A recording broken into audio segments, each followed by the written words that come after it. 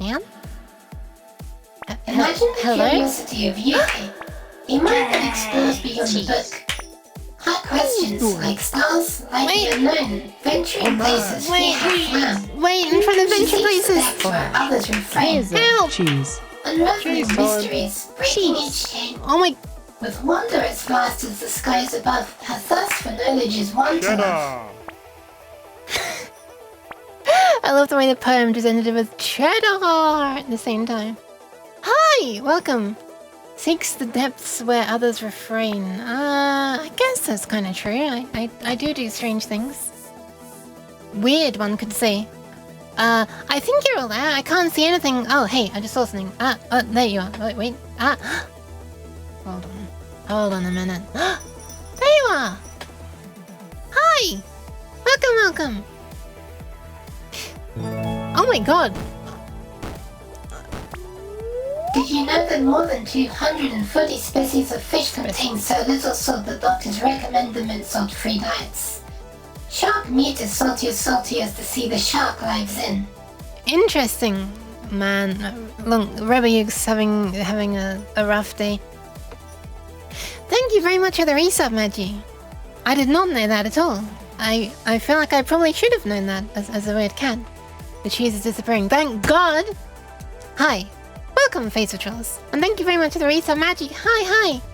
How are you managing? And welcome, Spike. Welcome, Stu. And Cap. And Fly. And Emporium. Hello, streamer. Hello, viewer. Hi. And hi, Magi again. And hi, GD. And hi, Face. Again. And Blap. And Nooch. And Omni, even though you're cheesing me. Who's patting me? Minnie! Thank you for the pats as well. Look at the yuk. Love the cat. Aww. Pat the cat. Cherish the cat. Lie long and prosper. Ooh-woo. Cheese. Ooh woo. I just muted the music in case she got stuck on the zzz. Why cheese, Codemizer? Hi, Codemizer. Welcome. Welcome, Nomotic as well. And Cabbage. And Minnie. Hoo, gay, yuk. Wait, what's happened to my hands? What the fuck? Wait, what's just happened to me? What is this? What is this? Huh? What's happened? I don't even have arms. Wait, what? What has just happened? Huh? They've just gone. They've just gone. They're not even like folded in. What? What is this? Okay, what the? Yeah, exactly. I know it's Halloween, but I wasn't trying to be a scarecrow. Exactly. What? I wouldn't even touch anything. I didn't even know. Was I even gesturing? Cheese is too strong. Wow, this is a new one. Hope my computer isn't about to crash. What the? Oh my god, it's happening on VC Face as well. So, what the huh? Did the lead motion tracking just die in such an amazing way? I can't give pats right now. Look at this. I'm gesturing, but you can't see anything. Even VC Face, which is doing the tracking, thinks this is how I should look. Huh? What? I'm gesturing so much. Through life with grace untold, no arms to hold, yet strong and bold. Her beauty shines in every glance, a presence felt in every stance. She needs no hands to touch the sky. Her spirit soars, her heart can fly. Aww. In every step, she carves her way. Ye radiant soul, come what may. Aww, that's very kind of you. I'm gonna try and give pats, okay, Exia. One sec, this might be a little awkward, just a little bit though. I don't know what has happened or why. This is absolutely bizarre. Hold on. Wait a minute, if I move my, wait, I'm sure I don't, I need to go this way. Right, this isn't gonna work, hold on. This way, rotate, and then forward, which is not forward, it's right, and then down. Wait, I'm too far forward, hold on. Oh my god, this is so hard. There you go, pat. Okay, now how the hell do I get back? Okay, I think I'm back. Hi. I'm resetting my tracking. I didn't think I need to explain why.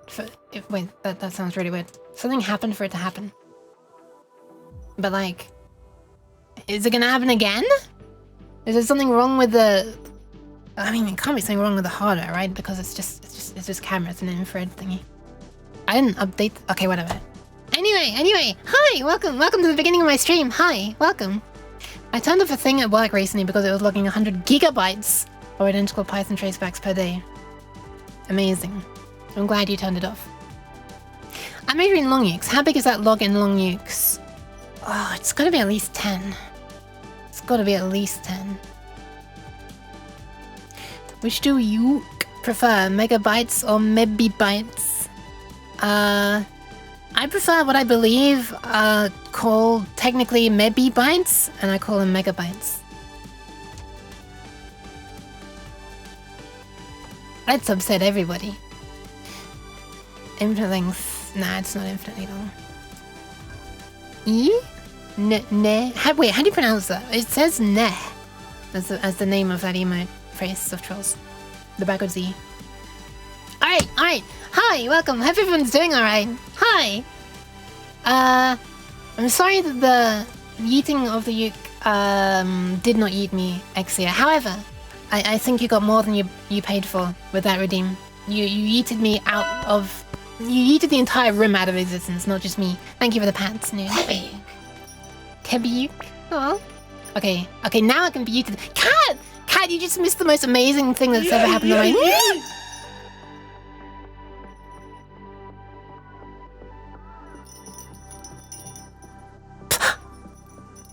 Hi. Cat, you just missed the amazing thing. The most amazing thing. The most amazing way my streaming setup's ever gone wrong. So, I turned into a scarecrow. My arms disappeared. The arms of the clothes stayed there in like T-pose. And then someone tried to yeet me, and my entire room disappeared. Okay, hold on. Were you here for that? If you weren't here, I just want to quickly show you what happened in the VOD. I'm sorry, this is gonna be boring for everyone else, but I feel like this is the thing the cat needs to see. You did the entire pocket universe. Oh my god, nice. I don't know if you saw it. It was something went wrong with the leap motion. I didn't even know that was a thing that could happen. Absolutely amazing. Anyway, here we are. We're diving back in time. Look. Okay, this is after I came back. This is after I died. Okay, here I am. When stuff went wrong. But I don't know why, but that happened. And then... Okay, when did it happen? Then someone tried to yeet me. And I think they said that the hand came in, right? Let's see if the hand comes in. When does it happen? Sometime around now, right? Here we are. Okay, the hand comes in. And then just the entire thing just... The entire room gets yeeted. Wait, there was like 1 or 2 frames where something happened. Hold on, let me just go one frame by frame. Okay, something happened there for a sec.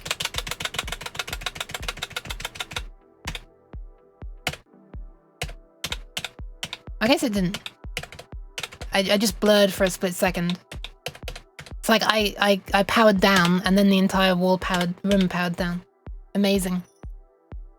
Absolutely amazing. Hi!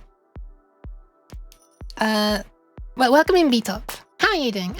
And hi X. I don't know if I ever said hi X. See. Universe malfunction. This one wasn't even my fault. I didn't even VC Face. VC Face was seeing that happening as well. Like, it wasn't even my streaming setup. This was literally VC Face. Look at this. Look, hey, jeez. Stop. Look at, hold on, where is it? There. No, wait, this one is fixed. There. Look. VC Face is seeing the same thing. What is that? What is that? Anyway. Amazing. Things can fail in ways that I didn't even know were possible. I'm exhausted. Thanks for the stream, everyone. I'm gonna go now. Bye. I'm not. You can see the exact moment her universe implodes. It's true. Definitely a neh moment. The face right before disaster. Yep, pretty much. Hope Have the cat stinger out as well. It might just be the hard drive mafia. Oh, right. Right.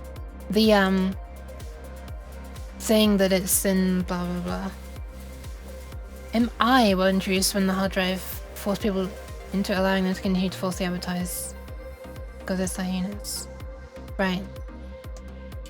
I always assumed that the megabytes, the things were measured differently on the hard drives because it, you know, makes people think that they'll actually see more space than they will. Yeah, that's me. You're probably wondering how I got in this mess. I'm wondering as well. Have you tried out Snake Studio? I've not. I'd have to look into how to stop the grotesque bits embedding in head and blood pouring out of face that she has set up by default for some reason. I'm curious about MediaPipe though, that other way of tracking, that can apparently track hands using a webcam as well. I'm not sure if my webcam can see my hands very well though. It certainly can't see them when they're down on my desk, so it wouldn't be able to see me typing and using the mouse like this and stuff. But maybe when I'm gesturing like this in this really awkward way because I don't normally hold my hands right in front of my camera, then it might work. I can't really get the camera further away from me though. I mean, it would be behind my monitor, right? Maybe I could look for a wide-angle lens. I've fallen into a rabbit hole. What's happened, Beto? What rabbit hole did you fall into? I fell into a black hole earlier. Solid timing though. Best month to get an amputation. Oh my goodness. Don't give her a sore. Did I salt the hashes? Wait, what? Wait, what are we talking about? Hold on, what? Also, Hi Spitfire. Did I say Hi Spitfire? Hi Spitfire. Welcome.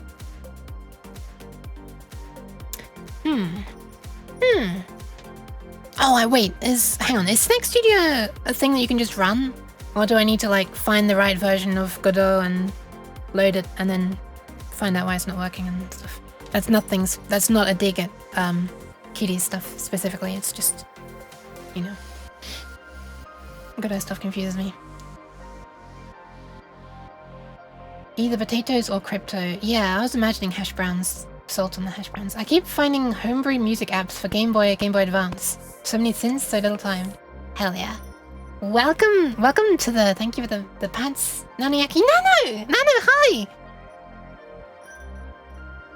No, VC Face crashed and, it wasn't really VC Face's fault, it was the leap motion tracking, I think.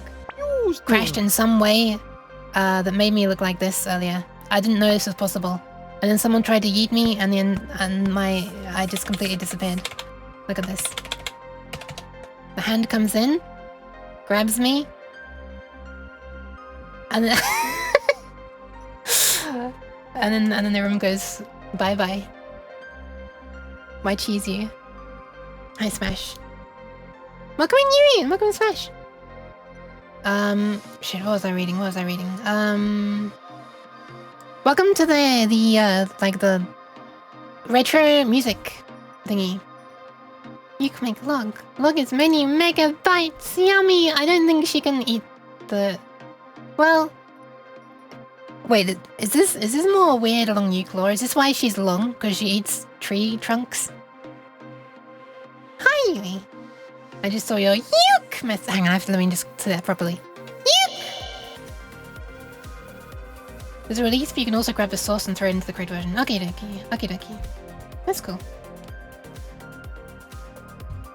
A T-pose emote. The T-pose has to be armless, though. The T-pose, you know what? Wouldn't it be funny if we just make an emote where it's a T-pose, the arm comes in, and then everything, it just becomes a transparent emote. Might have hallucinated the release. It's not there now. Oh no. Oh no. Wait a minute, there's a log? Wow, wait, there's actually an emoji for this. Wow, look at that.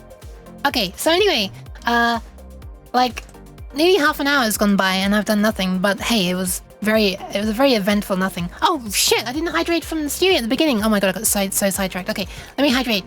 Stewie, thank you for the hydration and the posture check from earlier. Let me do yours first. And then Oxim, I'll do your hydration as well.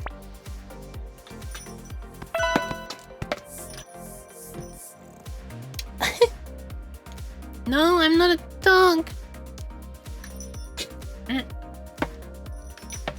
sorry. This nyan juice is getting very low and I have to tilt the bottle very far to be able to make it come out. Whoops, wrong way. Thank you for the pass, Crazy Kitty. There we go, I did the 2 hydrations.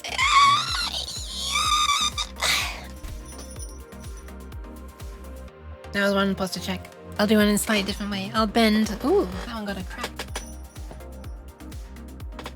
There we are. 2 posture checks. Sorry about that. And I refunded you for the saving of the kidneys because I've already done that. Hi! Okay, so today I want to implement the just keep slapping things together until you realize that you made really bad decisions before and now you can't slap any more things together and now you got to go back and remove some of the previously slapped things and try different ways of slapping them until you're able to fill in the entire screen with slappage. Which somebody who seems to want to roleplay as a quantum physicist called Wave Function Collapse.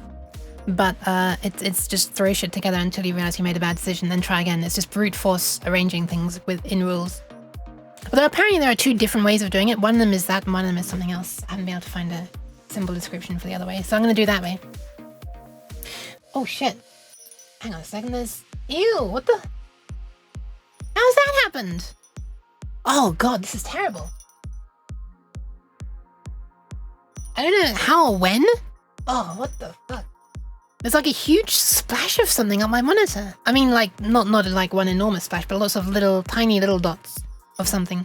And I just tried to wipe it, and now they look like snowflakes because of the rim lights shining down from above and catching them. So that's going to be extremely distracting. It looks like I've got a snowy wallpaper now. Amazing, amazing. My mouse has disappeared. Oh, it's back.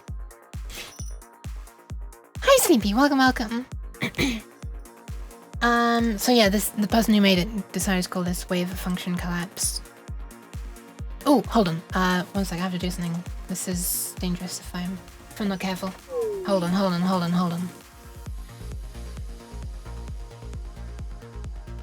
Oh! It might not be dangerous. Is it dangerous? Is it dangerous? Is it dangerous? Please hold. I don't think it is dangerous. Nice. Oh, actually, it is dangerous for a different reason. Hold on. Okay, there we are. That's enough crypticness. Uke nose ejector. What? Oh, Uke sneeze. I didn't sneeze.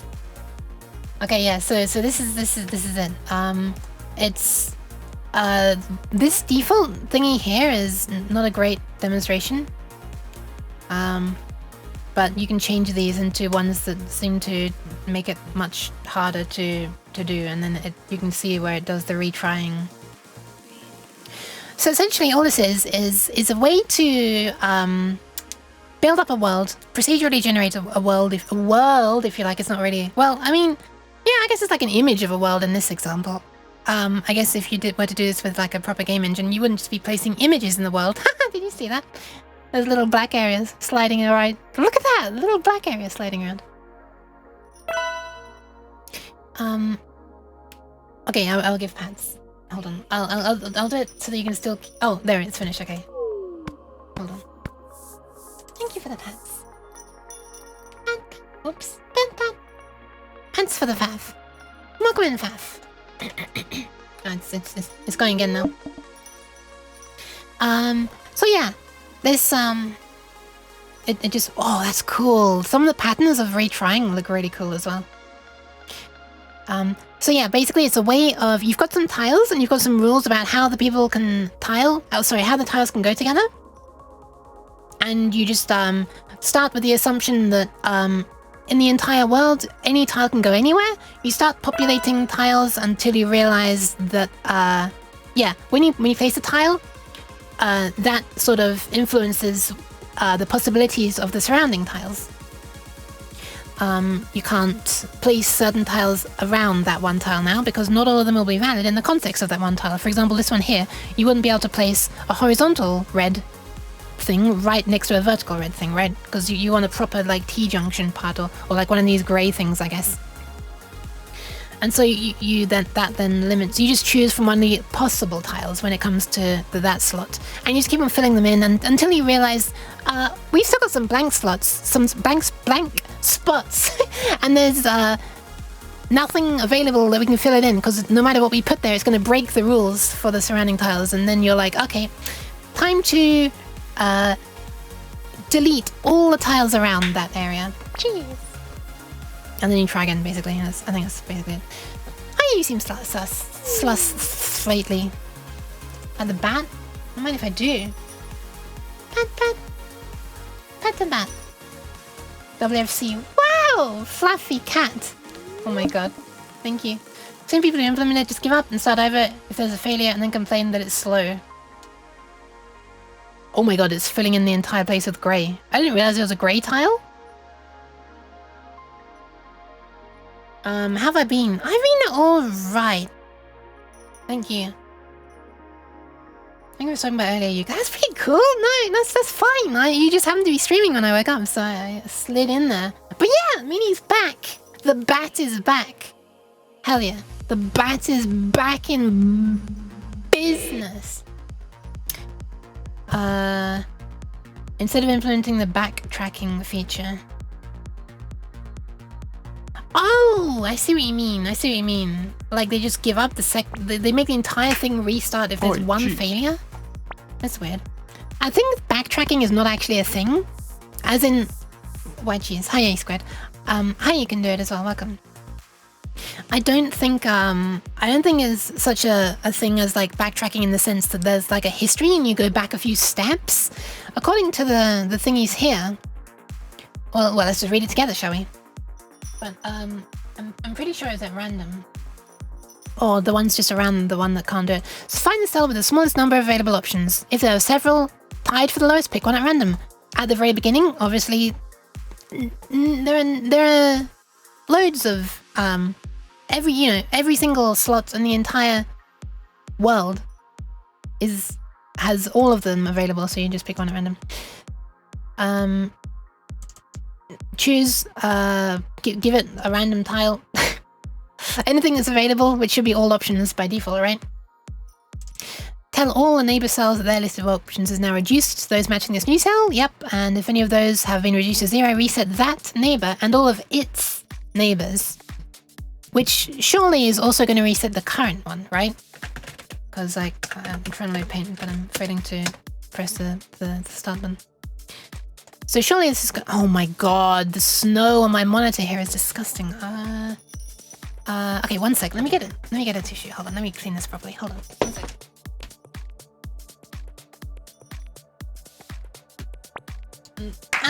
And by properly, I mean just using water and a tissue, not actually a microfiber cloth and cleaning solution or anything like that. So, alright, some water is on there. Not Nyan juice, water. And okay, that's working. That's working.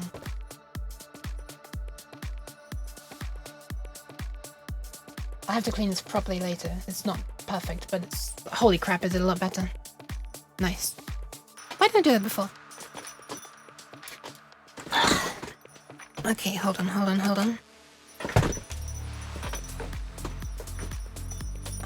It's more like teleportation to anything random, right? Anything, the things surrounding you. So if you have a grid... Where's my mouse pointer? How does it keep disappearing? Here it is. Oh, hold on a second. I think I know what's happened. I think the virtual monitors appeared in a weird place. No, it's not. Never mind, I don't know why it didn't. Never mind, I'm coming back. The virtual monitor that is just my capture card that is being captured. That is me. Hi Finuki, welcome. So you got a grid. Blah, blah, blah, blah, blah. Wonderful, equally spaced lines. Is that enough? Okay, so let's do that as well. So you've got all these things. They're all filled in. Imagine these are all filled in. Blah, blah, blah, blah, blah, blah, blah. Actually, I guess that color whatever. Grey is an red is an emotionally charged color, right? All these are in here. You fill in this, you choose, wait, hang on a second. Let's just read the steps properly. You choose a new thing for this cell. Boop, you chose a new thing. That's a disgusting green. Boop, you chose a new thing for this cell. And then you update all of the neighbor cells. Blah, blah, blah, blah, blah, blah. These are already fine. There is one neighbor cell that's not been set, so you update it, right? And you realize, oh, it has nothing available for it. And therefore, we now need to reset it, which is already the case. So it's not even sent yet. And all of its neighbors. And you are its neighbor, right? So you're going to reset yourself. So you're going to reset all of these and that. That's how I'm interpreting that. If any of the neighbors have their options reduced, reset that neighbor and all of its neighbors. So you reset yourself as well, I guess. And then you just try again. Anyway, let's give it a try. Let's give it a try. This part here is going to be the hardest part, in my opinion. This part here, where you need to represent what tiles are allowed around an existing tile and just making the tile set. I feel like this is going to be the hardest part by far. I don't know a good way to do this. Neon juice is not water, what is it? Right now it is diet lemonade. Hi GD. I don't know if I said hi GD already. I'm sorry. Business, exactly. So I'm just going back and reading comments from ages ago. Now I can... Wait, now you can what? Now I can throw cheese whenever. No! Immersion collapse. Alright, we could start with a really simple test tile set, I guess. What if we just... okay, hold on. A sprite seems like the right choice for this. If you didn't reset yourself, I wonder if you'd run into a loop of death or something. Probably. It feels like you should still be able to run into a loop of death. I'm not quite sure what makes this guaranteed to eventually be possible, but I've never seen it get stuck forever. I've seen it get stuck for a very long time, like minutes, but it did eventually manage. So yeah, those people who call it slow, I'd say correct. There's like technically no guarantee, right? If you had a truly random number generator, then it could just pick the same thing over and over and over and over, theoretically, right? So it would never finish. There's like, if you're relying on the pseudo-random number generator to ensure that you'll eventually reset a different cell, then yeah, you could be waiting a long time.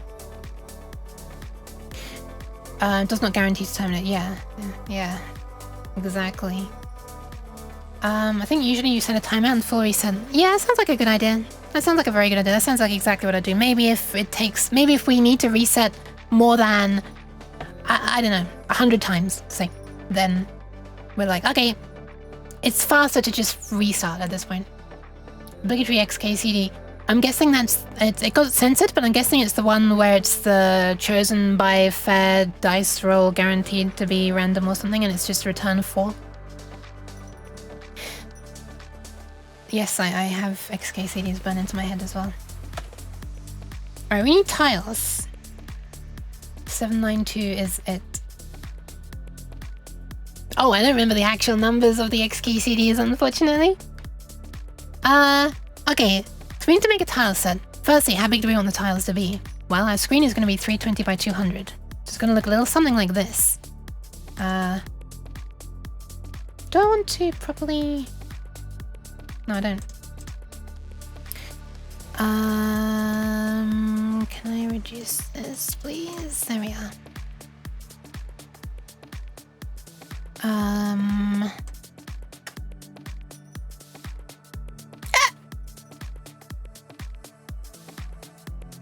Is this the nice...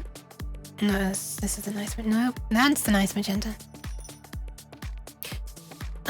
So let's set up some tiles. Grids, I should say. A grid. Grid settings. Grid settings. Grid settings. What does 16 by 16 tile set look like? Oh, that's... Yeah, that seems like we've got enough to work with. I guess I just won't use these bottom ones. So we could make a very simple tile set which just has like 4 pieces, basically this. I mean, I could literally do this and export this part, this part, this part, and this part. And then This one is only allowed when there's this below and this here and this here, I guess. Do we even need to no, I guess, do we even need to check diagonally? Doesn't it just automatically... Isn't it automatically the case then? How do you even define the rules? How do you even define the rules? Press C for a good time to resize the canvas interactively.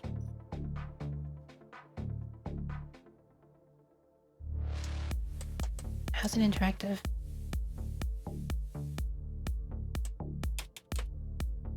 Oh, like that, okay. Yeah, I'm trying to wonder, how do you even define the rules? I'm guessing it's better to say what is not allowed rather than what is allowed, right? So essentially, I think you define what your network is. Neighbor is just whatever you define it to be. Yeah, this is the hardest part of it, in my opinion. How do you even define this stuff? Like, we're gonna need to give each tile a name, I guess. I guess we're gonna need 5 tiles, technically, right? We're gonna need each corner of a circle in this example, and we're gonna want blank as well. Like, a blank can have anything on any side of it, right? It doesn't really care. Although I guess a blank cannot have this on one side of it. But it becomes okay if later on that blank becomes this. Oh, right, sorry, if it's... Hang on a second. There's a terminology issue here. Blank should probably mean undecided. And I guess... Or empty? What if I just call it plain? Plain. We have blank and background, maybe. So, like, blank meaning undecided. So you could probably want a different color. Because black's what everything's going to be by default. So let's give it a different color for background. How do we... Is this bucket fill? Paint bucket tool, also known as an ink drop. Or whatever. Let's make it like a really dark blue or something for when it's...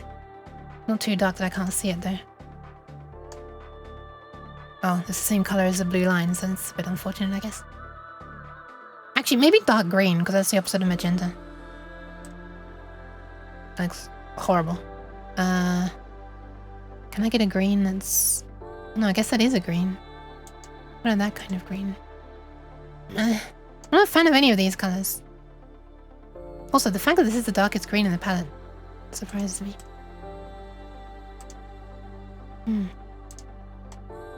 I don't like these colors.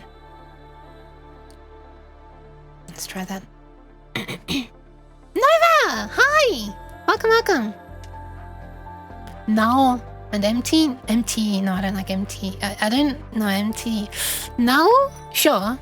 Although null will get confusing when I'm programming because I might not necessarily define that as null. I might. I think undecided and...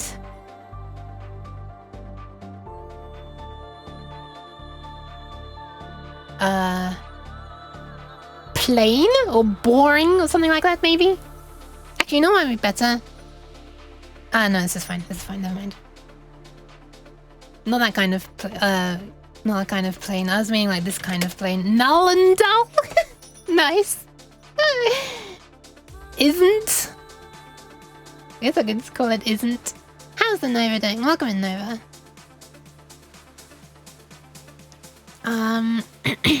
So we can have a... We can make a... Where's the paint bucket? There it is. Oh my god. Wait, what's it doing? Tolerance 0. Why is it... Is it contiguous? Contiguous is ticked. Why is the paint bucket not... Wait on. Copy alpha plus color. Simple ink? No. Tolerance 0. Why is it not just going up until these lines?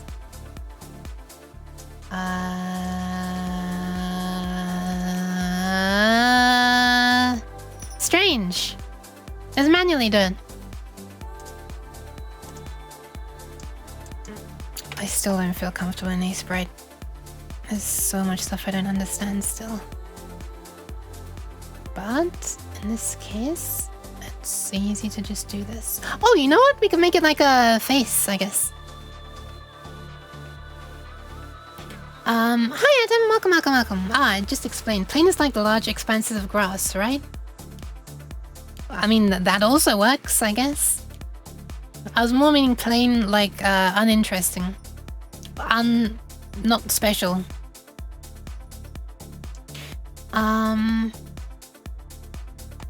So what I'm trying to work on is implementing something that someone calls wave function collapse, but I kind of refuse to call it that because it sounds like someone who just wants to roleplay as a nuclear physicist. And like a better description is choose randomly until you can't and you realize you fucked up and you have to go back and fix it. But that's like a longer acronym than just WFC, isn't it? So it's literally just roleplay as a nuclear physicist. Hi Protonic, welcome. After learning about the algo, the name bothers me too. Right! I swear it feels like someone who's just trying to feel more clever. I mean, it's a fun, like, algorithm, right? But it is like brute force. There's not... I wouldn't really call it like a super elegant function. It's nice to have like a formal definition of how to do this though. But like, I don't know. I'm grumpy, alright? Let me be grumpy. Okay, I'm gonna do something that will hopefully make Nova happy, which is turn this into a little face in the middle.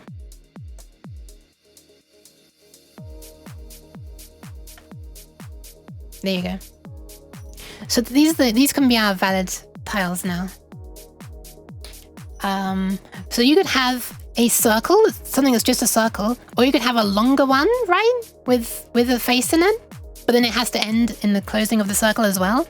Or you could just have like these stacked next to each other, and you just have like a capsule with loads of smiles on it, for example. Actually, you know what? We could make one more tile set, or a pair of tiles, which is just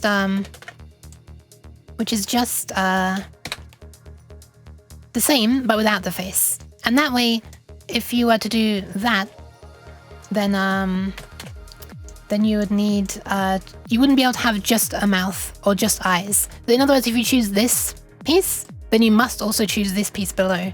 You can't choose this piece below because you don't want to smile just by itself. That might look a bit weird. In fact, let me see how weird it would look. Yeah, it's weird.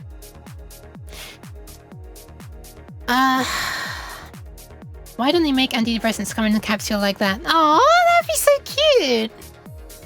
That would be so cute. Smile capsule, yeah, it's almost like a slime, right? Oh, hold on a second. Let me make Nova even more happy. Hold on. We've got room for a little thing like this at the top, haven't we? Wait, how does it go? Like that, kind of? It looks a bit like a pumpkin, to be honest. It's very weird. There we are. A little hairpiece. Oh, right. Okay, that's how it goes.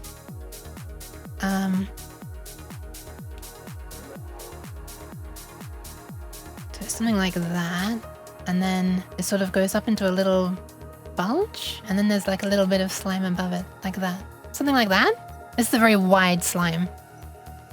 And there could be multiple ones of these little bubbles at the top. Well, that's adorable. Ah, thanks. I guess I could also do a different variant where we have like a top piece that is flat and a top piece that is like tall, and perhaps the top piece has to, you know, you have something that goes up. Oh, whatever. This is just a test. Let me save this. I don't know where it's going to save. Let's find out. Hat selector. Okay, we're not working on hat selector today. We're working on a new project. Let's call it WFC. And this is going to be named,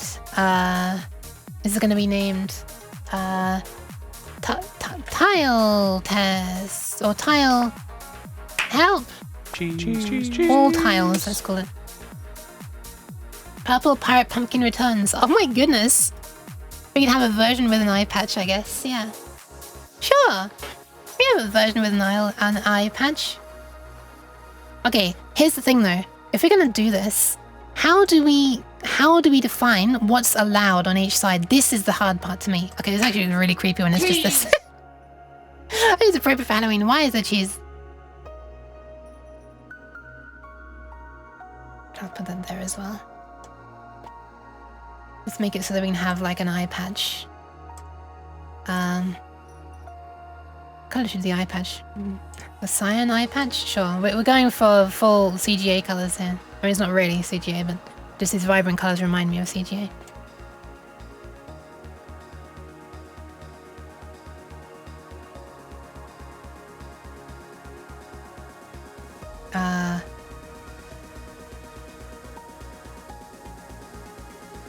Hang on, what am I doing? Why does this look weird?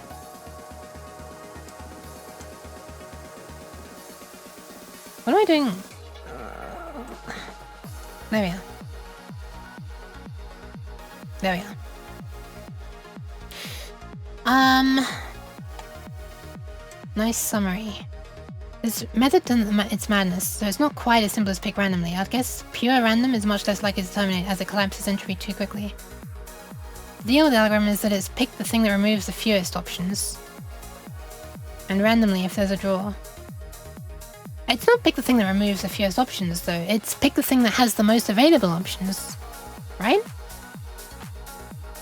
Find the cell with the smallest number of available— oh wait, it's the one with the smallest number of available options. Sorry, the other way around. But like, it's not guaranteed that based on the thing, like you just choose a random cell at random.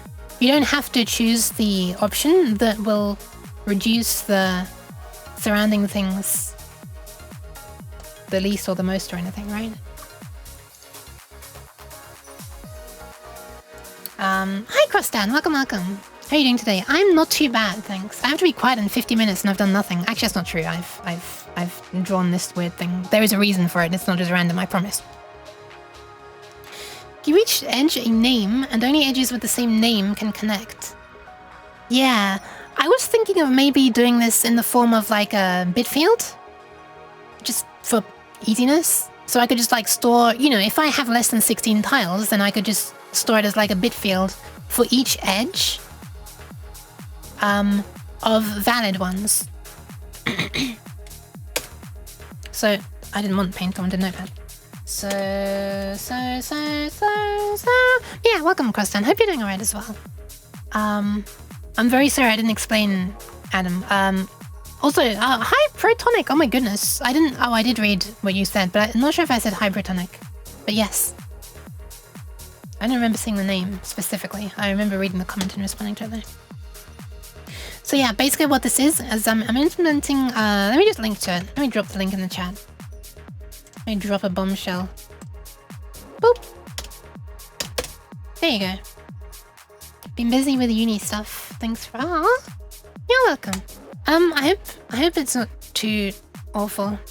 This is what I'm trying to implement, Adam. It's basically— I guess what it's used for mostly is either procedurally generating a level in a game or procedurally generating an image from tiles. I mean, that's the easiest way to visualize it, I think, and that's what I'm going to be trying to do. Like, you could use it for texture synthesis, basically. So, for example, let's see, I was thinking of doing it with bit fields. So, if I were to do it this way, if I were to say that— okay, how many different tiles do we have for a start? We've got 1, 2, 3, 4, 5, 6, 7, 8, 9, 10. Nice. Okay, so I can easily fit in a 16-bit number. I could also just change it to 32 bits or whatever. Actually, this might be the time when I learn about bit fields. Wait, that wasn't a thing in C, was it? Never mind.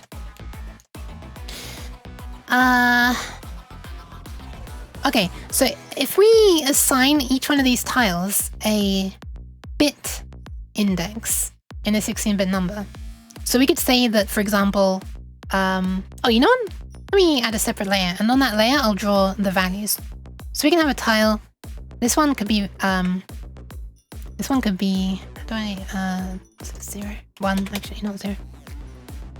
So this one could be index, 0. This can be index 1. This could be index 2. I've made this one too short, haven't I? Why does it use a different brush? I hate this about. Sorry. Rant avoided. Nearly went into a rant. Can I please draw? 0, 1, 2, 3. And then we've got 4 here. We've got 5 here. Oh, it's difficult to read. White on yellow, the old classic. And we got 6 over here. Not quite. Nope. Oh, actually, yes. And then down here you've got 7. I'm a little bit curious about the details. If you're still there, Nova, I'm a little bit curious about how you implemented deciding what's available to join to. Or like storing knowledge of which rooms can connect to other rooms. Because Nova implemented this as well, by the way, in a much cooler way. She's used it for like actual level generation, 3D levels. Less there are rooms above and below, not just around as well. And she sort of has it so that each tile, if you like, is a room with different doors. Or it's like a corridor. And stuff. And yeah, or stairs going up as well. That's how we get to the higher levels. And yeah, it's not quite wave function collapse that she's doing, because she is also rotating the rooms, and the rooms don't rotate around the middle. So you can imagine that this tile, oops, this tile, that's like this. If the door is here, then the entire tile, can I rotate arbitrarily? Can I rotate a selection arbitrarily?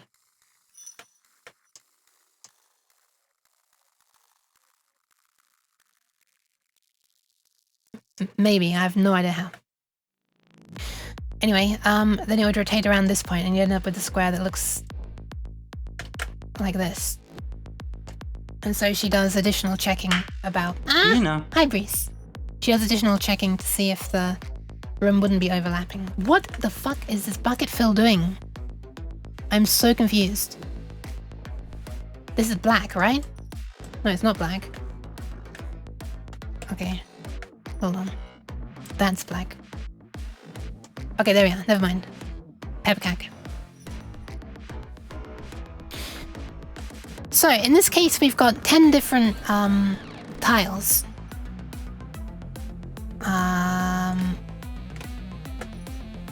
And if we pretend that these are bits in a 16-bit number, then we could just have 4 16-bit numbers, assuming that we only need to check, like, oh my god. Assuming that we're placing a tile here, I think maybe we only need to check this, and this position. I don't think we also need to check here, here, here, and here. Yes, I'm playing noughts and crosses. Or tic-tac-toe.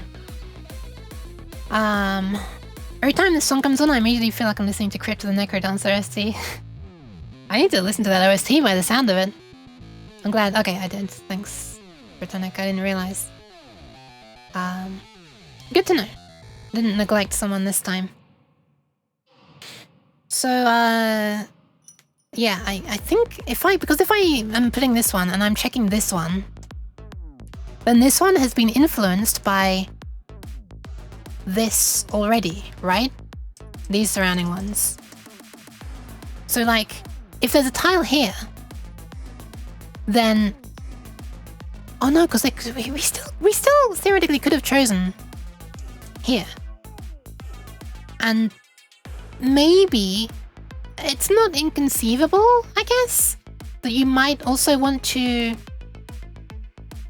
disallow certain diagonal combinations.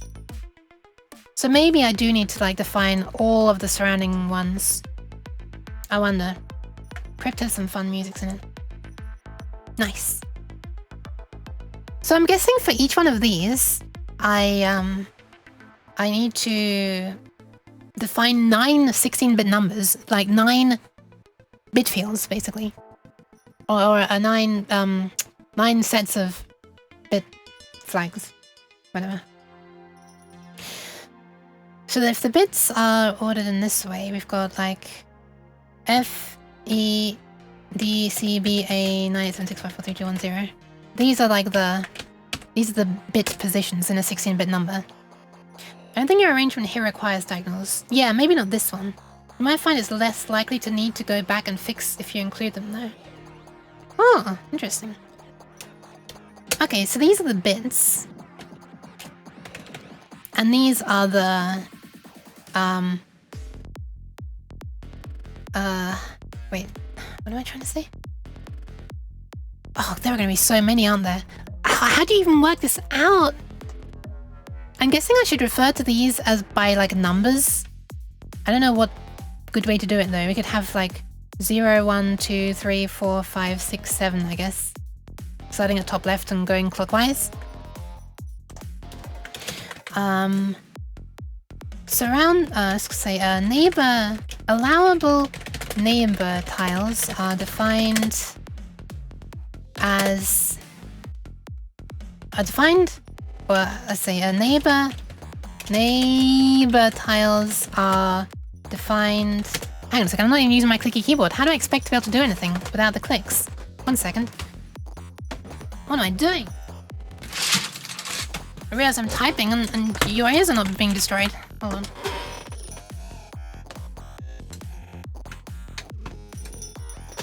High level jumps. Am I doing low level stuff? Not really, no. I mean, I'm going to be doing it for DOS, which I guess you could say is... The implementation will be a bit low level, but the algorithm itself is... not really. Non-clicky keyboards are a human rights violation. Destroying my ears?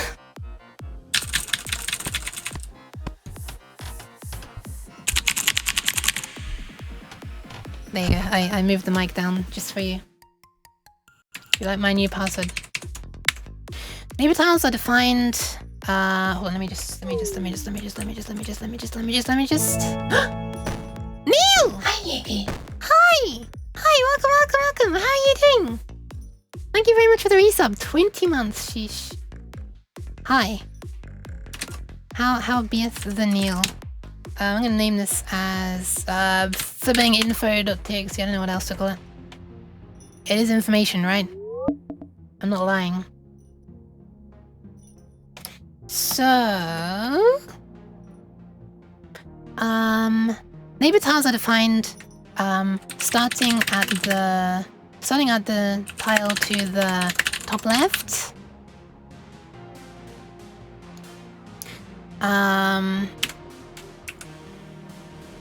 How wide do I want this text file to be? Is this even big enough? Let me zoom in. There we go. Now it's big enough. Starting at the tile to the top left and going clockwise. Allowable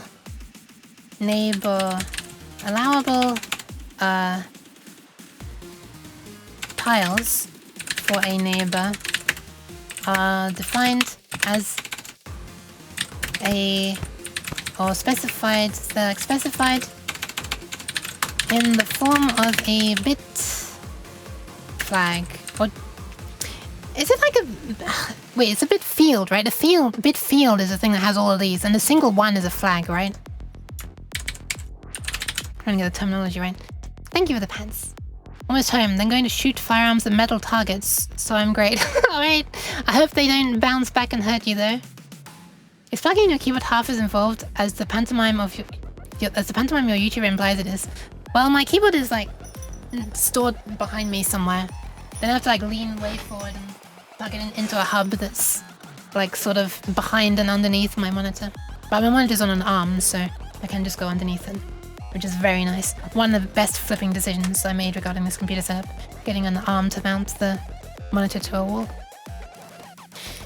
It frees up so much desk space.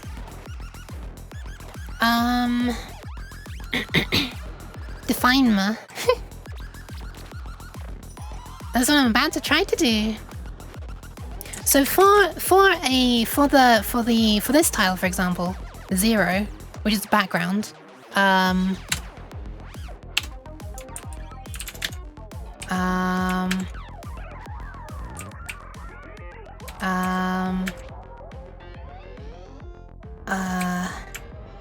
on, how am I gonna do this? Oh my goodness, Bix! Hi! Welcome. Get cringed by the cult. I am being cringed. Hi, Ty. Hi, Cat. Welcome, welcome. Hi, Ben! Welcome, welcome. How are you all doing? Welcome, welcome. What are you up to? No, Big, sorry. Big Siavt. Is it gonna work? It is. Experimenting with tackle automation. Whoa, you were streaming for 1:11:31:11 minutes ago. Wait, how did you finish the stream 11 minutes ago and the raid only just came through? Wait, what? Thank you very much for the raid. Hope you had fun. In Minecraft as well. Is that a mod that adds different food items or something? Or is that now standard? I don't know. Previously I cut down a 1x6 board to size and used the offcuts as legs to boost my monitor feet about 20 centimeters off the desk. Interesting, interesting. Oh, right, the monitor arm, yeah. Trying to play Minecraft on main time just didn't want me to. Oh no. Well, if it's any consolation, Bix, I was struggling earlier as well, but it was honestly probably in a less infuriating way. However, I did lose my arms. I've never seen this bug happen before. Wait a second. I've seen this bug happen before, which is Media Player Classic. It's not wanting to load. 1 sec. Look at this. I lost 1.9 megabits per second upload. That's suboptimal, shall we say. There was a time when this happened, just earlier in the stream. My hands, they disappeared. This was very weird. And on VC Face, it was the same. It was the same.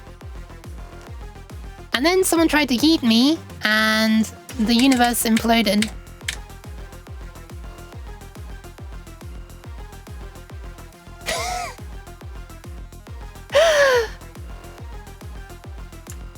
Anyway, there you are. That was fun. So it was something going wrong with the leave motion. The log file was filled with errors about infinity as well. Anyway, hi. I'm sorry that your internet was being crap, Bix. I hope it gets better soon. I hope it's better already, but you know.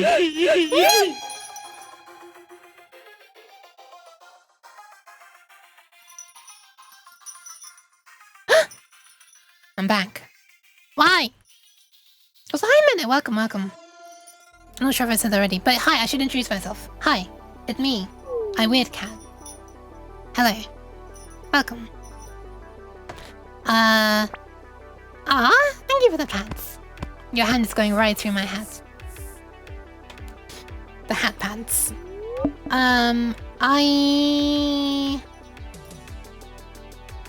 I don't know, sometimes I play things, I guess. But more often than not, I'm sort of doing, programmery stuff, I guess. Possibly can be also known as programming, but that would be a far too sensible way to say it. Hey! Yes. Hi.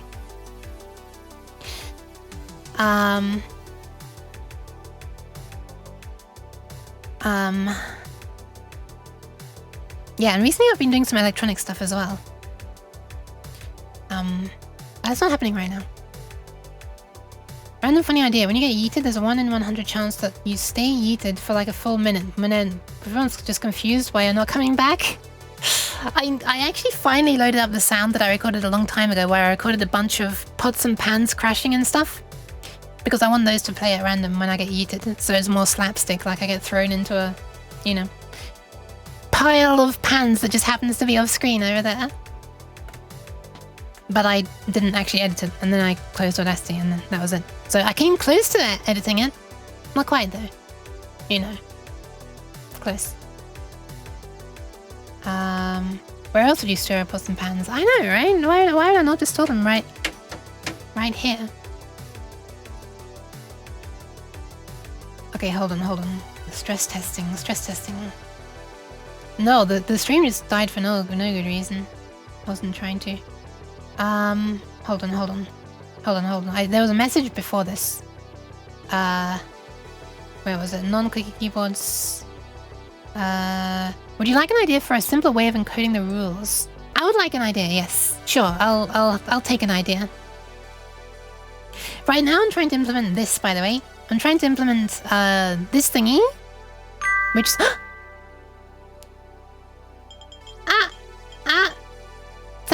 Bitsfaf! Hi! You're wonderful and spelled correctly. Thank you. It's very kind of you. I'm not sure about that, but thanks. Think about the edges rather than the actual tiles. I'm not sure what you mean.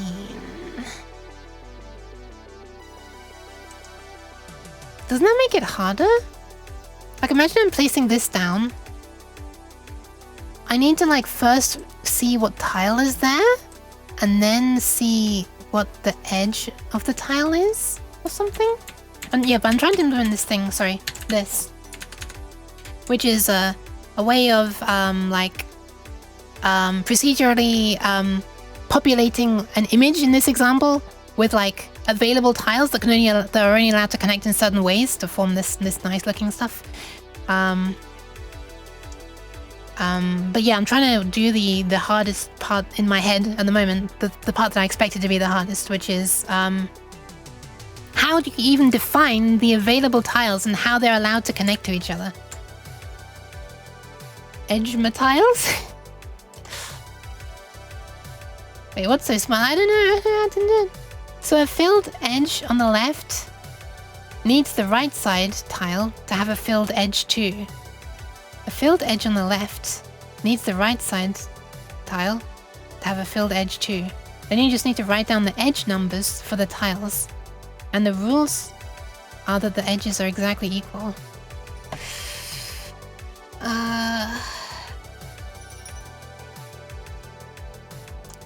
I guess that works in this exact example. So basically you describe what this edge is, I guess. So you're going to describe this as being pink on the top half and... yeah, pink on the top half, that's it. Pink on the top half. And then you describe this left edge as being pink on the top half as well. And then if they're both pink on the top half, they're allowed to join together like that, I guess? Don't worry, I'm very easily overloaded. I mean, I guess this works in this case.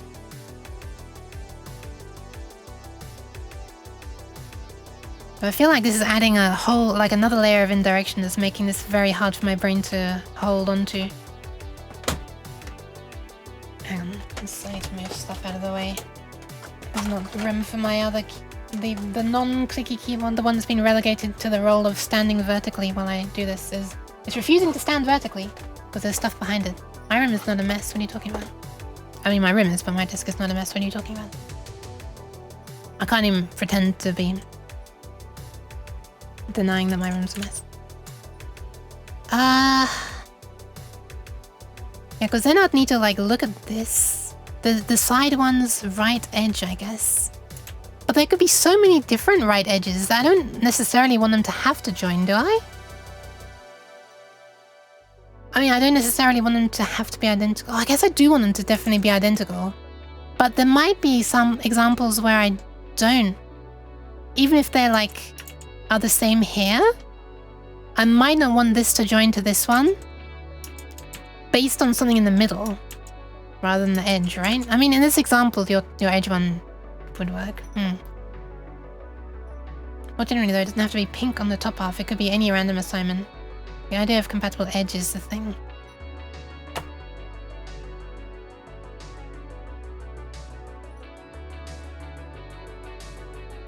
Yeah.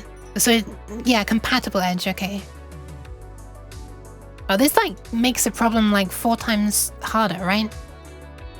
Or 4 times more annoying to represent. Because no longer are you just defined as number 5. You're defined as pink top, pink right top, pink left top, blue bottom.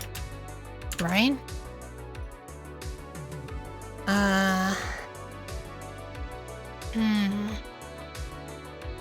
The end goal should be a valid set of... Okay, so we can't do any of this. Okay, so we're not doing this. What are we doing instead? How do we represent it? We can still represent it in this order, I guess. But it's not going to be a bit flag thing, is it? You can choose to encode 4 bit fields per tile. 4 bit fields per tile. Or 4 edge rules per tile. had 100 tiles, the bit fields would be getting pretty monstrous.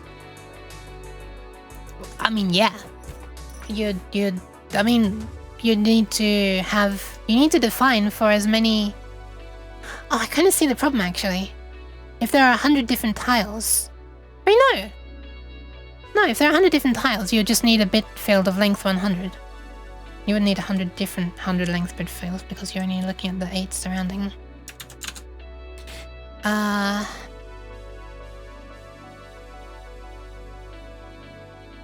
If we're doing edges, then...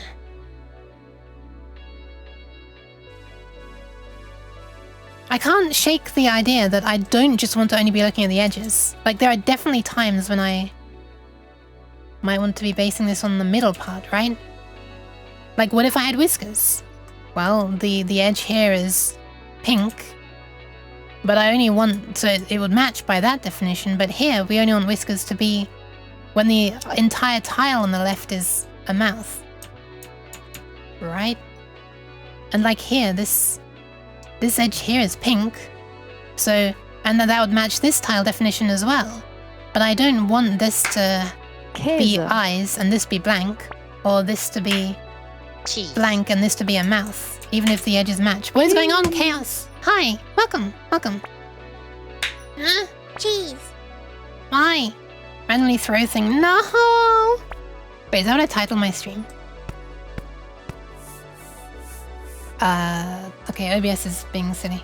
Hold on, am I gonna say here's something but I can't see anything? Hold on, I'm waiting. It's taking an extremely long time as always. Wait, I can see when I move it out of the way. Astatin, hi! Thank you very much for the resub. This is how long Twitch takes to load, by the way, when I'm streaming. It's normally instant, but when I'm streaming, it's not. Oh my god, I did actually type randomly throw things together. Amazing. Thank you, Astatin. How are you doing? Welcome. Stop! Kaseraki. Specifically, you probably want to have a rule. The right side of tile 5 can only be 6 other things. The right side of tile 5 can only be 6. Yeah. Or it can also be 5.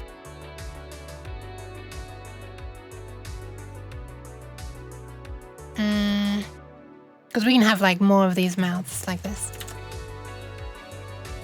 But then if we choose another mouth here, then we can only have eyes above it, for example. Personally, I just number the tile edges from the top clockwise in tile order. So the first tile's top edge is 0, the left edge is 3, third tile's top edge is... What? Hang on.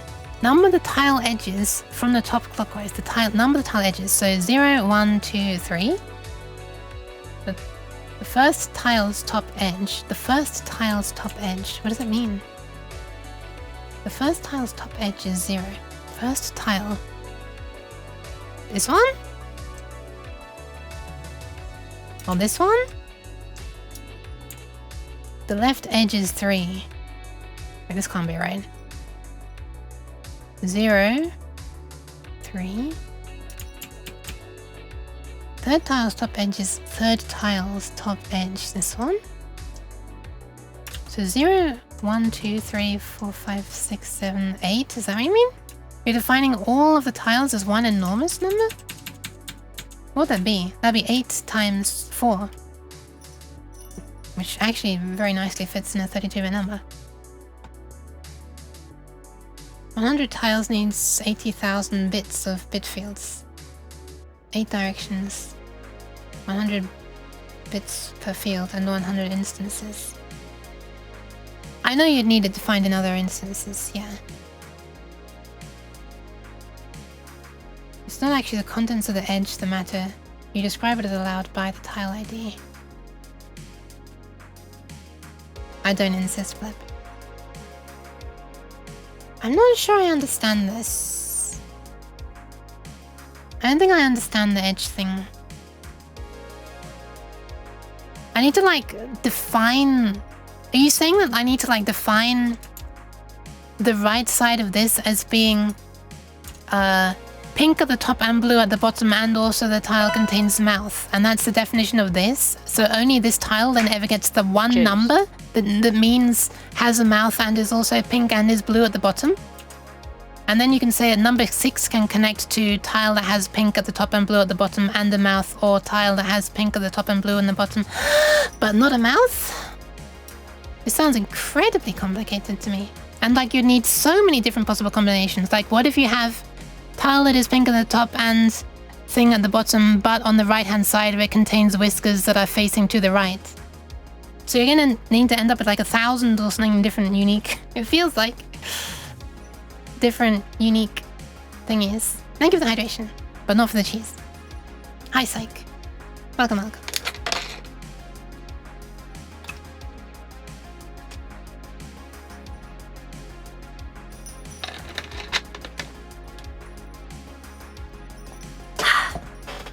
I extremely nearly choked on that. I think I'm just going to stick with tiles. This makes a lot more sense in my head.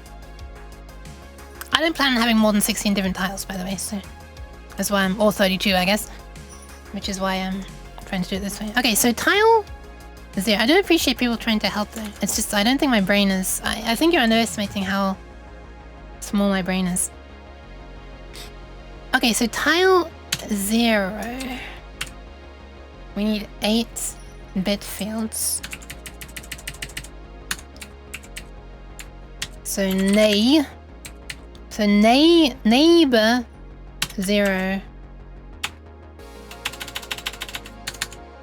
1, 2, 3, 4, 5, 6, 7. Maybe once I try to write all this out, I'll realize the problem with doing it this way.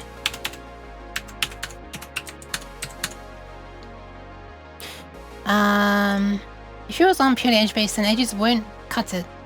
And there are some arrangements that can only be defined by basically defining a bit field on each direction. I don't understand. Put a method in Discord to make it... Sorry, picture of the method in Discord. Put a method of the picture in Discord. Okay, I'll have a look, thank you. You're definitely helping Derpyuk. Media share? Stream chat? Here it is. Oh my goodness. Holy crap. You've already drawn way better tiles than I have. Relevant Dilbert. Yeah. Okay, let's have a look.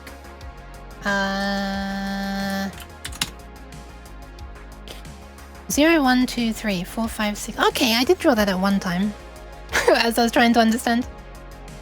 11. But then you wrap around. 12, 13, 14, 15, 16, 17, 18, 19, 20, 21, 2, 3.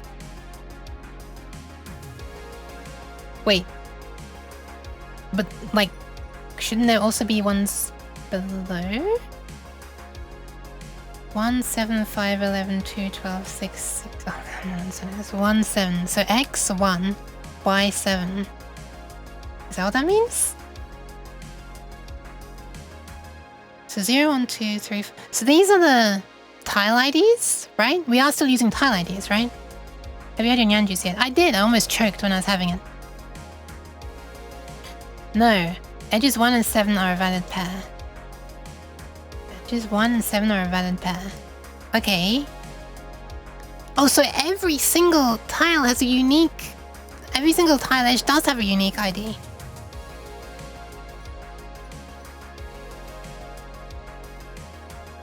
Tile IDs, edge IDs, and edge pairs. Yeah, no, it's just the tile IDs, mostly just to make the edge IDs make sense. Okay. 1, 7, 5, 11, 2, 12. Are these just like not related to grid cells? Like it's just a list of stuff that you drew at the bottom? Oh my god, I didn't realize I could drag them. 2, 12, 13, 6, 16, 10, 20, 13, 19, 17, 23. Ah, okay. So we're gonna need, if we're gonna do it this way, I do see how this makes sense. If every single tile has unique edges on itself, it just grows like really unmanageable really quickly in my head. Magenta are the set of valid thingies, sign of the edge IDs, yellow are the tile IDs. Yes. Yes. Okay. Okay. So if we do it that way, then we don't care about the order in which we are. Why? What is happening? Why am I holding my nyanjis? So the edge IDs are just 4 times the tile ID plus 0 for up, 1 for right, 2 for bottom, 3 for left. Oh, that's kind of nice.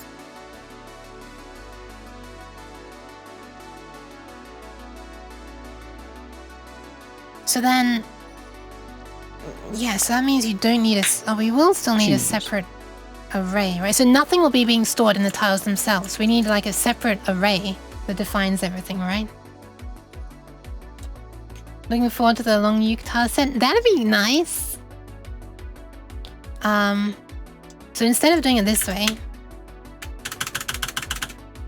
we don't... There's no concept of neighbors, of tile neighbors, really. But we just have like one global array, if you like, of all the possible combinations. I'm guessing that could be a 2D array where you have all of the first of a pair on one axis and all of the second of a pair on the second axis, and if the value is false, that's not allowed, or if the value is true, that is allowed. Because otherwise you have to like search linearly through the entire array every time, right? Oh no, you don't. Well, yes you do. Yes you do. Because there might be many other things that can connect 1 to 7. Sorry, there might be many other things that 1 could connect to, for example. You can't index into the array at exactly where you need to look at. Unless the array indices are based on the edge numbers, right? In which case you get that 2D array.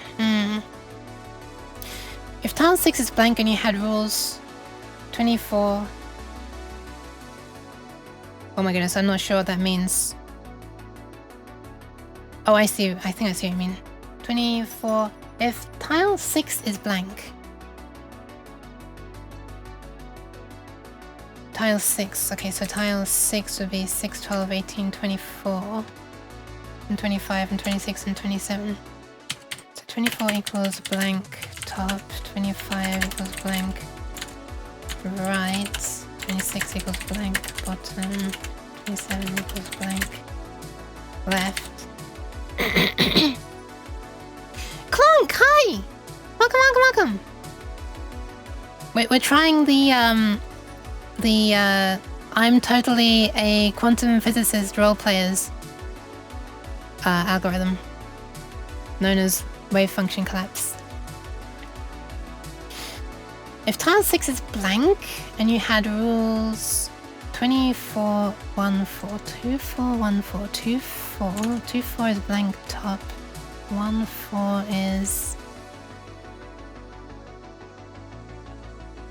Yeah, okay, that makes sense. Wait, 2, 4 is... Yeah, so the top can connect to that.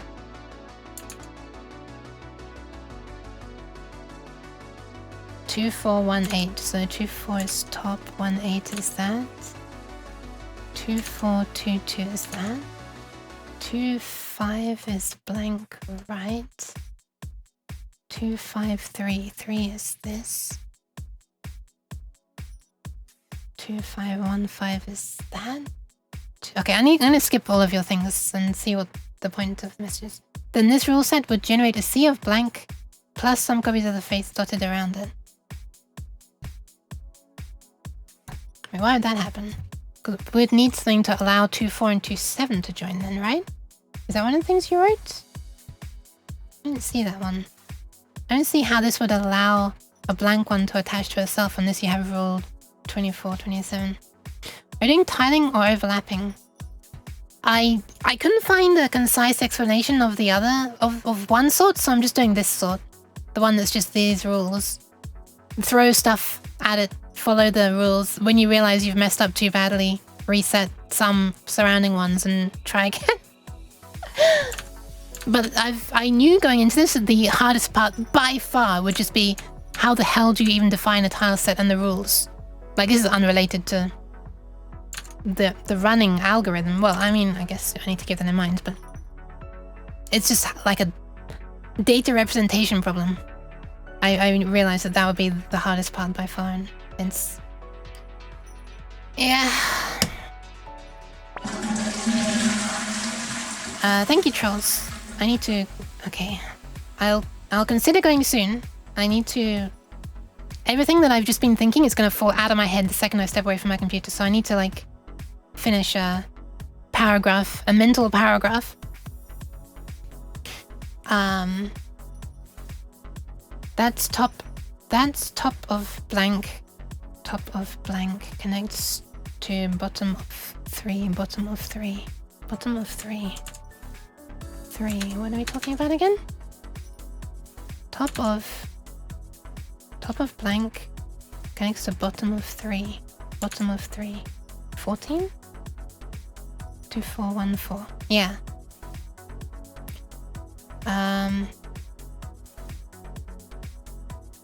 Okay, so if we're doing it this way, if we're doing it the 2D array way, if we're doing 2D array, where we have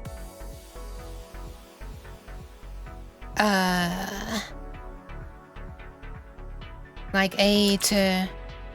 Hang on, wait, we only need half the size of the array if we're doing it this way. I just realized. Wait, am I being stupid? I'm probably being stupid. If we're having A going down here, I think we need a spreadsheet for this, to be honest. But okay, if we're doing it this way, we're gonna need to shrink the font size. I can already see this is not gonna fit on one screen at the current font size. Let's zoom in a bit. So if we're doing it this way instead, then we need a 2D array. But this is gonna grow horribly big though. Like bigger than the way I was doing it, I think, right? Because this is only 6 tiles, and already we're gonna have a 24 by 24 array. That's like half a kilobyte already. That's not expandable. Whereas if we only had the... Well, it's 576 bits actually. Not... But I don't know how I'd easily access them as individual bits in a thing, so I'd probably just have booleans where each boolean is a byte, unfortunately. Whereas the way I was considering doing it with tiles would be 6 times 8. So 48 bytes. Times 8. Yeah, even if I were to somehow be able to pack all my bits into a byte, that would still be like much bigger. I think this way is basically equivalent to your bit mask way in the end.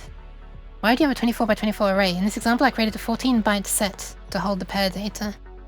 Yeah, but you'd have to search through this entire array every time. Like, from beginning to end, beginning to end, beginning to end. That's slow as hell. If you already know that you're looking at... If you already know that you're at edge 20, then... Oh, you don't know what's above. Right, you don't know what's above. Ah, I see. You couldn't simply... Wait, no, you do. You can look to see what tile's above, and you'd see that tile 2 is above, and you could therefore work out that this edge is 1, 0. And then you only need to look in your 2D array, look up array index 10, 20, or 20, 10, I guess. Look up index that's stored there, and if it's true, then that combination is allowed, and if it's false, then that combination is disallowed.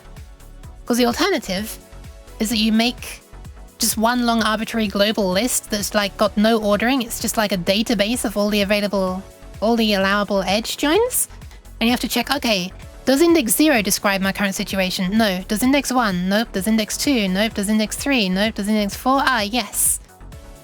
1020 matches the 2010. You'd have to check forward and backwards as well. And then you see, okay, it's in the list, therefore this is allowed.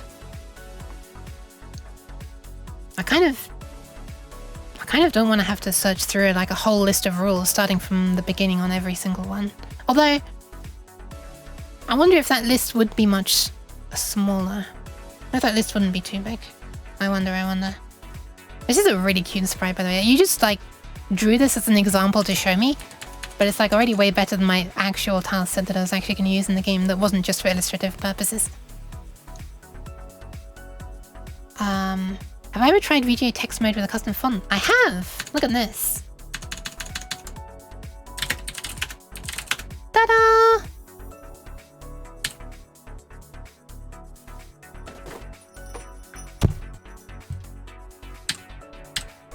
Oh, there's also light mode.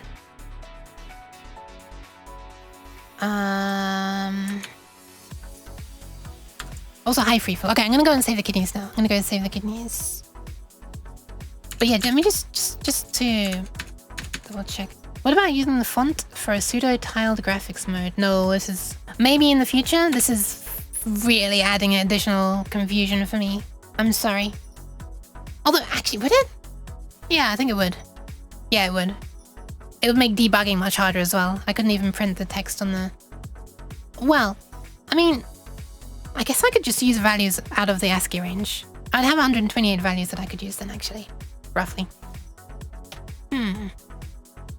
That's actually a lot of tiles, isn't it? But it would be so small. And the play space would be 80 by 25, which is enormous. What is the size here again? My taskbar is overflowing. I need to close a bunch of things.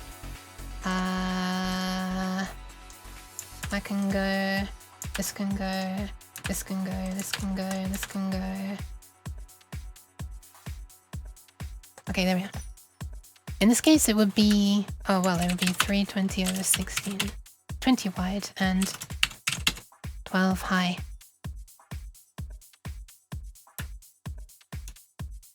I think quickly scanning through a relatively small set and then checking is much faster than you think. I don't like the idea, though. It just doesn't expand, like it's not constant time. It grows the longer your dataset is. Well, I mean... I guess that is the case either way. You'd have to be doing... Well, the 2D array way doesn't get slower. It just grows really, really big really, really quickly. I guess.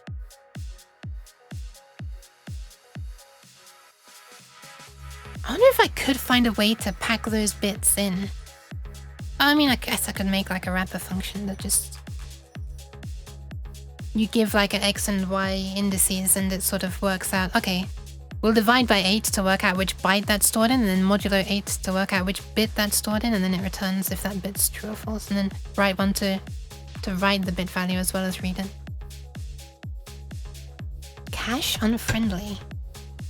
I mean, we're writing this with us. I don't know. Okay, I'm gonna go and save the kidneys quickly. I'm sorry. I'm not gonna tell you how to do it though. I just want to explain how to do it. Okay, that is very interesting actually. The way of edges is interesting to me. But I don't know. I don't know if I want to do it that way. I'll find out. I'll see how this works. I'll see. I haven't even written this out yet. The thingy. Hi Geets, white cheese. Thank you for the pats. I didn't even realize the pats. I only felt cheese. I haven't even written this out yet. The theoretical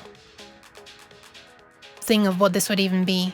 I'll see how feasible that is. If that turns out to be a pain in the rectum, which it may well be, I'll consider maybe doing the 2D array thingy, but bit packing it.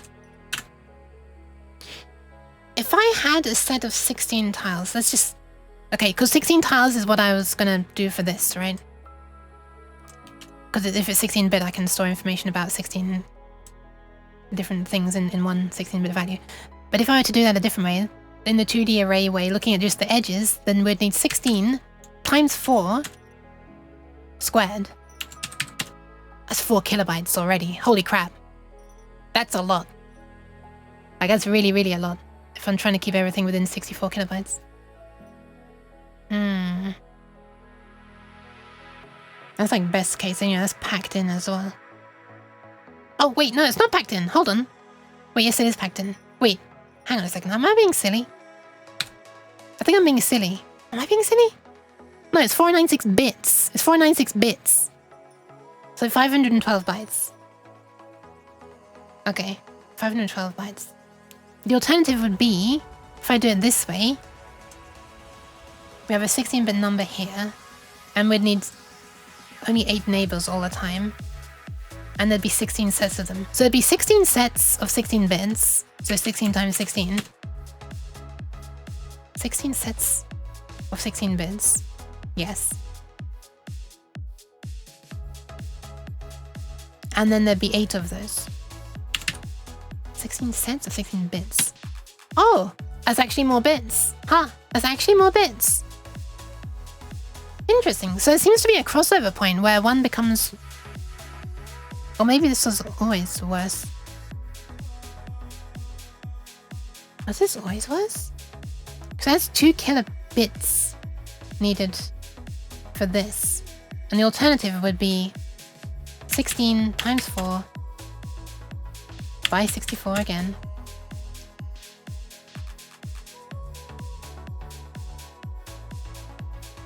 Wait, no, they're bits as well, right?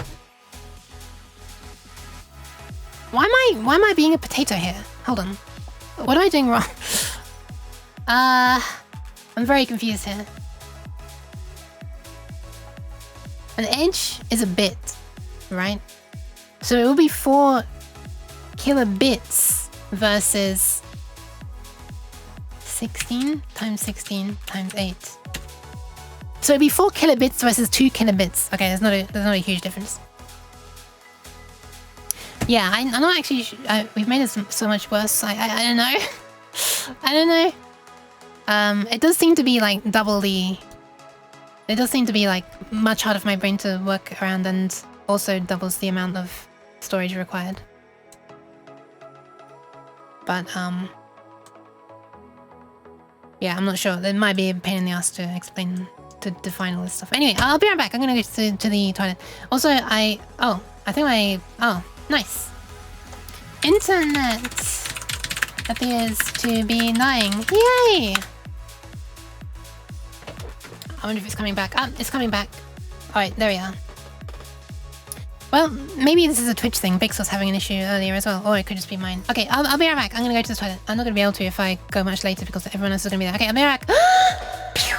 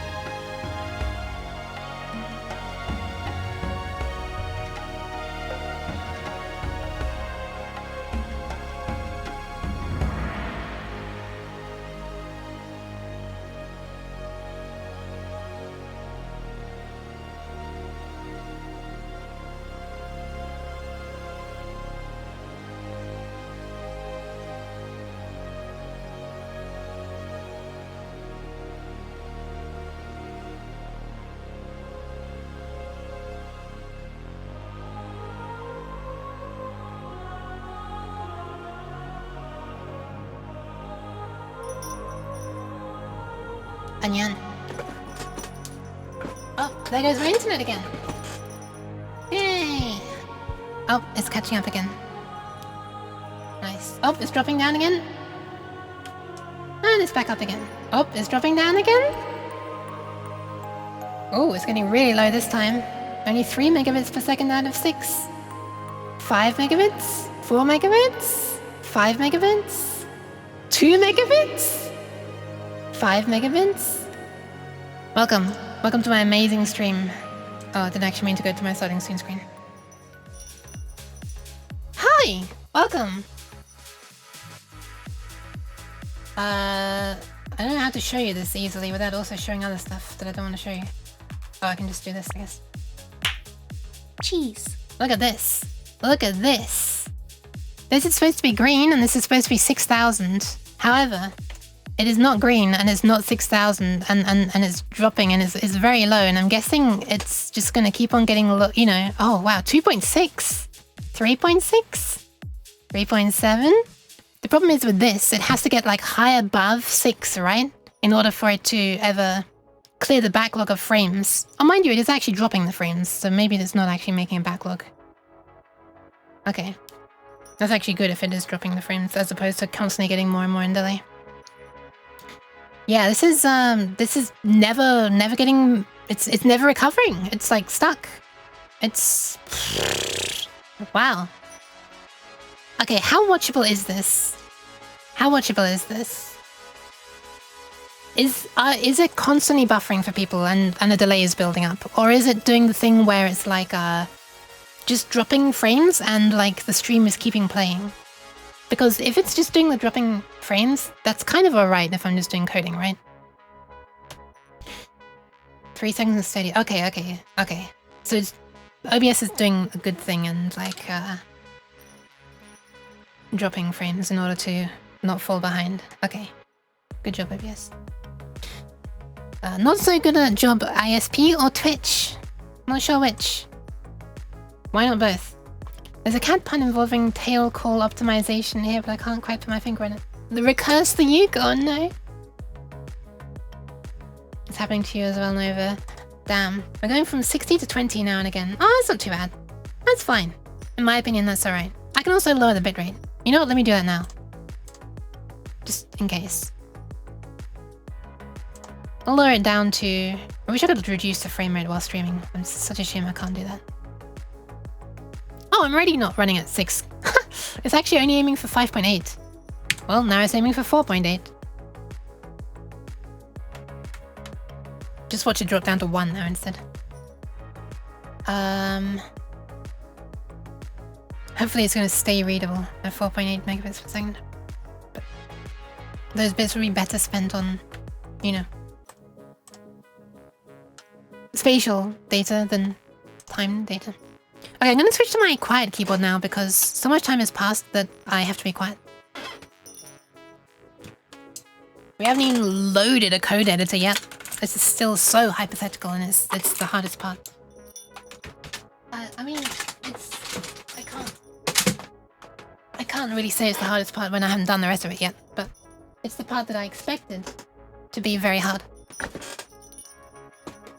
We need WFC to fill in the dropped frames. Oh my goodness. Hi, Paul. Okay, I'm gonna do that quickly while I still can. There you go. Cat is coding for DOS done. What can this cat do? Work out how to represent how the this is bothering me, hold on. There we go. Work out how to store what tiles are allowed to go next to each other and stuff. That was meant to be an arrow, it just turned into whiskers. But hi, Periwinkle Tinkle. Welcome, welcome. As I say, fixing OBS is the easy bit. The code, on the other hand... Wait, what? I don't know. I don't know. Multi-uke. Multi-uke. Multi-uke? You made this so much worse. It's alright, Liquid. I knew it was going to be really hard. It was interesting thinking about different ways of doing it. The 2D array part does interest me, but I'm not sure. I think I'll do it this way for now. I'll try. I'll theoretically do, like, let's work out what this would even be. Neighbor 0, so top left, can be anything. Allowable neighbors? Wait,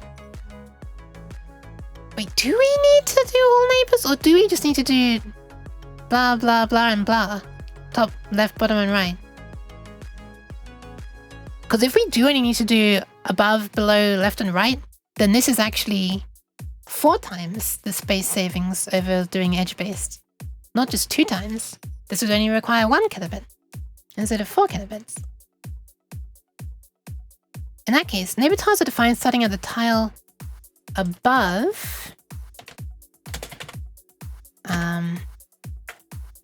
the 4 neighbor tiles and going clockwise. Okay, let's do it that way. So now we need to define neighbors 0, 1, 2, and 3. Yeah. Caseri. Why? So this one is top. This one is top. This one is right. This one is bottom, and this one is left. I have to be quiet now. I have to go into quiet mode. Also, why am I being muted? Hi, Yuki. Welcome, welcome.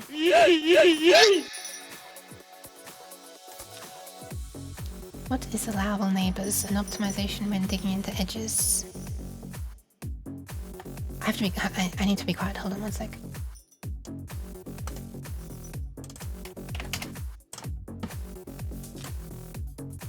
We are going into quiet mode. It's happening. Cheese. Why? It has happened. Okay, yeah, I have to be quiet now because the time is this.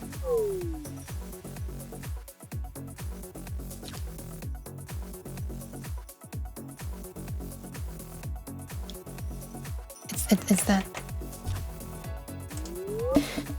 I'm not sure what he means, like, this is just a way of storing what's possible. It's like the first way I've thought of being able to do it.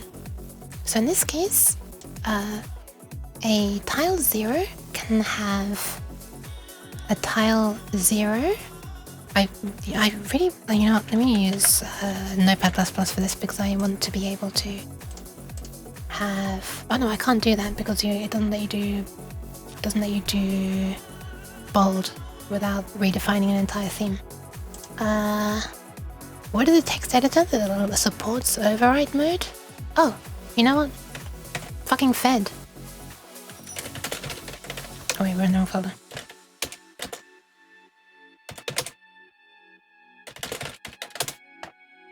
Okay, here we are. Oh, that's unfortunate. So I'm gonna replace this with...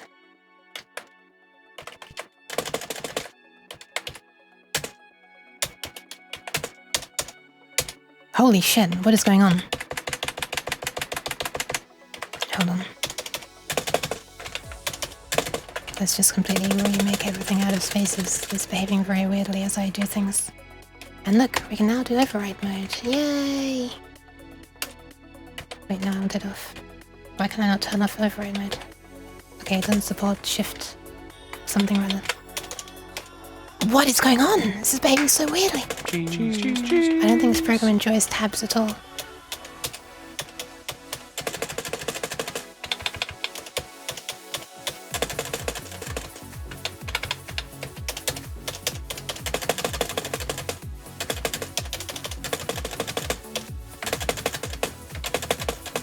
What is happening? Okay, let's restart. Notepad. Hi Freedom, welcome. I actually don't know what's happening right now. This is behaving very weirdly. Wait, tomato? Tomato! Hi! Welcome. Okay, let's replace all tabs with space. Go. Done. Now we save this. Actually, we don't save it yet.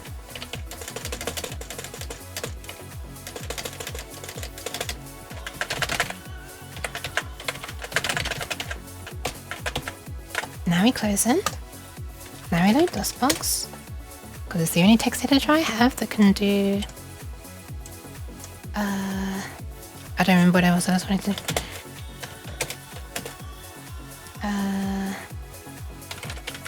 Okay. This is the quiet keyboard, by the way.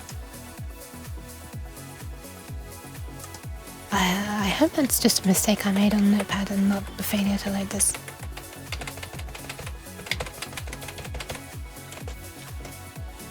Okay, so, oh my god, what is happening? What did it just do? What did it just do? Huh?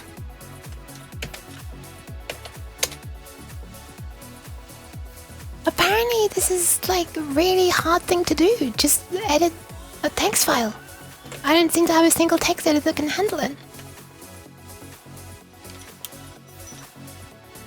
Any suggestions for text editors?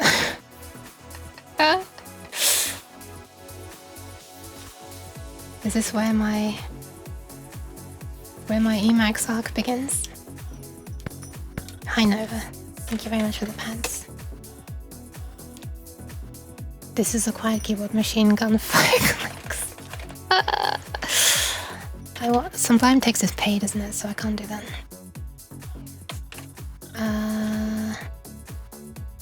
Okay, let's change this. How do you rename something in DOS? Is it name? Is it rename? Rename info.txt, info.c, info.c, info.c. Okay, now it understands that these are comments. Maybe that will also make it stop doing other weird reformatting things. Like when I do this. Okay, I can move things around now. Nice. When I press tab. Okay, that's not even aligned to a tab index, a tab stop, that's annoying. Okay. Now it is. We're gonna do the entire thing wasting 2 comments, 2 characters with a //. Oh well. Well, this is just DOSBox, so it doesn't come with edit. But I think I might have copied edit from MS-DOS. Actually, let me see. I have, okay. Oh wait, there's FreeDOS edit. Never mind, I copied this from FreeDOS. File. New. Nyan. Insert. Oh my god, it supports it. Amazing. Okay.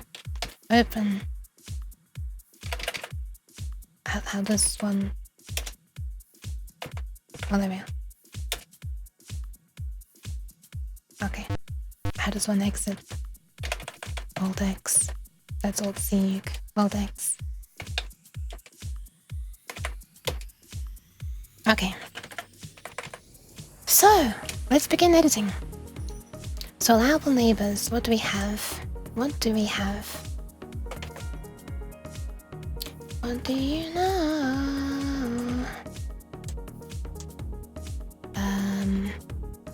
Okay, so let's say 0 for everything.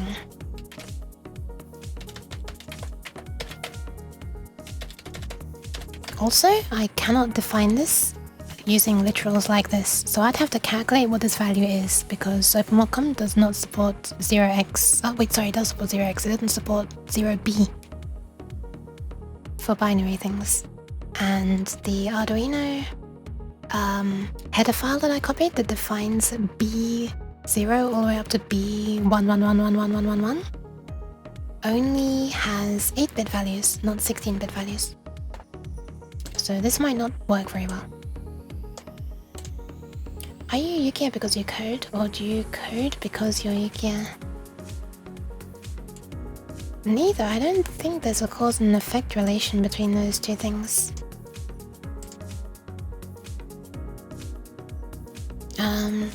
I need your strongest text editor. You can't handle my strongest editor adventure. I wonder if OpenOffice would... Oh, actually WordPad might have worked as well. Emacs time, maybe. Okay, so we've got the top... we've got tile 0. So tile 0, in the above position, we could have tile 4. We could have tile 5. We could have tile 6. It's really annoying that I can't move this.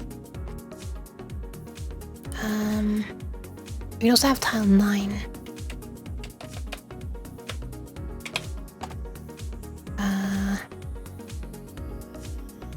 That's above. To the right, we could have tile 1, tile 4, and... Oh, of course, we could have itself again. Let's not forget that. We can have itself again. In all directions, we can have itself again. I see another problem coming up, which is going to be very confusing for me, which is how do we combine the rules, I guess? I guess just a logical AND would work. Hi, Mousy. Welcome, welcome. Emacs. Hey, we have some Emacs fans in the chat. I'm not really one of them. I've never used it in my life, but To the right, we can have 1 and 4. 1 and 4. Below, we can have the top edge of a thingy. That's 1, 2, or 3. Or 7, which is just, you know, a long thing without a face. Or 8. So that's 8, 7, not 6, not 5, not 4, yes 3, yes 2, yes 1. And on the left side, we can have the right edge of something, so 3 or 6. Okay, so this would be a way to define what's possible for one tile, but holy crap, we have to do this for every single one. And the problem's gonna be if I add more tiles, then I have to go back through all of the other tile definitions and change the allowable neighbors. Hi, the 0x539, welcome. How are you, 0x539ing? Just popping by for a bit before I head out. Well, thank you very much for stopping by. Ah! Cheese.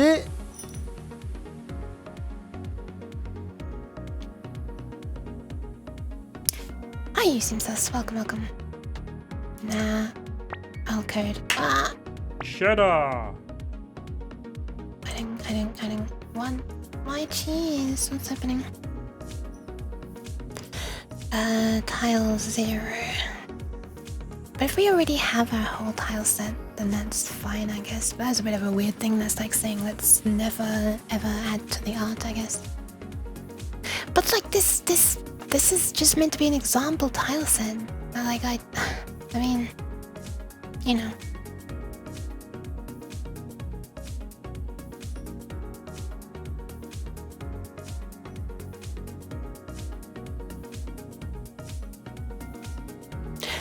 Wait a minute. I just had a thought. For the array of... For the other way of doing it, where it's edge-based, and you have a 2D array, which this is not a 2D array, but if there was one, if there were one, then I could just make macros for like above brackets, to left of brackets, to right of brackets, and below brackets. And what that would do is you'd pass in this tile number and it would like look up the tile above and then it could multiply by 4 and add, you know, whatever, I guess. Actually, no, it wouldn't. Would that? Yeah, something like that, I don't know. I think what people usually do is just give an example grid that has all of the valid connections on it, and then they analyze the example to infer the rules.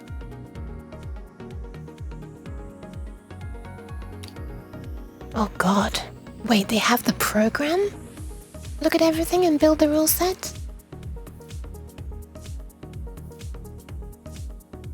Make sure you exhaustively demonstrate all the valid cases. That's very interesting. So it's like they have the program do what I'm doing right now instead of me doing it.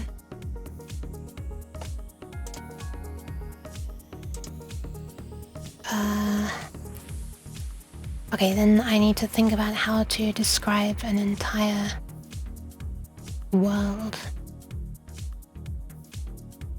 Which will basically just be a 2D array, I guess, but I need to make sure that 2D array is big enough to hold all of the examples.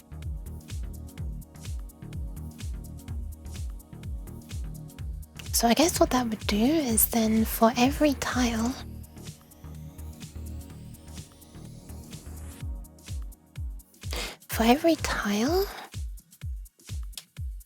it would look at the surrounding tiles and yeah, okay, whatever. Then the rest of it depends on my implementation of how the neighbors are stored. In which case we could do it this way if I wanted. If I change this to 32-bit number, we can do it in 32 bits. It'll be a bit slower in 16-bit DOS.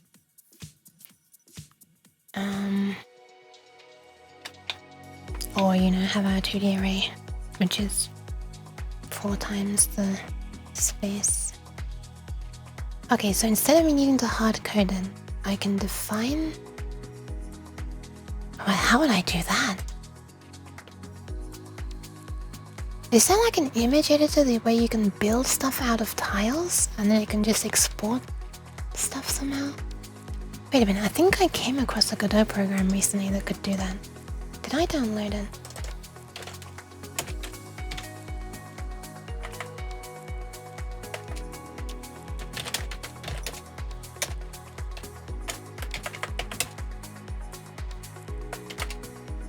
I did not. That would have been far too useful. Well, recently I saw that somebody did make a tool in Godot to... Wait, let me see if I can find it in my browser history. Hold on. Hold on, sorry for flashing things up and down and left and right.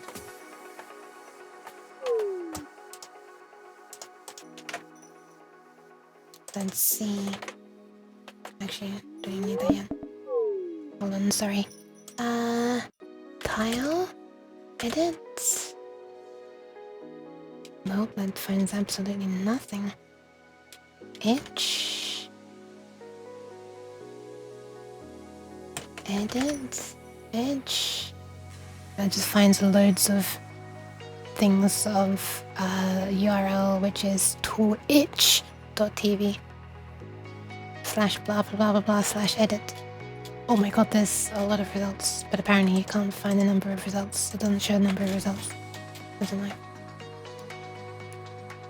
Yeah, who knows? It probably had some weird name and I don't know what it was.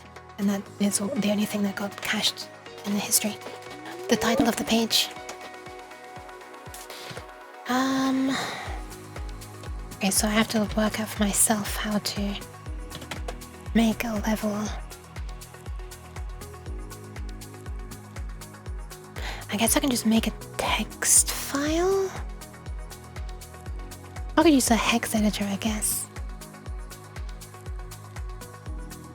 Or I could make an image where each color... Jeez. Why?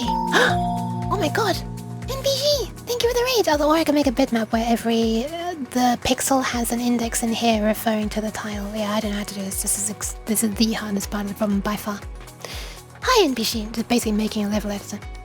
Welcome, Longeto. We glitching into your stream. Welcome. And the great King Zilla. Welcome, welcome. And hi, NPC. Hi, how are you doing? Sorry, my internet is dying. Or Twitches. Yes. Probably my internet. Why cheese?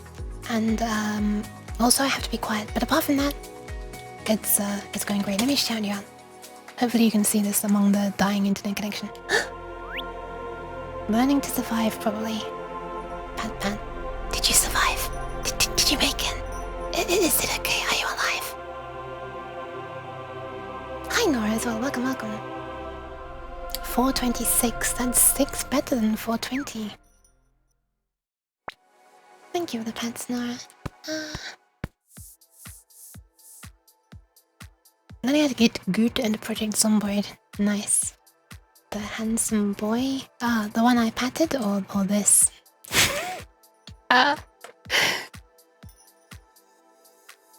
How you doing, NPC?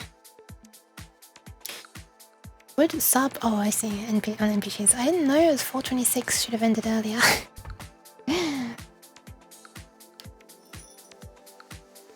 Well, welcome in. I'm very appreciative of the raid. Hi, people. Hi, everybody. Hi, every being. Sir.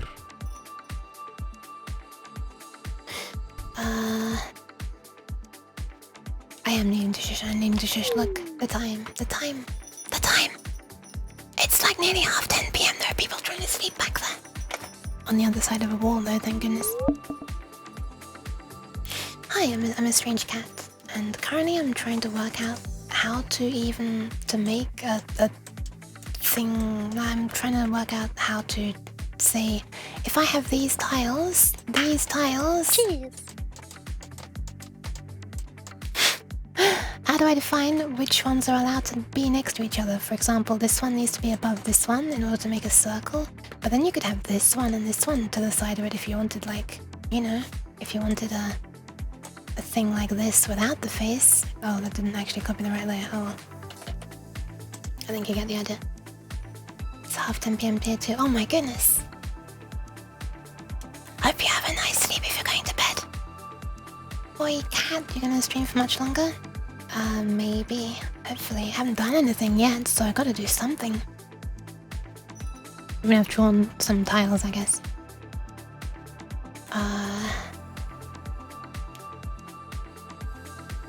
Okay, I don't know how to make a level editor. That's really difficult. So I'm just gonna manually define everything, I think. And just never change the tile set, because making a tile set is a super difficult thing for me, and that representing what tiles are allowed to touch is like, I don't see any easy way to do this at all. Like, even if you say just make a program that can work it out for itself, well then now I need to define or like make a level editor and then code a level loading thing for the levels saved with my level editor and then make it pass everything. I don't think that's easier.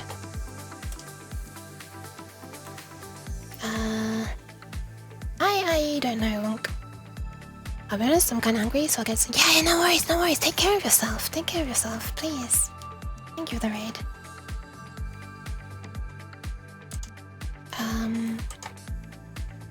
Okay, so let's start making it, I guess. This seems like a doable thing. I just gotta do this 10 times.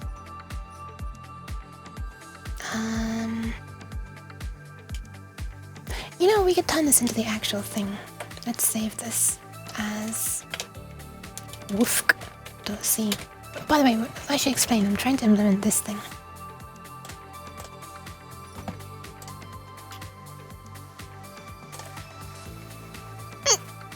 Something that can like try to build a picture or a level from available tiles, basically. Oh my god, I've got hiccups.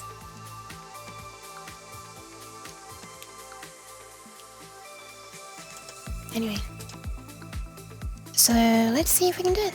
So I need to define all the available tiles first. I'm going to be reusing the code from previous projects of mine that can load bitmaps. So I'm not super worried about that.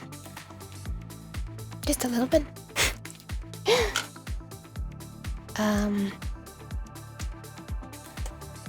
Okay, so let's define all of these. You know what I could do? It's actually... that requires a lot of space. But what I could maybe do is save the tiles. Each tile is its own bitmap. It's generating in real-time map. Yeah, it is. It's trying to build a thing, and it's just throwing stuff at it until stuff doesn't work and then going back and trying to fix it. So it can take a very, very long time, as you can see. I mean, obviously this is slowed down in order for you to be able to see each step. It doesn't have to be redrawing between each step, so obviously it'd be much faster if it wasn't doing that. But you can see the hundreds and hundreds and hundreds of, dare I say, wasted steps. Oh my god, it's building a huge chip. Wow, okay. I mean, it has now. It might remove it in a moment if it realizes that it failed. If you're interested in this, let me copy and paste this. Ta-da! I didn't mean to copy the hash. I don't know why there's a hash there. An anchor. It's fun to watch though. Soon as only chips. Maybe. Wouldn't it be amazing if you can make a circuit where you're combining chips that were so perfectly made for each other that you just only had to connect the legs together?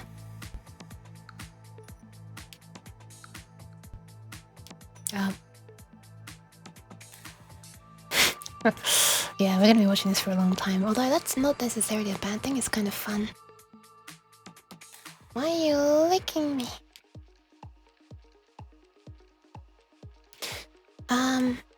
Yeah, so if I saved each available tile as its own image, then I could save like this, right? The file name as this, effectively. But that'd be a really long file name, but then I guess what I could also do is name it like this is like 2 hex digits. It's 16 bits, so it's two 256 numbers, so 4 hex digits, sorry. Oh my god, look at the length of this chip. Look at this super thin chip as well. So yeah, I guess you could also define... I guess you could make up rules to say that a chip has to be a certain thickness as well. So it would have to look down in the thing. And if this one is grey, then the one underneath it must also be grey. So yeah, I don't even want to think about how to represent such complicated rules. Hi Lane, welcome, welcome. The void will be defeated. Hopefully eventually. There's actually no guarantee because it's just relying on RNGesus. Now that's a GPIO expander. This this thingy? Oh my god, it managed! Ta-da! The end. Never seen a chip that thick.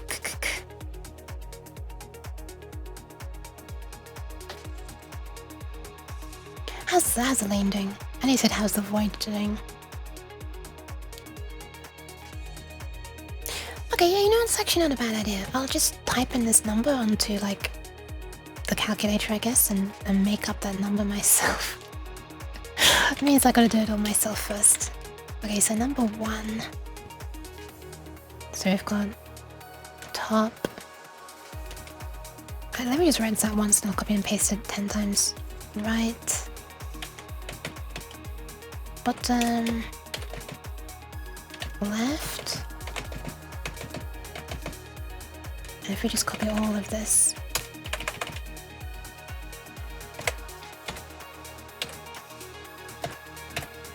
Zero, 1, 2, 3, 4, 5, 6, 7, 8, 9. Oh, I've done some weird alignment of... well, whatever.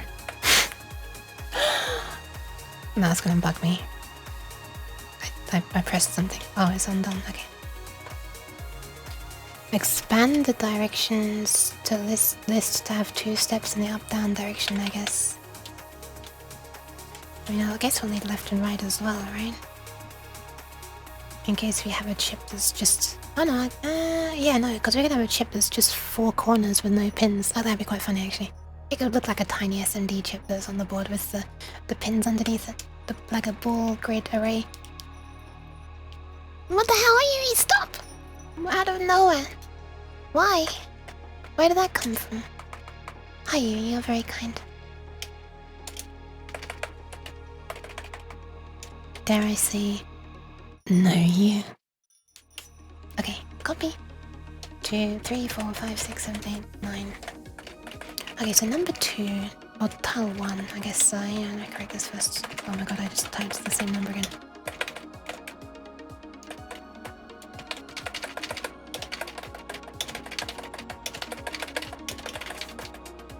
I can see for huge tile sets, it would be beneficial to have it learn the rules itself by making an example, but it would be so hard to like make an example that has every single possibility as well, you know? I don't... would it be any easier? Oh, use... okay, so number 1, tile number 1. Tile number 1. Let's quieten this music just a bit. Tile 1. Above it is... we can have... oh yeah, like I said, I should have made these all blank first, shouldn't I? And then we write in the numbers. Why do I keep stopping one shot?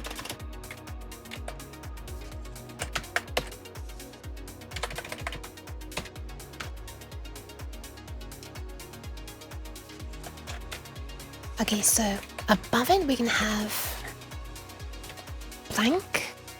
To the right of it we cannot have blank. To the left of it we can have blank. And below it we cannot have blank. Okay, can we have itself? We can never have itself surrounding itself, not in any of these. We can have a number 2 to the right of it. This one's quite strict, we can't have many things around it. We can have a number 2 to the right of it, and we can have a number 7 to the right of it. Oh, this is gonna get very hard to tell. I think I should have copied this as well. I just rhymed by mistake.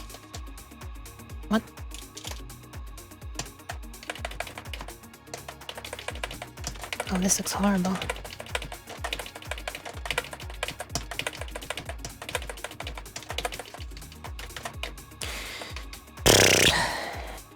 I guess I should separate them this way as well.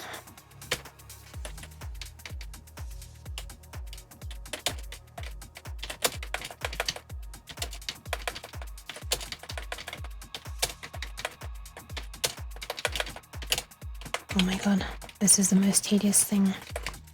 But I didn't know this was going to be the really, really horrible thing to do, so... Yes, it's not a surprise. I guess the whole stream is just going to be defining this because it's going to take so goddamn long. No, you too. I can't remember if I already responded to that. Okay, number 7 can be there. We can also just end the circle immediately.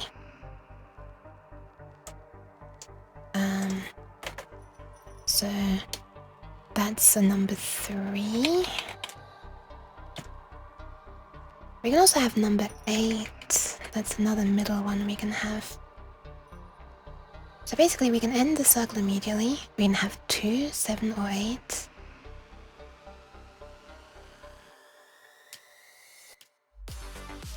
You know what?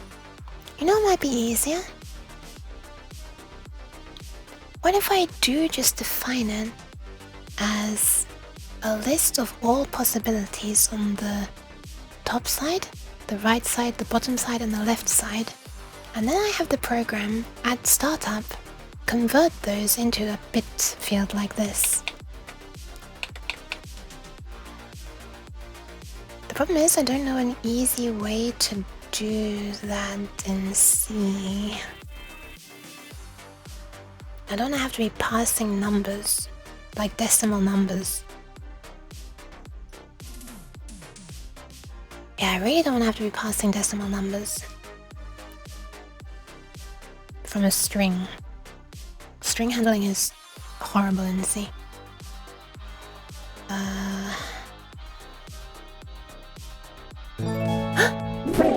Oh my god! It's so loud! It's so loud! Fred! Hi, Fred! Welcome! Thank you very much for the resub. How the Is it 31 months? Thank you. Hi. You'd just be shifting by the current num. The problem is working out, yeah, turning a string into the number. And like stopping at breaks. I mean, it's possible, it's just a pain in the ass. You calls Magadoogles? Hi. Hi, Freeb. But also, putting that in a file name would also be very long still. Like for 0, you'd have to put something like 0, 1, 4, oh no, sorry, the ones above. You'd have to put 0, 4, 5, 6, 9, oh, space, I guess. And then all the ones to the right, so it should be 1, 4, and 0. Space 1, 2, 3, 7, 8. Space 3, 6, 0. That's a really long file name, you know? That's a really long file name. For equals 0, 0, neighbor. For hope you guys having a good night. I don't know about that one anymore. This is hurting my head. Hope you are though.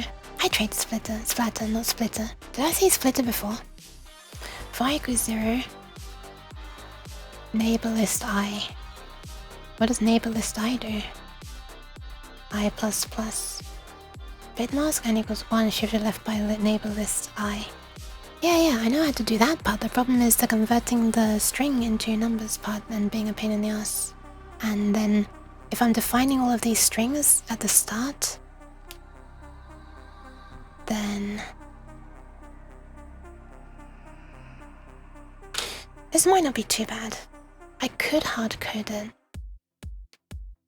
but I wouldn't have to always have the memory being used by those, I guess. Guess I might at some point. I'm not sure.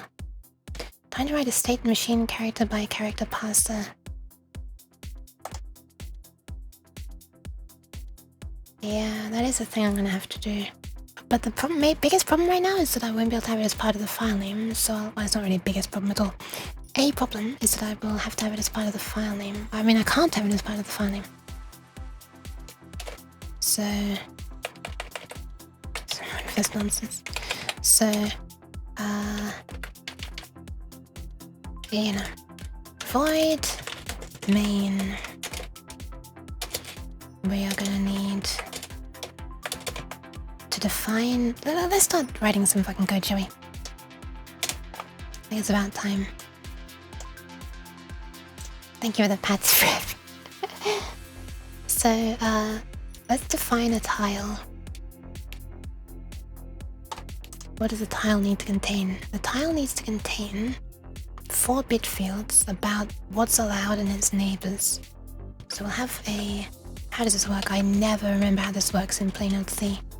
So let me just look at literally any program I've made. OPL, sure. One of these versions. Why do I have to choose the one with the most different versions? Nope, that one doesn't have any.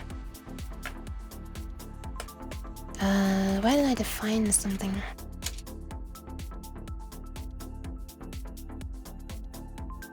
BMP, I would have defined something.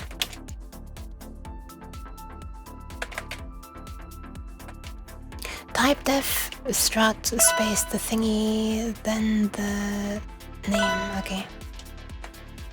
Hi Kiyomi, welcome. Type def struct the thingy, the name. Okay. Thank you very much for the posture check and the hydration. This is gonna be a brand new bottle of Nyan juice.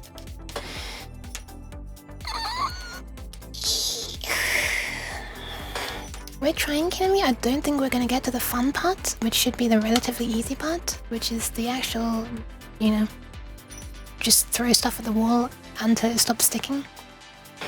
This is the hardest part by far for me, that I'm expecting to be the hardest part. I can't say it's the hardest yet because I haven't actually done everything, so I can't rank everything in terms of difficulty yet.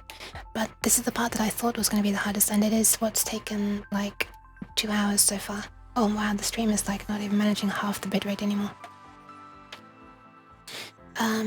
Which is just defining a tile set and rules, and like how do you even define the rules, and then how do you store that? And how would you check it? That's the real hard part. Anyway, opening a new bottle of Nyan juice, hopefully not disturbing people too much.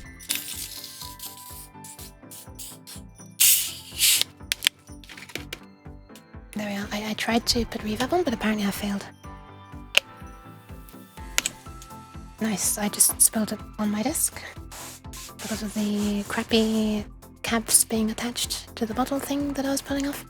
Anyway.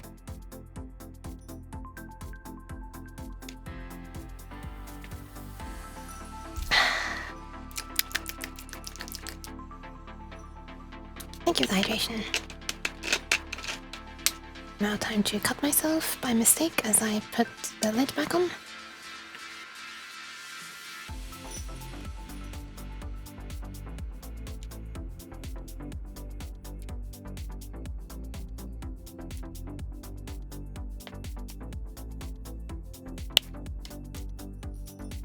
And bite off the sharp part.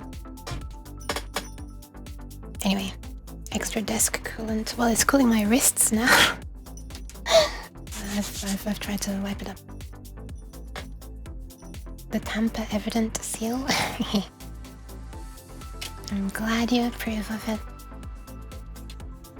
So the thing above, let's just say nay above, nay, what, allowed above? I don't know. Allowed above, I guess? Okay, hold on, right, we're in C land now, so it's U16T, or just U16, right? If I include uclib, which is outside this folder, inside uclibs, and then sexually transmitted disease.h, I think it was. Allowed above.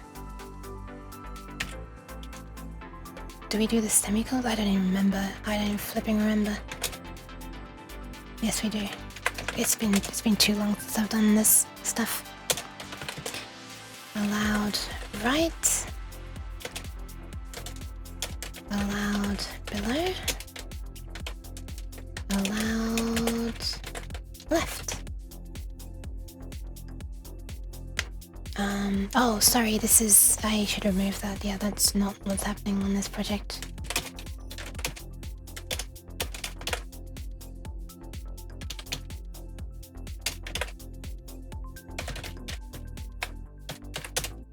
There we are. It's gone now.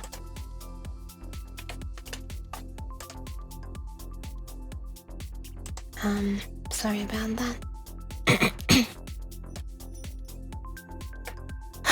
Okay, so we have this. So now we need something that can read in or create a new type of tile, I guess. Let's have a function called load tile. Oh, we also need an array of tiles, I guess. Tile type star all tiles, I guess, or available tiles. Once again, loaded tiles. They are loaded tiles. Which is nothing at first, of course. Is this...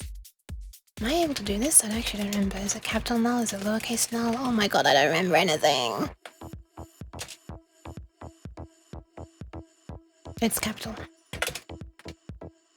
So we're gonna have a load tile. In this, we're gonna pass a file name, which is gonna be a char star, I guess a const char star. Or really gonna be constant? I'm gonna look at all the files in the directory, so is that constant? I guess not. Char star file name. And here is where I'm gonna pass in my string of all the allowed tiles. Wait.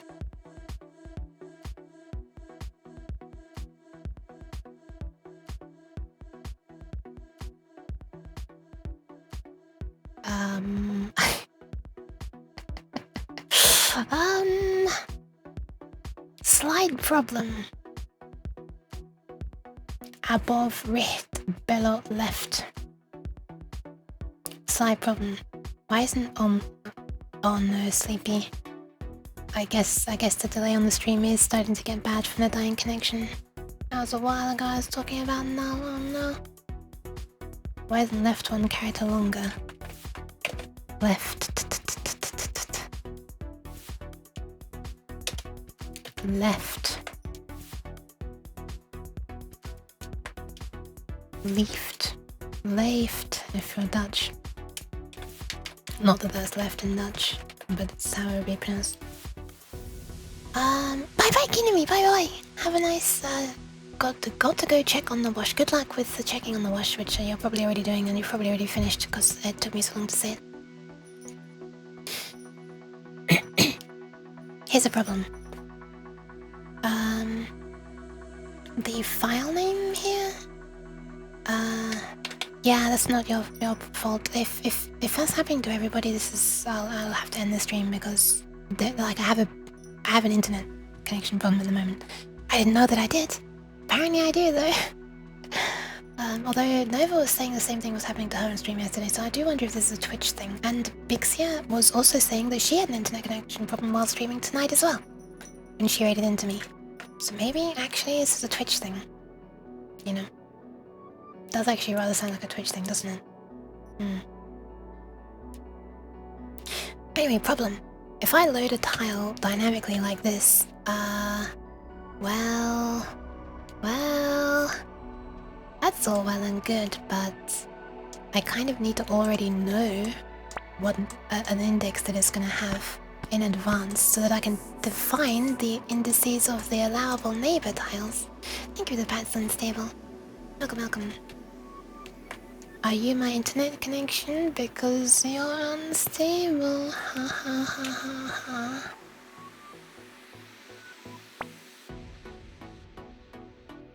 I didn't think the joke was that bad. Jeez.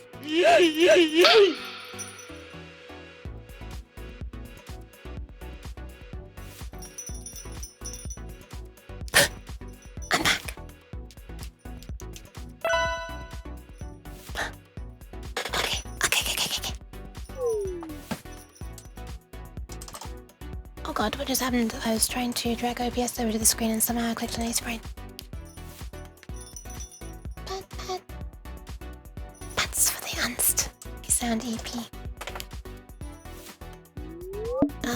It's 11 PM, so I'm gonna be quiet. Almost 11 PM. Definitely have to be quiet. This background is so distracting.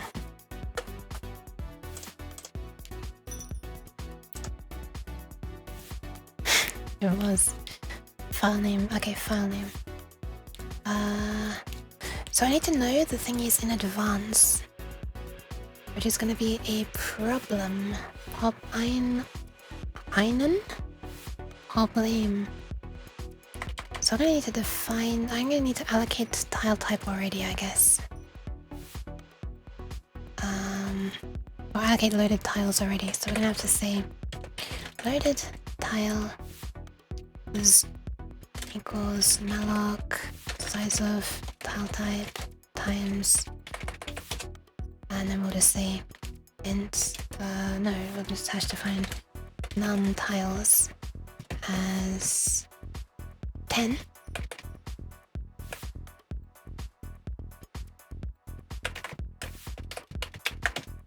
Oh, that's satisfyingly aligned. Num tiles, and then we'd say load tile, and then pass the file name of this, say empty.png, or maybe nothing, or plain. That's what it's gonna be, plain.png. And what else do we want to know? We want to know allowable tiles to the right, allowable tiles to the left. We've already allocated all the tiles in advance, so it's fine. We're not allocating as we go along. Therefore, it is perfectly safe to say that to the right of this is tile 1, and we modify tile 0 to say the 1's allowed on the right, and we modify tile 1 to say that tile 0 is allowed on the left, I guess. Wait a sec. Do we only need to define... Do we only need to worry about defining connections to tiles that have a higher index than our own?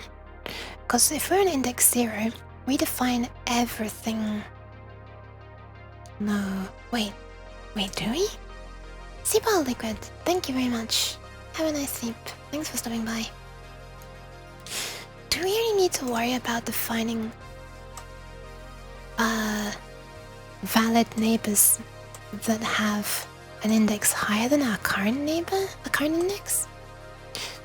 Because, for example, when we add tile 0, we're gonna say, okay, you know, on one side it's allowed to be this and this, on another side it's allowed to be this and this, and on another side it's allowed to be this and this and this and this and this. And at that point, we will both have updated this one's allowed neighbors to say that these are allowed, but we'll also have updated this one's neighbor to say that this is allowed, and this one's neighbor to say that this one is allowed. So then, when we add the rules for neighbor number 1, we no longer need to define that 0 is allowed, because we already did 0 when we just did it. It's already done. So we only need to look at the valid neighbors for number 1 that are higher than index number 1. In this case, number 2 is allowed, number 7 is allowed, number 9 is allowed. And at that point, we're done with number 1. Now we come to loading number 2, and at this point, we've already marked this from number 1. So we don't even need to modify number 2 to say number 1 is allowed. And we've already marked number 0. I think we only need to specify the IDs above the current one that are allowed, if we're doing this two-way mapping.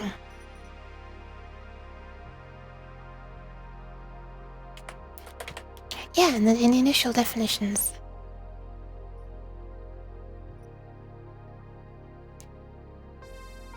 That's kinda nice, actually. That's kinda nice. Quite Yuki is cute. I shall call her Lo-Fi Yuk. Low-Vol Yuk. Hi, Very. Thank you for the pets. Okay, so let's say, This is gonna be a char star. Wait, it doesn't need to be a char star, does it? We can make this. Oh, wait. Wait. Can we? I don't think we can we? Fuck. If we, oh my god, if we were able to specify array literals in here like this, that would be amazing, but I don't think that's the C thing. You can do it in C# through some very disgusting syntax, but that's C# for you. I'm not a fan. If I see like allowed aboves and num allowed aboves, U is not a U. I think very nice.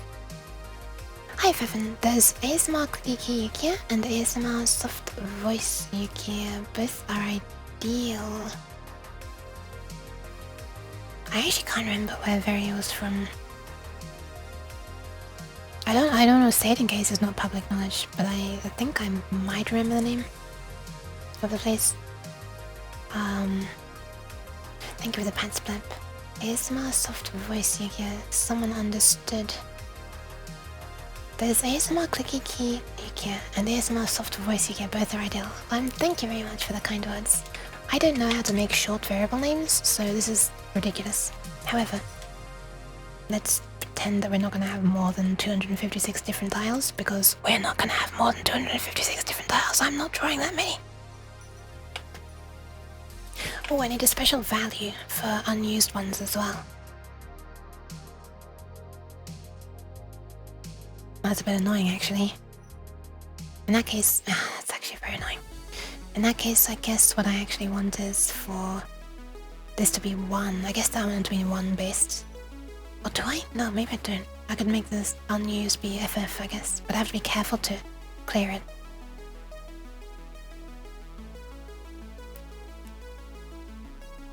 I actually don't know who you're talking to, F-Paul. If it's me, this is really bad. The stream delay is not good. Oh, it is Austria. Okay, nice. Thank you for the pants. Okay, so this is going to be a pointer to an array. There, I put it this way around. I do. And this is this. So if I do this, we won't do anything with the file name. But if I just want to do this for... oh, I can't do that. I have to find this first. Int allowed. Int allowed equals 0. Int allowed less than num allowed aboves. Int allowed plus plus.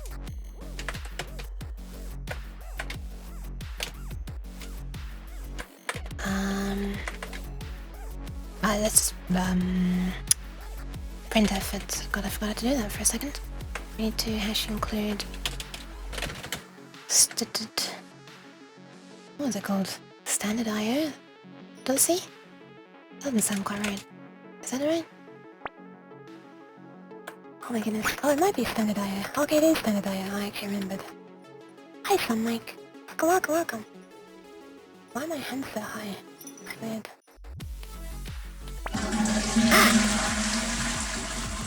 Thank you very much for the saving of kidneys, Luna. However, I've actually only been very recently because I delayed a previous saving of the kidneys redeem for so long. So I actually don't need to go again yet, but thank you very much. I did pay attention to myself. Welcome in, Loon. Welcome in, Sun Mike.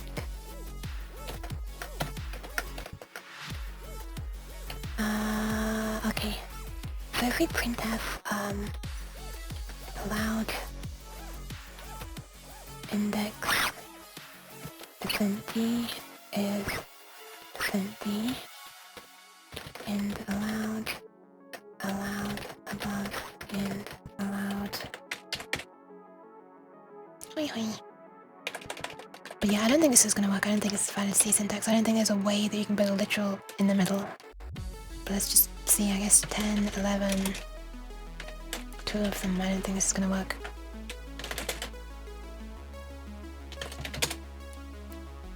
Oh my goodness. Line 38, type required in parameter list. Hold on a second. Are there other things I've written? Line 38. What is this? Line 38. Oh, oops. Line 26, unable to open standard IO.c. The fuck? What am I doing wrong? It's been far too long at this point. I have no memory of things. stdio.h. What did I type? stdio.c. Good job, Luke. Oh my god, just... Missing operand, line 47. I'm guessing it's this. Yeah, I don't think it's possible to define an array literal in C like that. Good kidney call for you though? Oh hell yes! I should have said if anybody else needs to go. You should as well, yeah.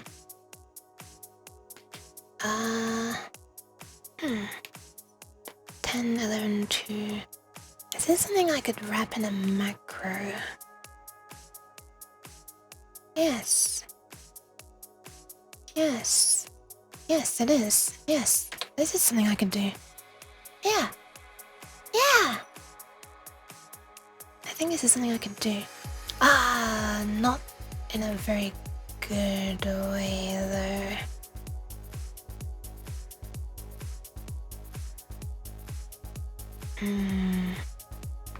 You see, what I could do is make a macro that defines a variable and then pass, which is an array, which has this literal value defined, and then passes that array into here. And the macro could also define like an opening block before all of that and a closing block afterwards, so that that variable falls out of scope and the memory becomes available again immediately after. But the problem is, the definition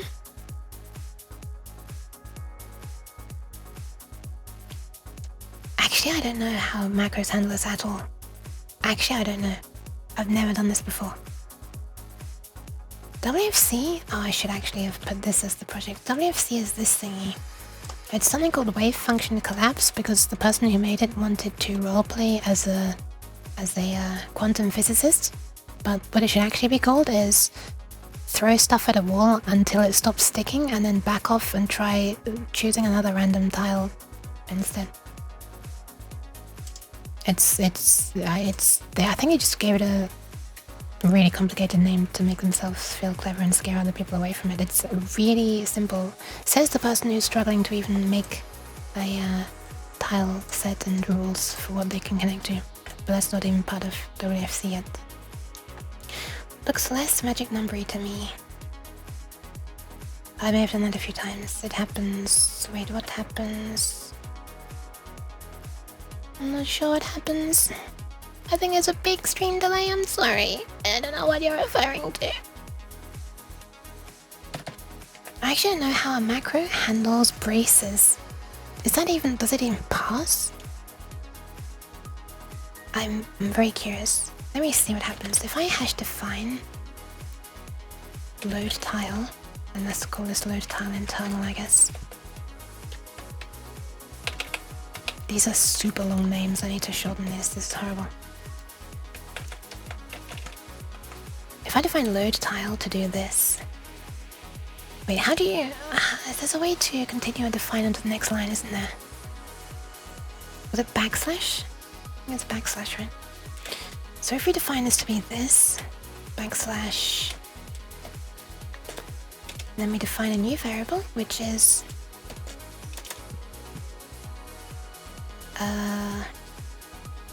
I guess we can call it U8 allowed aboves. Oh, hang on, sorry. I need to... Right, we need to pass in some parameters. We need file name, we need allowed aboves, we need none allowed aboves, Then let's call this about what should I call this?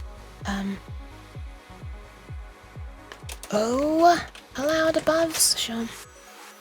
Oh, referring to stdio.h as stdio.c. Oh my god, there must be so much delay. I'm gonna lower the bitrate even further. Even further. Even further. If this becomes like really difficult to read and stuff, I'm very sorry. I'm lowering it to 3,400 kilobits per second, which is very low, I'd say, for HD. Well, not very low, but low for Full HD 60 FPS. I should drop this down to 30 now, at least. But it's not actually possible for me to do without restarting OBS. Okay, it is consistently achieving. By the way, I've dropped 145,000 frames, which is 23% of all frames of the entire stream. So yeah, I'm very... This must look absolutely appalling. I'm very sorry. I think OBS is now pushing out, or is really trying to clear the buffer, I think. Let's try lowering it even further. I think it is mostly achieving above the target bitrate now. But it's gonna take a while for it to catch up. It's managing 4 megabits per second now, although I've set the target to 3.2. Oh, never mind, now it's doing 1.5.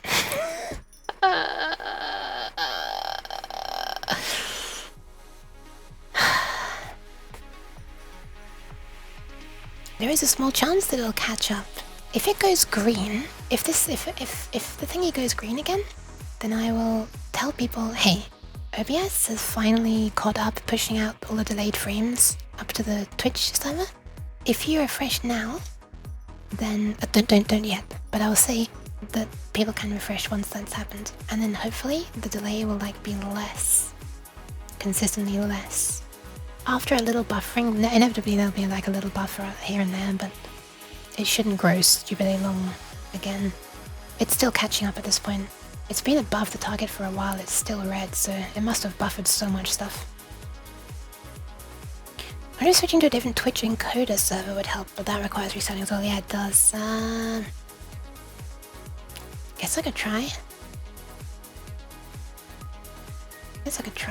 1.1 megabits per second, amazing, amazing.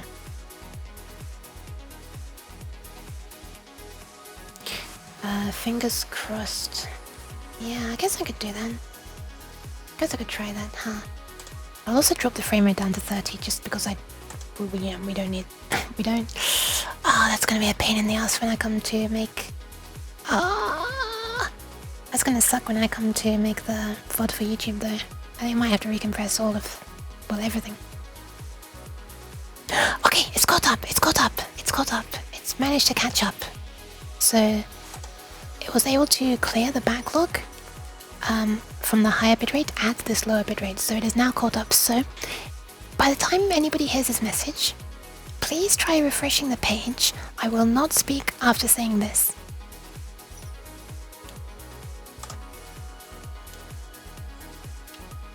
Until someone says that they're back.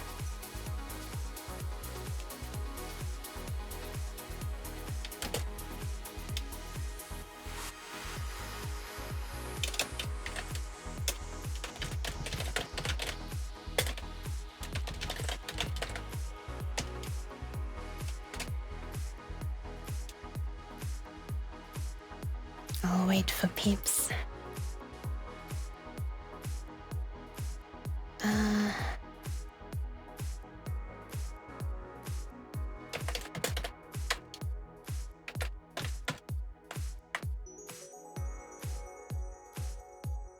Hong Kong, you back?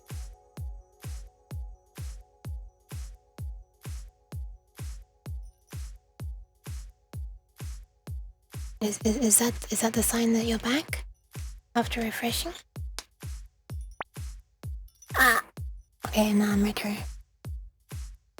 But yeah, Twitch is managing to hold 3.4 megabits. That seems to have fixed it. Nice! Hell yeah, hell yeah. Okay, so hopefully it stays managing this now. Damn, redeems has gone way down. Hell yeah. Okay, I'll keep it down at 3.4 megabits per second. Hopefully Twitch can manage that. Or my ISP. I could do a speed test, but that would most definitely make my stream have issues.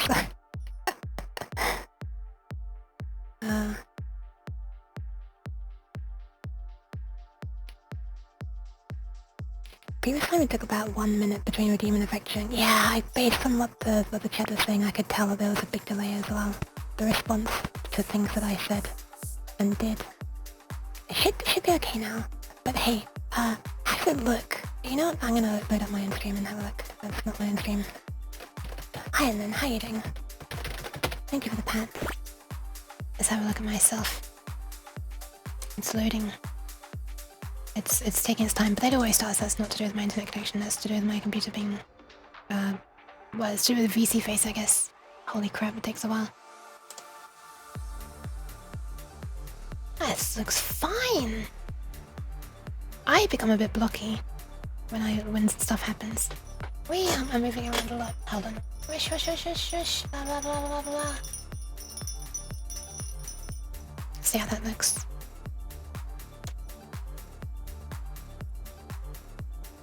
Well, there's quite some delay.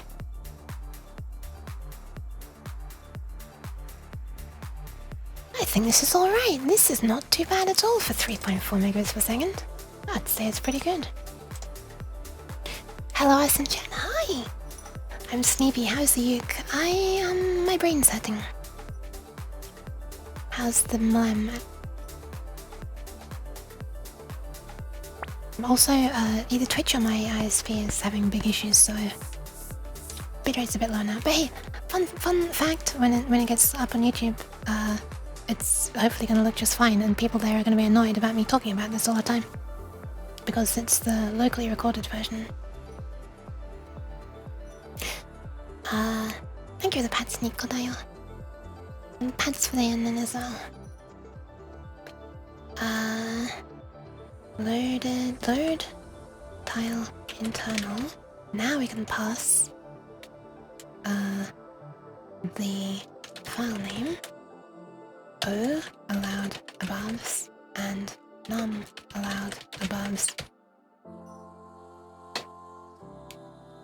Let's shorten this. This is fucking ridiculous. Let's if I do swear so myself. Let's call this allowed aboves. Okay, so this is like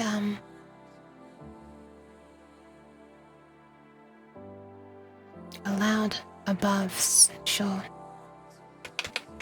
Num AAs. Let's do it that way. I'll just make a note to see what that means. AAs equals allowed aboves, i.e. an array of an array of tile indices allowed in the for the above neighbor.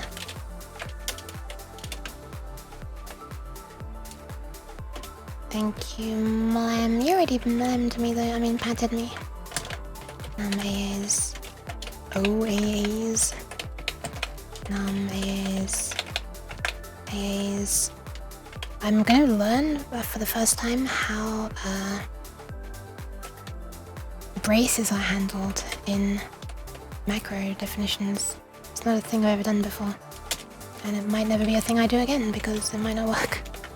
I'm trying to get around the limitation of not being able to define an array literal in a call to a function like this, and then so instead, if I do this, okay, here's the question.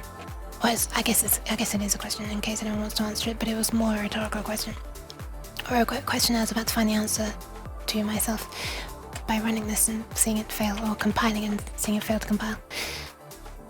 I wonder if this gets passed as one parameter. But either, okay, it might hit this and refuse to go any further, and it thinks that makes no sense in a macro, abort immediately. Another possibility is that for somehow it interprets this as one parameter and attempts to pass that into there, which that's gonna be awful if that's the case. And the third attempt, which would be perfect, is if it takes this as one parameter and puts that into there. And then that becomes that, and then this is being just a value that's getting set when this is defined, which is fine. And then it passes that in, and you know, this whole thing falls out of scope at the end. So this memory can, you know, be freed. Anyway, let's find out if any of this works. I highly doubt that it will, but, you know, miracles happen sometimes, I guess.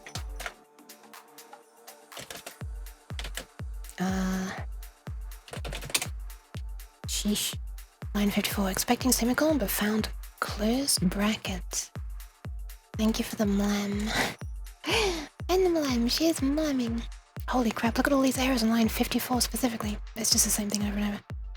Semicolon but found close bracket 54, right square bracket 54.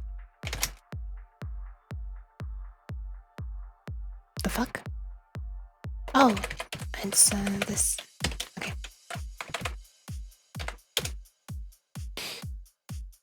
Same error again, what the hell? Line 54. Well, now I don't know what the problem is, actually. This is how you define an array, right? It's been so long since I defined one, I can't even remember. Let's do this. Maybe that's not how you continue onto a new line as well. Let's see. If I just define an array up here, nyan test, u8, nyan test, wait, can it even find my library? Nyan test, equals r2 equals 10, 11. Number allowed above has not been declared on line 46. Oh yeah, right.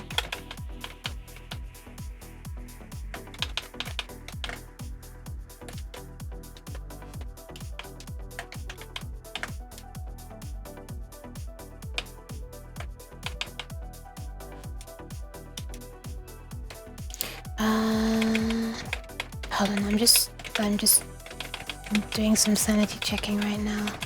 I'm losing my sanity.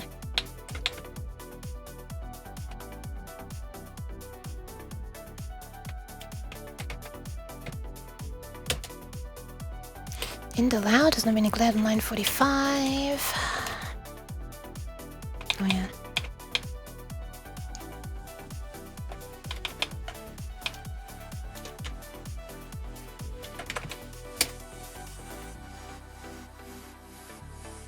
Holy crap, what? Printf underscore is an undefined reference. What the fuck is going on here? What? Stack segment not found. What is this nonsense? Okay. What is going on here? Is this even a thing that exists? Oh my goodness! Spherifloria! Welcome! Thank you for the raid, holy crap. How'd it go? Is that the missing slipbook? I have no idea what's going on there. Absolutely zero. Welcome! Well, I mean, I have to do some checking. Hi, welcome! How was the stream? Spherifloria. I know it's probably not pronounced that way, but I had to make sure I typed it correctly. I like this. Hold on, let me see if I can make another an eye for it. There you go.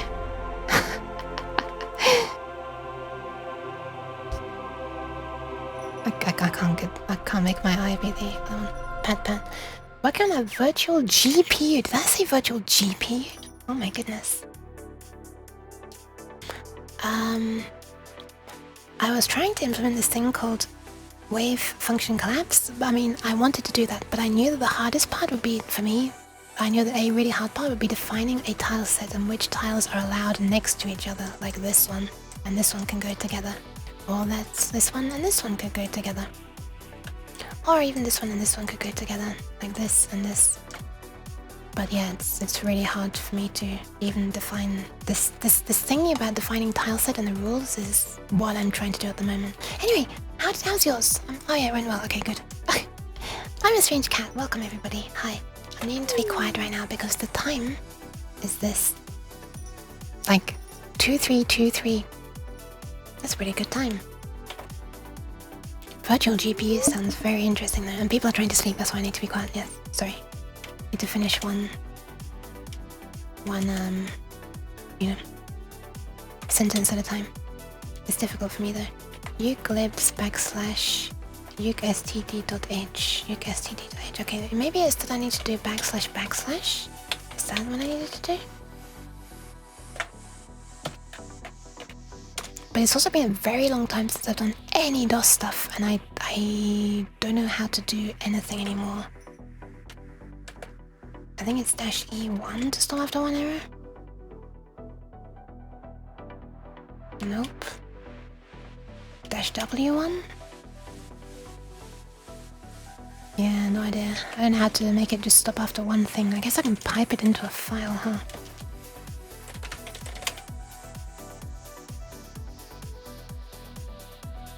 Oh, it's only piped the one of the stand handles.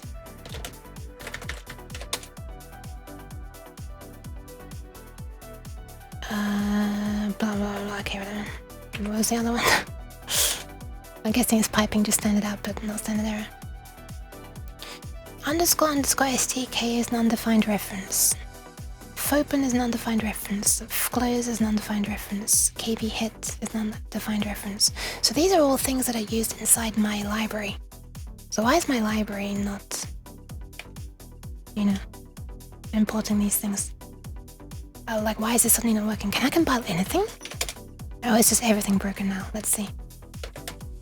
Let's pick something that I know definitely works. OPL. I'm gonna make a backup of this because I don't want to lose it. What definitely works? OPL2S definitely works. That is a second OPL player with speed control.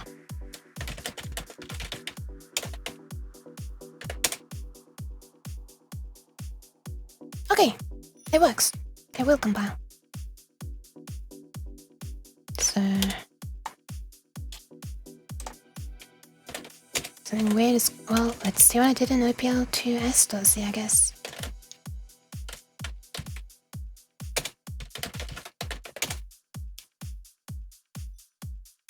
I include some stuff. I don't include my own library though. This one does not use my own library. Right, so maybe there is still a problem with my library.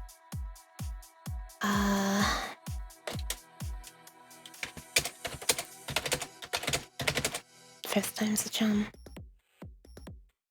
Which is the one where I was trying to... Was it PMP? Oh my god. BMP2.exe compiled in July. Okay, that works. I'm pretty sure this one does use my library. Maybe it doesn't. Maybe it doesn't. It does not. It does not use my own library. I mean, I didn't think I touched my library in a very long time, so I don't know why it's suddenly not working. Where have I used my library? I need to search all projects, text files to see where ukstd is mentioned. ukstd.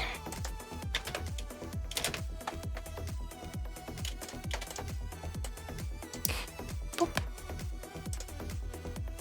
Oh my god, it's trying to search through all, it's looking at all the different frames of Bad Apple. Amazing. Okay, there we are. So 2buff uses it, and anim uses it. anim3.c uses it apparently. anim3. Okay, that's that. Oh, gotta wait a while. Are you possibly missing and include like stdio.h? I'm including stdio.h. At least I thought I was. Fed anim3.c. Okay, we are including it. And I did it just backslash, and I was not doing backslash, backslash, or slash. Okay. Does that compile? Sorry, does it compile?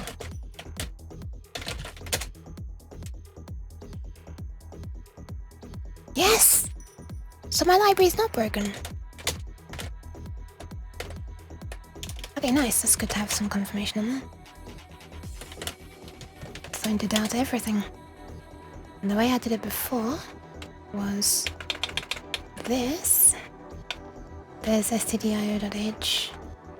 But I mean, my library should already be importing stdio.h anyway.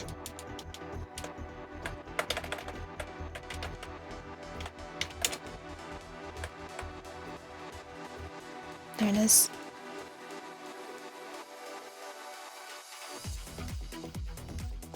I'm pretty sure printf is included in stdio as well.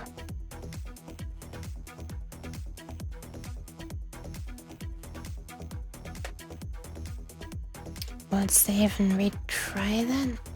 Uclibs /uke std.h. Is that correct? Is that correct? Is that literally the same thing as I typed here?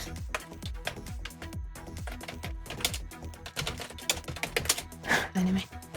/uclibs. Well, let's just copy and paste the whole line. It's the same line.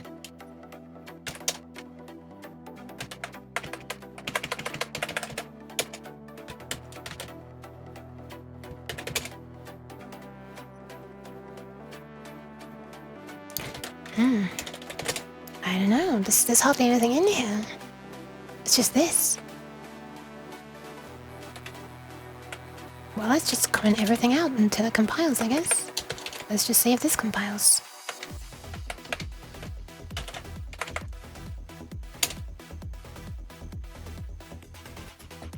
Yeah, it can't even do that. Is the problem that I'm already including standard IO.h in here, I wonder?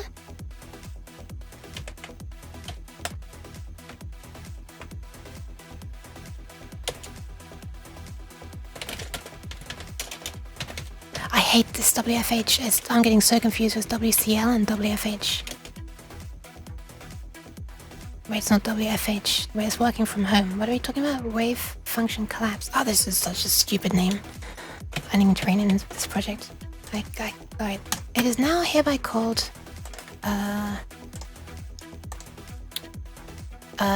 wall throw.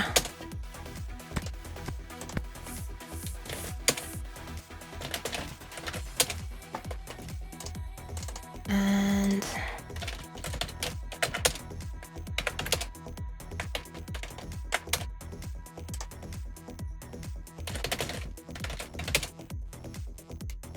one.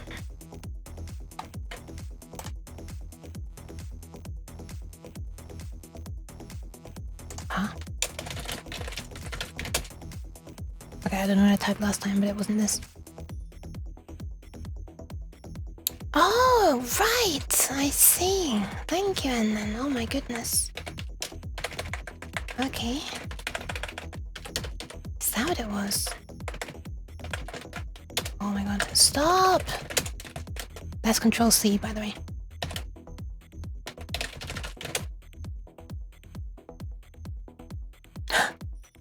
It compiled! It took a hell of a long time to do basically nothing, but I think that's because of my library. What is this? WFC.c. I don't want that. You know, I'm just gonna restart this. And I have to clear its history, so I'll just start fresh. No, I don't edit the exe file.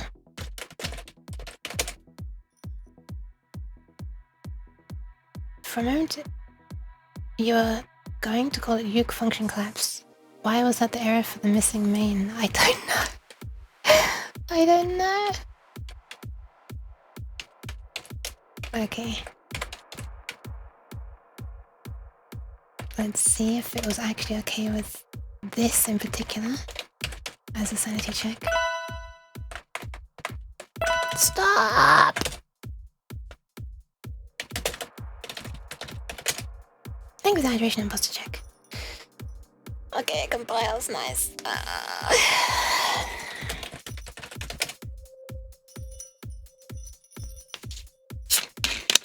Oh my god. I dropped my lid.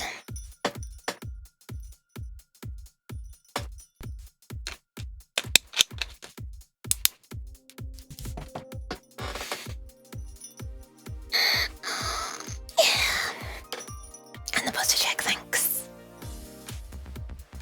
Fimschlin pad, Fimschlin tail. What would a Fimschlin be like? There goes a weird function cat laps. We're not gonna get onto that today. I'm just trying to represent a tile set. This is already taking 3 hours. It's gonna take a very... I'm not even close yet. I'm sorry. I'm sure that fart part will be fun, or I'm sure that fart will be pun. But we haven't reached that pun yet. We haven't reached that fart yet. Shit, I can't even make a joke, really. Shit, okay, it doesn't like doing that inside the macro, I guess. Imagine you make small snippets of code, define some rules. Make small snippets of code, define some rules, and WFC the code itself. That sounds very interesting. Okay, so which line's the problem? 55. So I'm guessing the problem is that it doesn't understand this.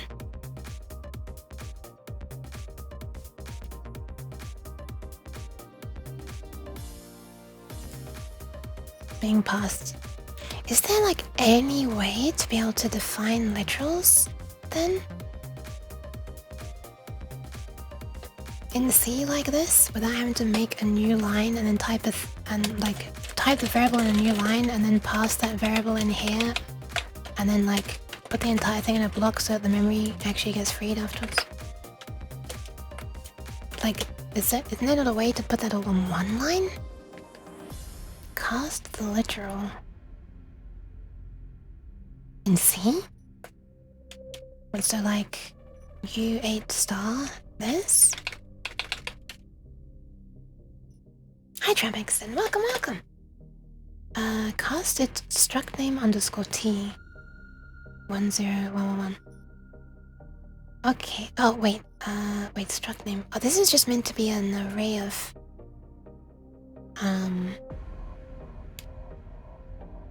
U8s.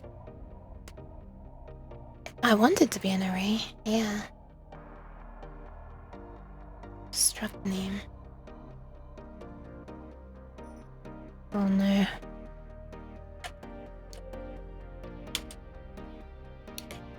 Meaningless use of expression. Expecting semicolon but found 1-1. Hang on a second, why is it saying that? That is semicolon but found 1-1. Expected semicolon but found 1-1. So this middle thing became here.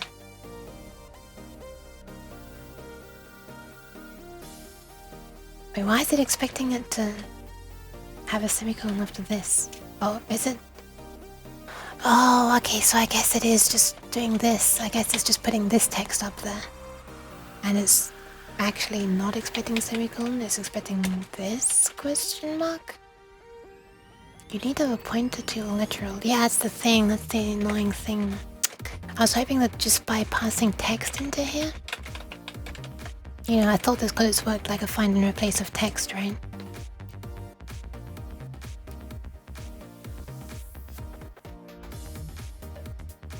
No, I know that getting a pointer of a literal doesn't work. That's why I was hoping that this here would like, you know... Because this is just a macro, right? So I thought it worked with text. But I guess it works so much with text that it doesn't bother to check this stuff. It just passes... It just sees the first comma in the list and thinks that that's the separator for the parameters to the macro. C string casted Yeah, it'd be absolutely disgusting, but might be necessary, I wonder. Really skipped character, oh no, that'd be... Yeah, no, I wouldn't be able to... I'd have to do it in hexadecimal then, I guess, as well. Or not. Maybe, I don't know, if there's a way for you to escape decimal characters in a string.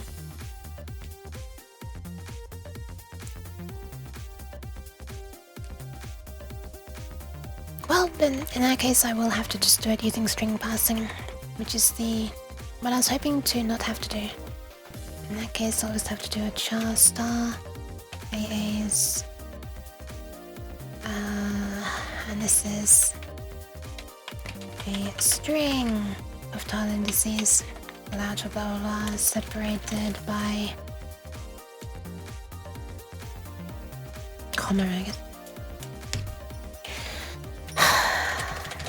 On the plus side, I don't need to pass a length in anymore because when we hit the zero byte, we'll just, you know, stop. But on the downside, I now have to do string passing in C, yay, and splitting a string.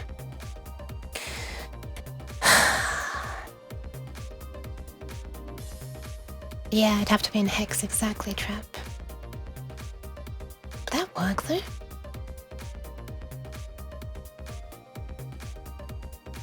Does this compile accept anonymous structs? I don't think so, question mark. I don't actually know what that means, but I'm pretty sure I've seen an error saying that it doesn't allow anonymous structs when I've tried something weird in the past.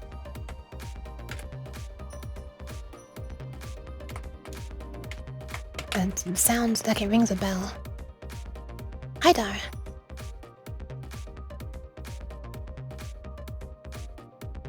Have you said what, Dara? Have you said it? Have you said it? Dara, say it.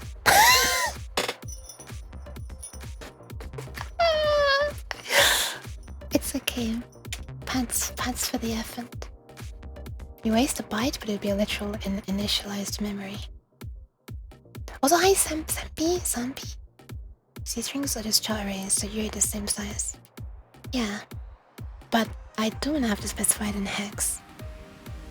Although, you know, doing a so would make it easier to parse, I guess, because I can just pad it to 2. String of tile indices allowed for the above neighbor separated by blah.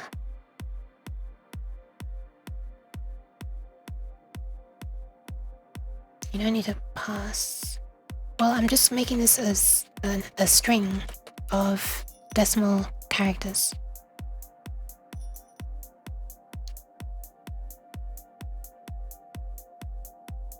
Which I need to convert into, like, values. Treat a C string as a U8 array. Yeah, I know, but when you're defining it literally, like in your example there, 0A is 0B, there, I'd have to pass 0A and 0B as... I'd have to type them in hexadecimal. Those are escaped ASCII chars. Yeah, but they're in hexadecimal. I'd rather, in that example, I'd rather type 10,11 rather than A, B. They aren't? Those are escaped ASCII chars. Okay, I don't understand. I'm looking at... Oh, I can't paste it in here, can I? I'm looking at this text.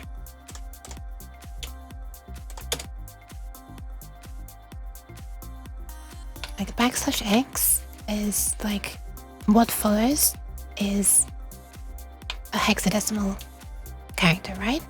0A. Right? So this becomes the byte 10 in decimal. And this one becomes the byte 11 in decimal. But me in my head, when I'm typing this piece of code, have to convert 10 into 0A and 11 into 0B. Or am I misunderstanding something here? I mean, I'm misunderstanding a lot here, but I'm misunderstanding that, specifically.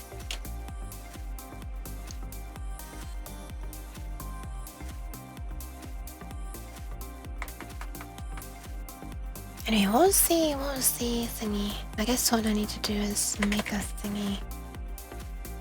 Literally even to know the hex, yeah. I don't want to do that because I'm going to be referring to these by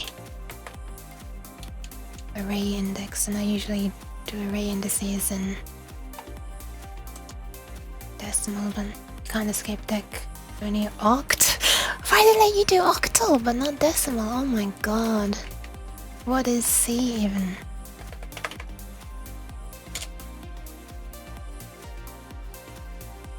That's a good point, because I was thinking about padding things to like zeros as well. Make it a struct. Oh, I'm gonna need to pass an arbitrary length list. It's not just gonna be 2 things. It could be 8. It could be 1.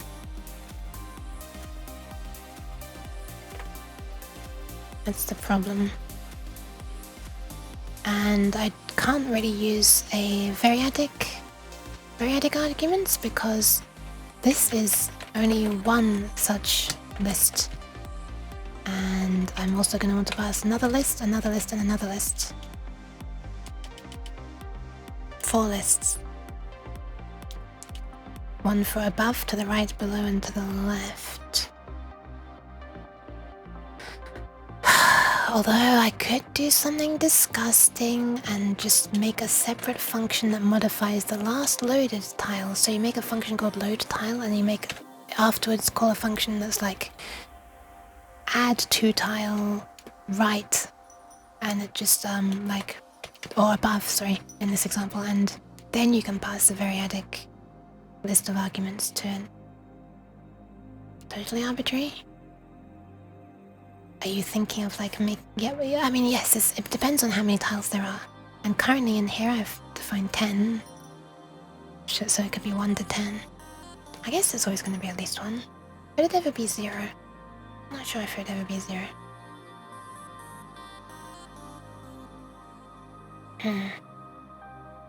Let's do a thing.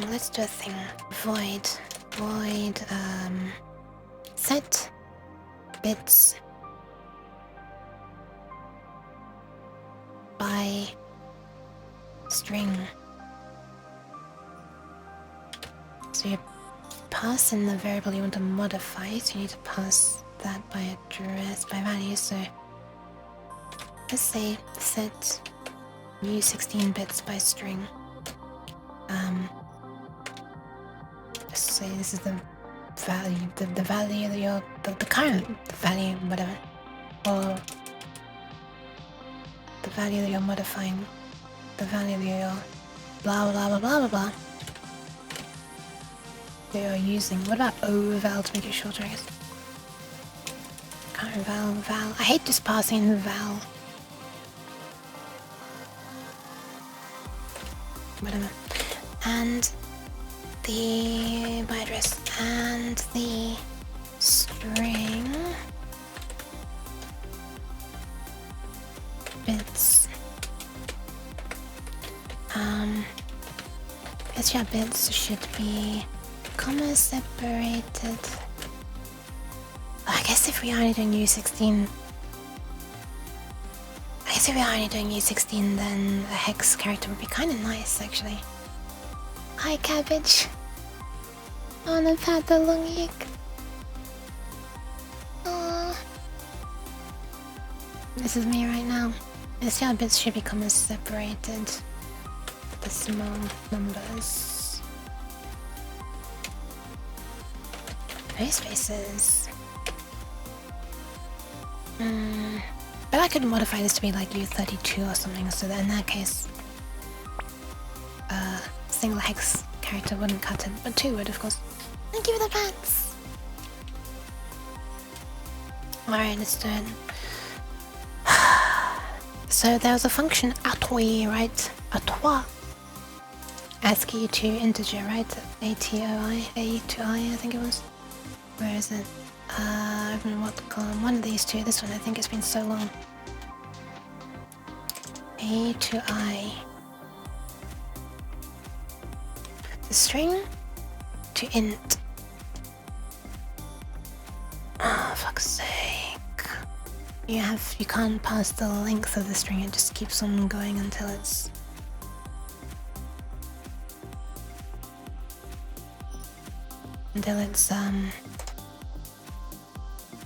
yeah, reaching a 0. Well, I'll just replace it with 0 byte, I guess. Okay, so let's start going through the thingy. Oh, wait, this makes it easier. Hang on a second, this makes it easier to pass. Wait a minute, this actually makes it easier. While STR bits, the value at that position is not a 0 byte. So we haven't reached the end of the string yet. Move on by 1.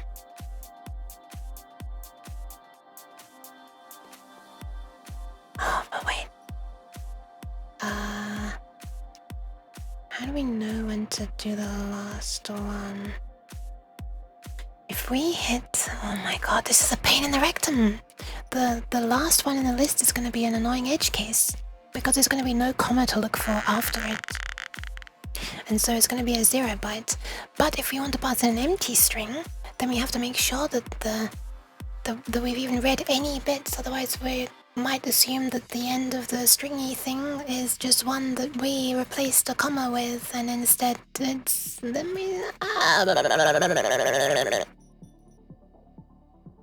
Thank you for the pads. This is incredibly much a pain in the ass. This is like this is actually worse than I imagined it would be. The storing. Hi, Fox. It's worse than I imagined this would be. I knew it was gonna be extremely bad though. At least I can say I've tried. Well, I haven't even fucking tried. This is not even wave function collapse at this point. This is just trying to store what tiles are valid. And it's such a pain in the ass.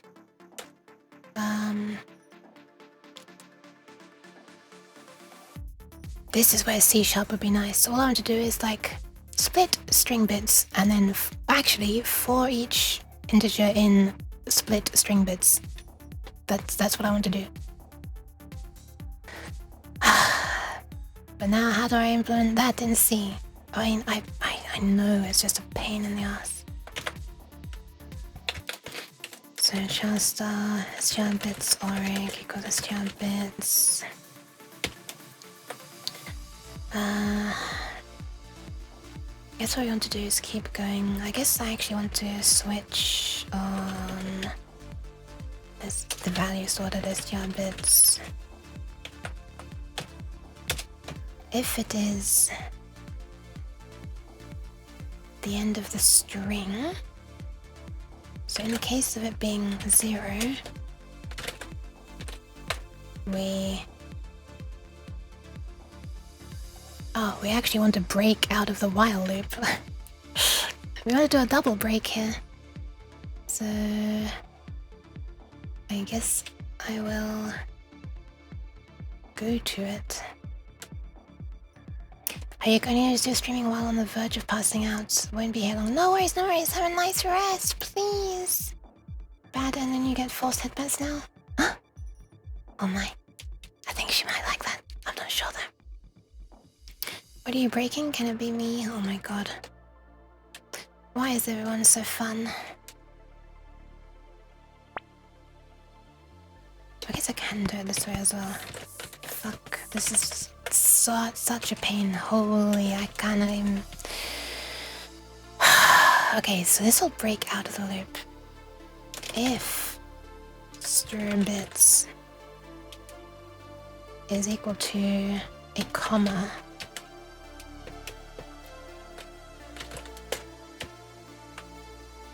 then...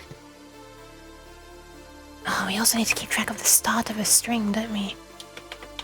So this is str bits start. So it starts here. the eyes. So if we're currently at a comma, we want to replace the value here. So the value here becomes a 0 byte. And we want to call A to I here.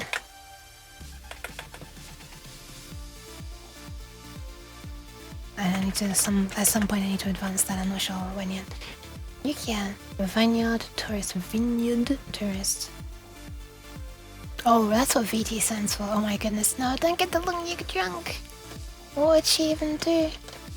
How would Long Yuk even act drunk? Doesn't she just already act drunkly? I do not endorse getting Long Yuks drunk. I guess she'd look like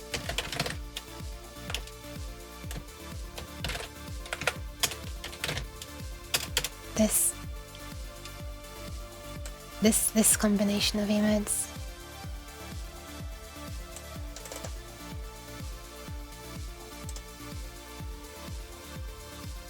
Oh my goodness, the licking. Okay, so let's call a toi on str bits start.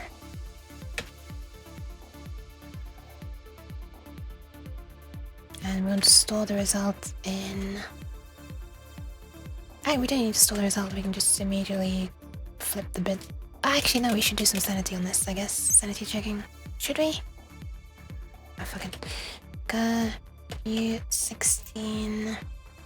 We want to turn this bit on.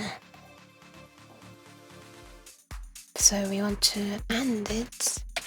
No, we want to OR it with 1 shifted left by this value.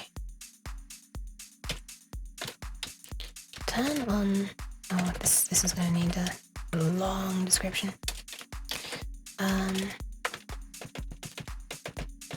Replace comma with end of string.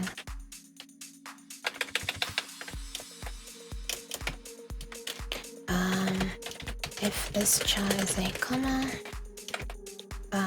replace comma with end of string, pass from start of number to just marked end of string. Use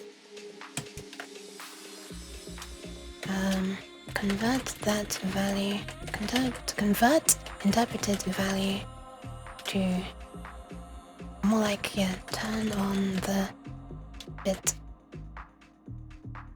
whose index is that interpreted number. Holy shit, what a complicated comment for such a small line. After we've done that, we want str bit start to be whatever str bits is plus 1, and I mean the address.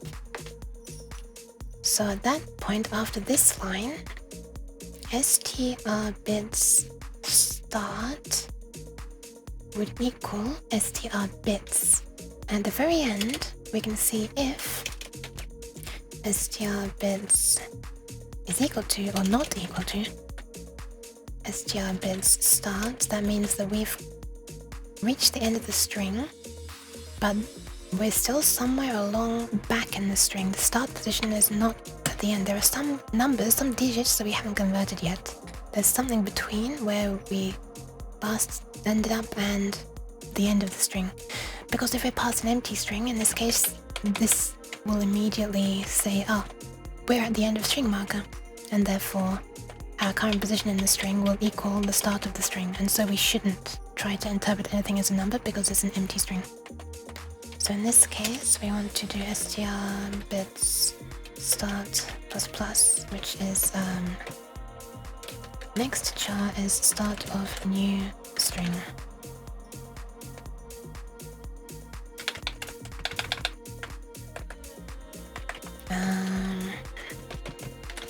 Move on to next char in string. Oh, hold on. Oh no, it's fine. If this char is not end of, if not at end of passed string, as in the string that was passed in.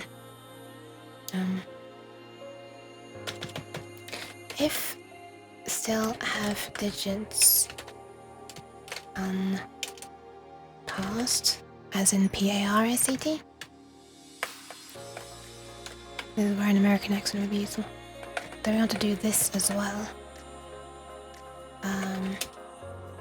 It's a bit annoying because this is duplicated code. I don't like that. Pass. Hi Nick, welcome. I did before something like struct fruity u8I u8a max len. Oh, I see. Func. Are you putting a function inside a struct? Oh my goodness! You lazy. Thank you very much for the resub. It interpreted that as late speak and it said ubeys you. You lazy. Oh, ubeys you. Thank you very much for the resub, Meisaka. Welcome. How are you, Maine? Showing how to call a func with literal. Oh yeah, sorry, that's outside the struct. Function struct underscore foo 4, 1, 2, 3, 4. Wait, you can do that inside a struct though? Oh, right, that's wait, struct foo. So if you type struct foo underscore t, is that like type def struct and then the thing and then the instance of it is named? No, foo underscore t would mean it's a type. So it's not just a temporary thing that's always sitting around. So how would it have an address then? Sounds very interesting though. I mean, I actually could, in that case, I could do this. I could pass that in because it's not going to connect to more than 10 other tiles if there are only 10 tiles. Type death? Oh no. That sounds very interesting.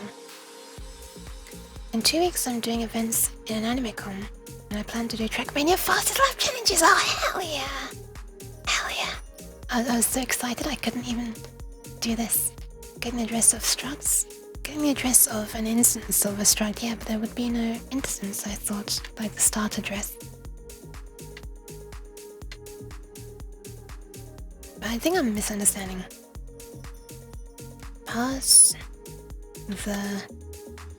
from start of last of final number to real end of string.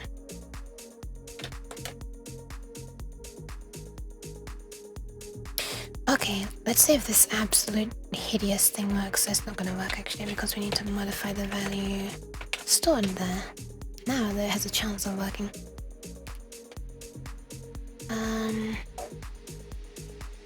So all we need to do is load tile blah blah blah blah blah blah. So let's try this out.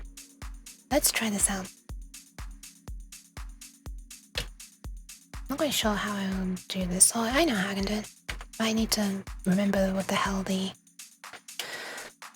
syntax was for printf to print in binary. Was it percent? Was it literally just percent %b? Percent 0?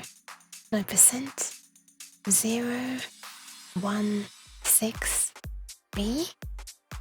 To pad it to 16 0 digits? Is that how it worked? I cannot remember. Anyway, let's call this set u 16 bits by string. Set u 16 bits by string. And we're gonna try to set... Oh, we don't have a tile yet. Oh, right. I need to pass the index for the tile. u8 end tile.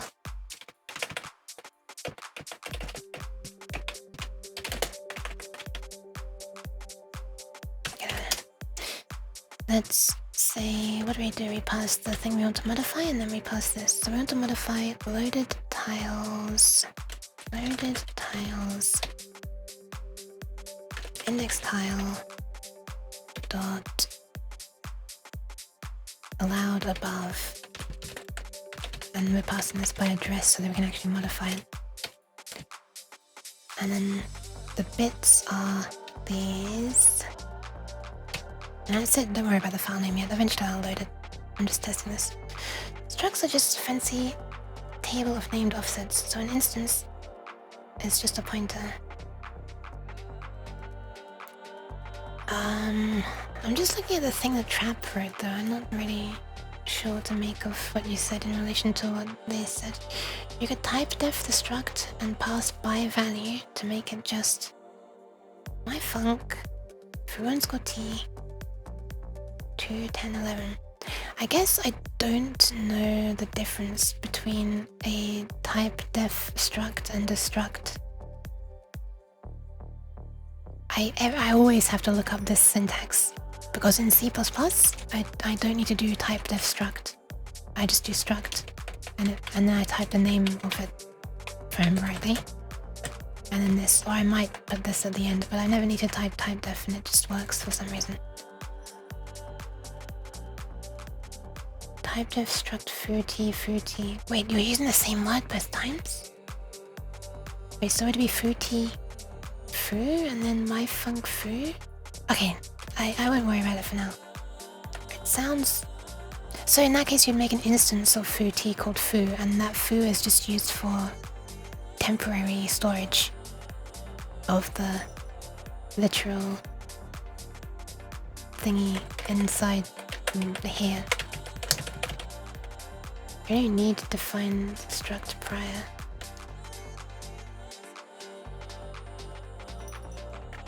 Okay, let's see if this works.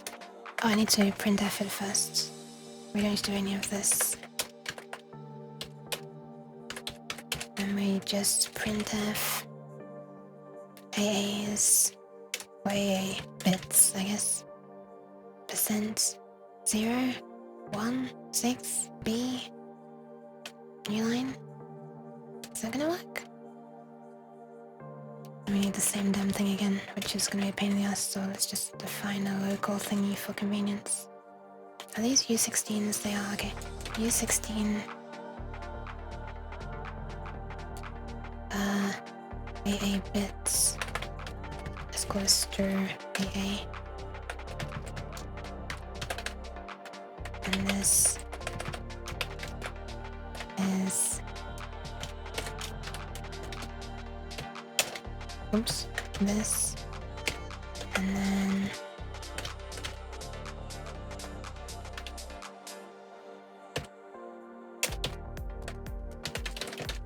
that, I think. I wonder if that will work at all. Let's give it a go. Let's make this easier in case it works. We want bits 1, 2, and 3 to be set. So the rightmost, but not quite the rightmost, the bit 0 at the very far end is not going to be set. Okay, let's see if that works. Holy crap, I compiled. Oh, for a second I thought that it worked. It has, that is the correct format for printing in binary by the look of it. Padded to 16 digits. 1, 2, 3, 4, 5, 6, 7, 8, 9, 10, 11, 12, 13, 14, 15, 16. Okay, this has been closer to working than I expected. Much closer. Holy crap.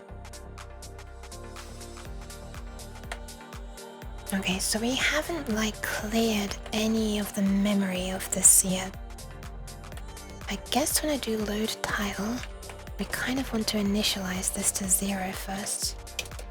Let's say a bits equals 0 for a start, so we get rid of any scrap memory.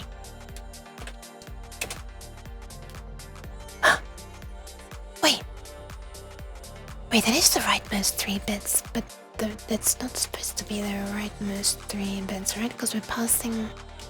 hold on.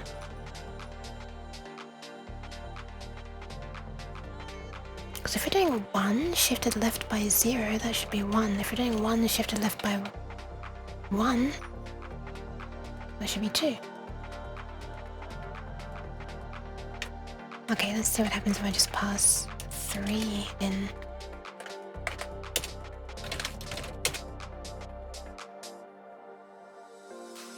Okay, that is the correct bit. That is the correct bit. That wasn't said before. Interesting. Or equals 1, shift to the left, blah blah blah. That is right, isn't it? I mean something. Sing out now, mate. Have a good sing out. Sleep well, Fox. I hope you managed to get a nice sleep.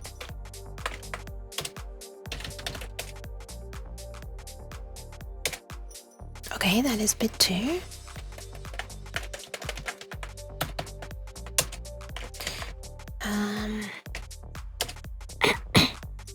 Don't worry, Fox. I understand you're very tired. Please get some sleep. Pissing out what? Urine, I'd hope. Otherwise, you're in trouble. Okay, these are the correct bits. But for some reason, when I was passing multiple ones in, it was not working. 1 and 2. Thank you, and then I'm glad you appreciate it. Okay, so something's going wrong when we're trying to pass multiple ones, and this is probably the problem with the commas and stuff. If the value stored here is equal to comma, then we change it to a 0, and we call A2I on here.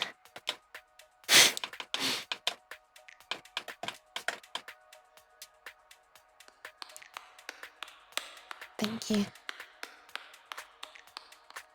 Oh my god, that was not a bad speed. It's pretty similar speed to the claps. The animation. I move this on by 1. Okay, I think I'm going to add some debug logging. We will temporarily store this in a thingy. Let's call this index of the bit. Define this first. And the index of the bit is equal to this. And end bit. And we'll say printf turning on bit %d end bit. This is really annoying now. Oh, I guess I could just actually hash define this. Yeah, I could just hash define this, and then I don't have to duplicate the code. I'm gonna do that. I know it's gonna look gross, but I mean I think it's less gross than duplicated code.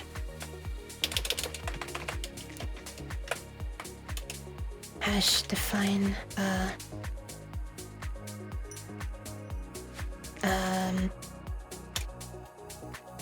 blah. I'll undefine it afterwards, otherwise I'm gonna end up redefining blah at some point.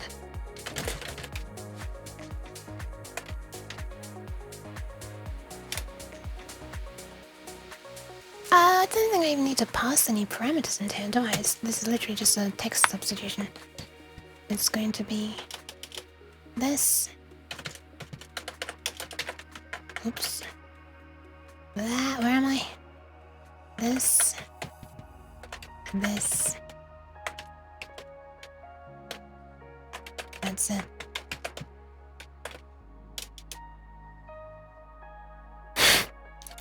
Now all of this can just be replaced with blah. I don't even need to put a semicolon. Amazing. Maximum cursedness. I guess let's see if this works, huh?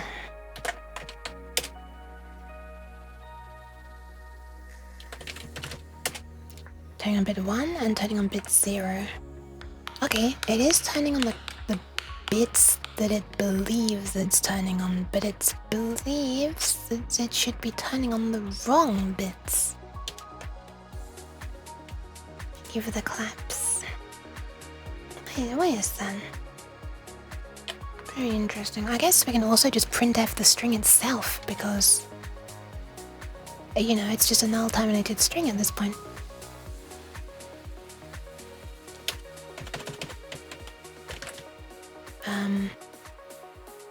str bits start, which is a string. Str bits start. Let's see if that looks correct. Did I put a backslash at the end? I don't think I did. No, I didn't.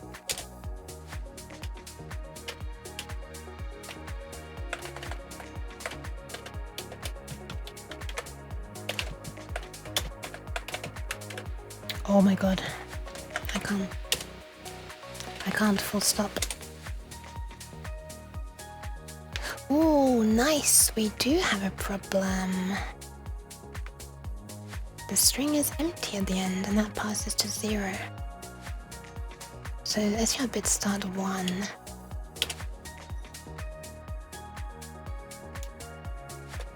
Okay, so when we get to 2, that's a problem.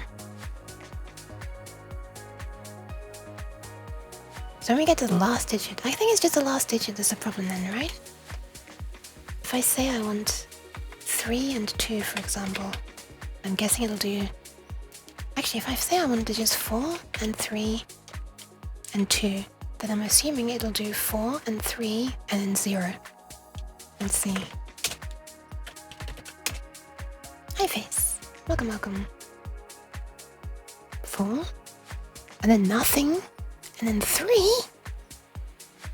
Huh? Wait, why that way around?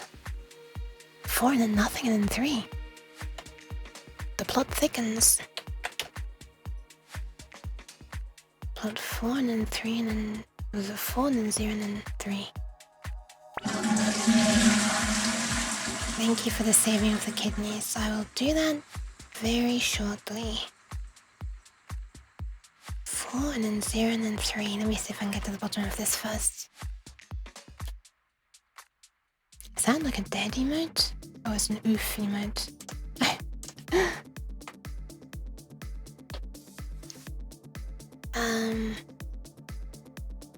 Yeah, we'll do that in 1 sec. A problem. Oh no. Don't lick the problem, you'll become even more of a problem yourself. I'm saved the kidneys. You are. I will save them in a second. Oh, I see what you mean, if that was you answering how you were.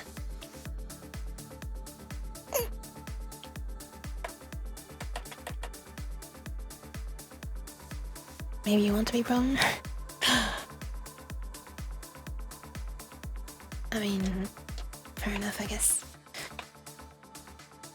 Okay, so if it's not a comma... Oh! Whoops! Whoops! Whoops! Whoops! Whoops! Next character, but it's next character relative to where we are currently. This should be equals str bits plus 1. That's what we should be doing. Yes, I think that'll fix it.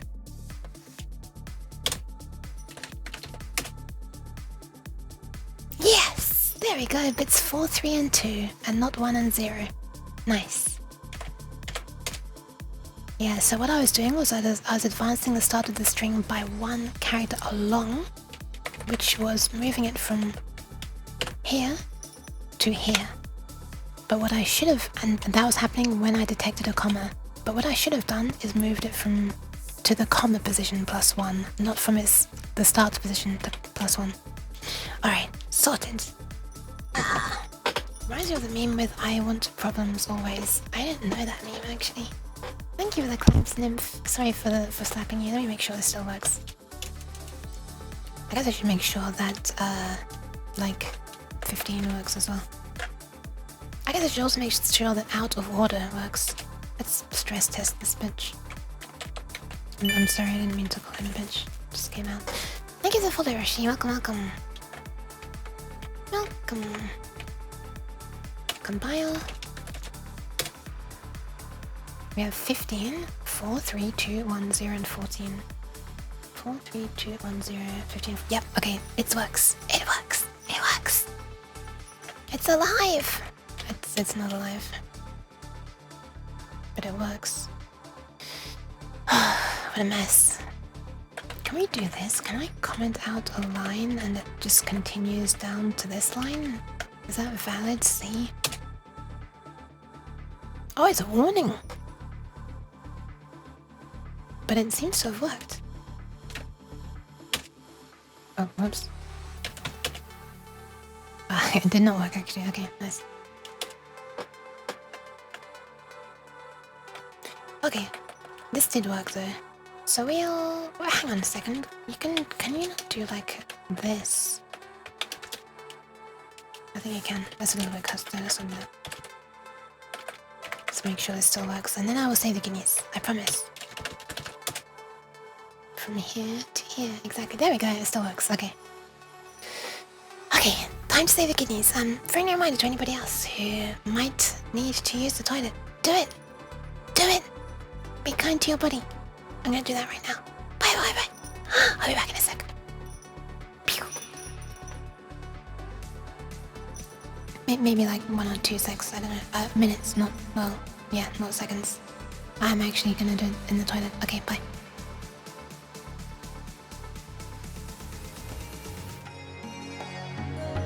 I'll try not to, thanks.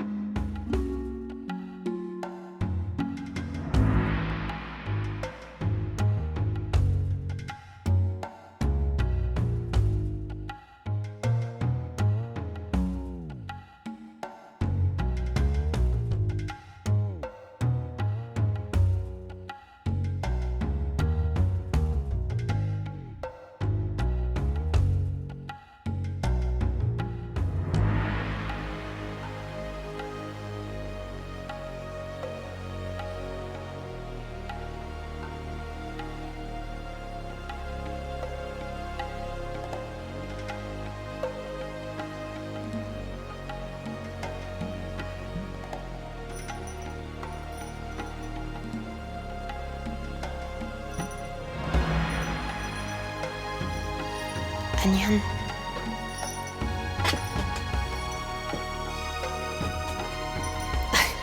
That is true, cabbage. I'm trying to.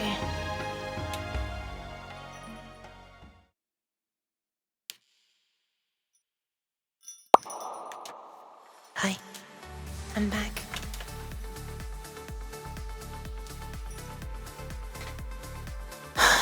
Okay. Oh, we don't need reverb anymore. I'm no longer a voice in the void. By the way, I downloaded Voices of the Void.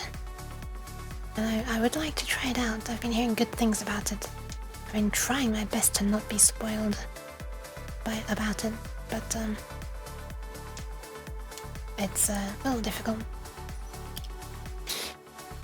Okay, fed, I'm typing on OBS. Fed, wall throw. Nope, I don't wanna look at the exe file.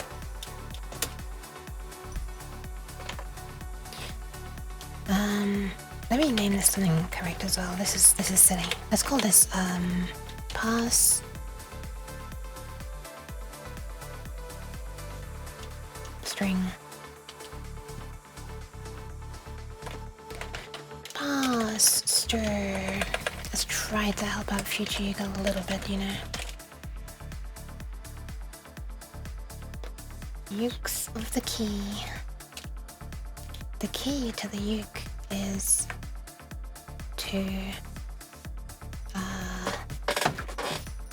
it'd be weird, I guess. Okay, so this worked. We don't need to do it in this way anymore. We also don't need this anymore.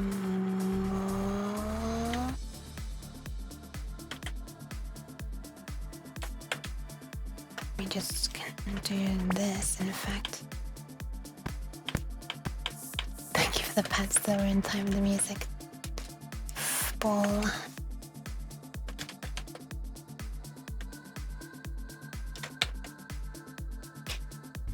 The void goes E.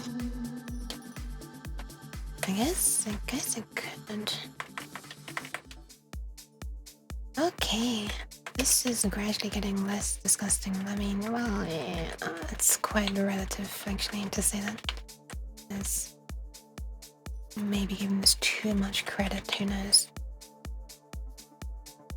Undefine, pass, stir.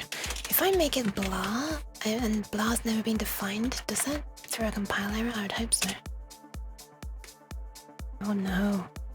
It just doesn't care. That's nasty, that's nasty.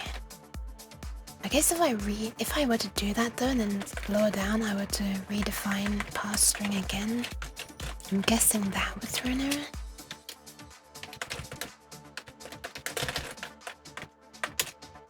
Yes, but it's only a warning though, actually.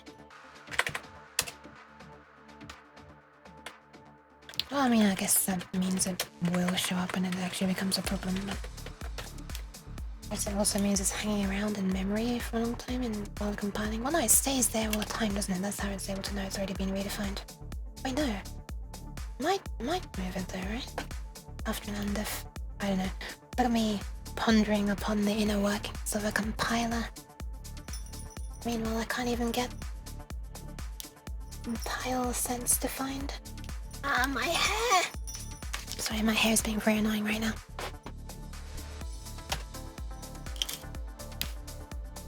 Some tiny strand of hair keeps going in my eye. I don't know how it's not being contained. Okay, so instead of all this, we now only need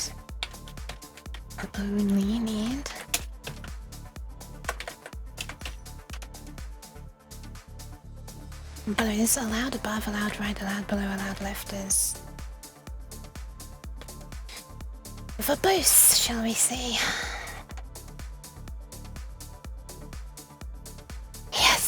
Yes, I did one of those. It's not the wild hair that's wiggling around on my head. Oh, I found a video that made me laugh the other day. It was one of my own though, so it's kind of bad. It was one where my ahoge was leaking. That's a video that I posted on Twitter a long time ago. Years ago. I was going through videos. They were for some reason still on my computer. I found it amusing. Okay, so let's store the bits in there directly. I'm going to do the same thing here. 1, 2, 3. This is the string to the right, below, and left. Right, below, left. Oh, the music? It is a bit of a vibe, isn't it? Okay, I now have a system set up where I can define the rules of my tiles. Oh, not quite actually. Not quite.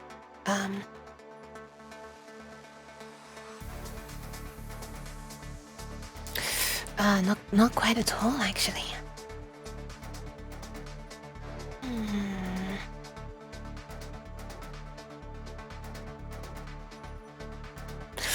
No, this doesn't really work at all actually. Okay, if I'm gonna try to make it so I need to define later ones and not earlier ones, I'm gonna have to make this much cleverer. But the string passing is already done, which I believed would have been the hardest part.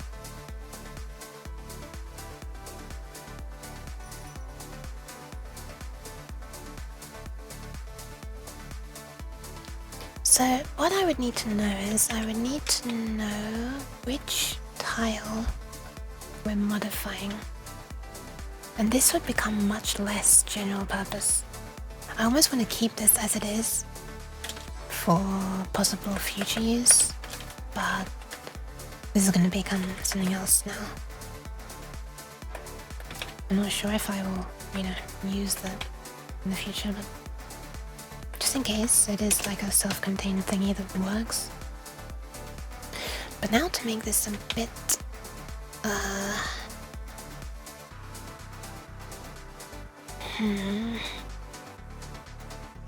set U16 bits by string. So this is actually set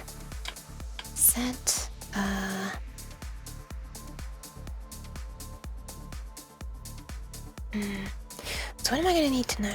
I'm going to need to know that when I say that to the right of this a 1 is allowed, I want to say that to the left of 1 a 0 is allowed. So this function needs to know whether it needs to know what edge of the current tile I'm talking about. So if this is the tile I'm talking about and I'm saying what can be to the right of it, I'm talking about its right edge. This edge. And so whenever it sees a number in this string, for example it sees, well actually no, let's do this. Tile 0 to the right of it, so we're going to have above to the right, which is this, below and to the left. So to the right, if I say to the right of it, we can have 1, 4, and 0 itself. Yeah, I think those are the only options. If I say that, then what that means is that firstly, on the right of 0 can come up a 1, and it needs to know that we're talking about the right hand edge. So rather than just pass in a value here that is allowed right here, I should probably pass in like an enum or something that so it understands we're talking about the right hand side. Because when it turns on bit 1 of tile 0, tile 0's right hand neighbors, it also needs to turn on tile 0 of number 1's left hand neighbors. And when it turns on bit 4 of tile 0's right hand neighbors, it needs to turn on tile 0, a bit 0 of tile 4's left hand neighbors. So that's why it needs to know which edge we're talking about here on the right, so it knows which edge of the other tile to change. So it needs to know which tile we're talking about, which tile's point of view, and it needs to know which edge. So let's try it this way. Let's say end tile, and let's say tile POV, and let's also say ISP Rider, I have a general question off topic though, also for chat. Is knowledge about maladaptive daydreaming an uncommon thing? Maladaptive, I don't know what this is, but I'm also not sure I want to know. This isn't meant to sound rude, I just have a feeling that it might messed with my head a bit, and my head is already very, very on the brink of being able to function. So I don't know, I feel like this might give me more stuff to worry about, more anxiety. My brain is already scary enough. What is my tracking doing? It's weird. tile POV. So we also need to know which side of this tile we're talking about. Let's say this needs to be an enum. I need to define an enum. Let's call it Brinkma. Breakma. Enum.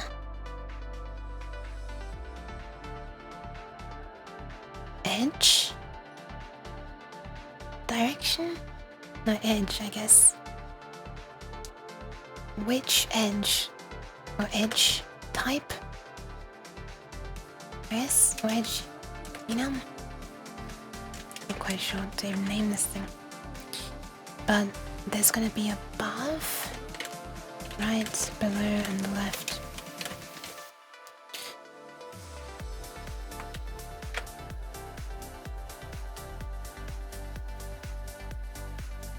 I guess it doesn't really matter which order they're stored in, or like what the actual values are. What matters is that they're consistent. So when we, let's call this, right, this is a edge, enum, current edge, sure. So we're gonna want to know, just for quick access, I guess, we're gonna want to know we want this reference right here. This is what we want. And I think I can make a function to do some of this stuff. I guess I can put that back.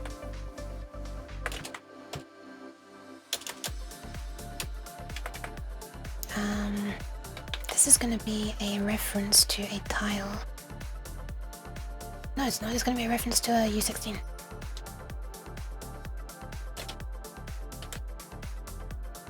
Let's call this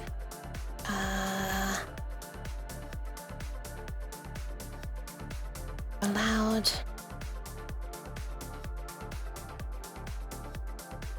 current, I guess, or allowed. Sure, allowed current. I don't flipping know. Which is going to become this, but I'm going to need to do this. This is going to be based on current edge. So I kind of want to make a function, because I'm going to need to do this twice, that can return an address to a U16 based on the tile POV and then edge. Thank you for the pants, Kuna. No worries, Spree. So we're going to need to return a U16 address pointer to after giving it, still going, yeah, I feel like I'm just barely starting to get into the role of it, because I've done I don't know, I feel like I have a rough idea of how to go about doing the prerequisites to even doing WFC. Yeah, it's pretty hot right now.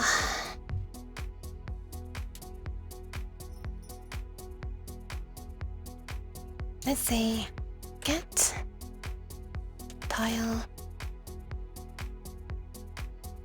allowed. This is a terrible name.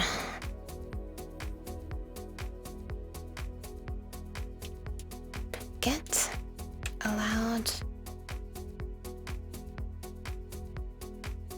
Get edge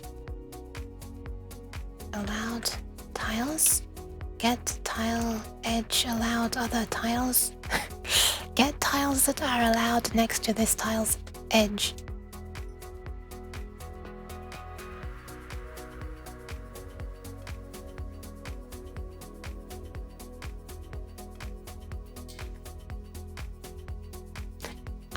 I'm not, well, I shouldn't be. I'll feel bad if I am. Like I feel like I should be able to do this. Thank you very much, Kiana. Have a nice look. Ah! Cheese.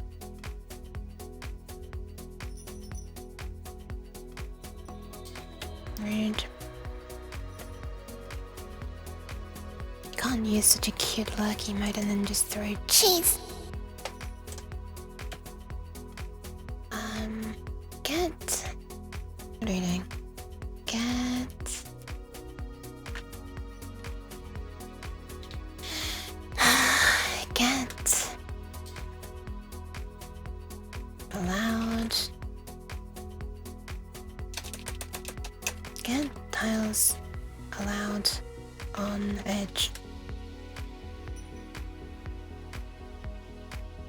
No idea how to shorten that. Edge num. And this is not even actually, this is like a pointer to it as well. Anyway, it's going to return, actually it's going to go into a switch based on edge enum, which is actually called cur-edge. And if this is above, is that what I called it? It is. I'm going to rename this to edge above. Or, yeah, I guess E above, E right, E below, E left.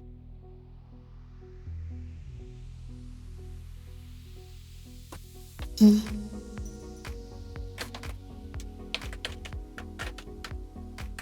That's going to return that. Loaded tiles at end tile. Case E right. This is one of the gross parts. Well, gross is a strong word. It's unpleasant that it's going to need to keep on doing this. Below, left. I mean, it should be right of and left of if I want to be grammatically correct, but you know, can't be bothered really.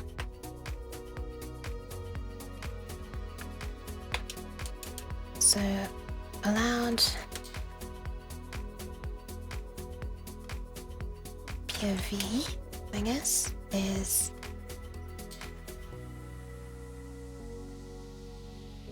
says A. This is like allowed flags, I guess, or allowed flag, or field, allowed bit field, I guess. This is STR-AA, so I guess it's just gonna be called flags. Get tiles allowed. Get flags allowed, I guess, on edge. Yeah, this is a better name. Okay, this is starting to get slightly more descriptive. We're moving towards something that's not entirely terrible, I guess. This is going to be get flags allowed on edge. From the point of view of this tile, on this edge. Okay, this is good. Except unfortunately this won't work because I have to define everything first and then assign afterwards because yay.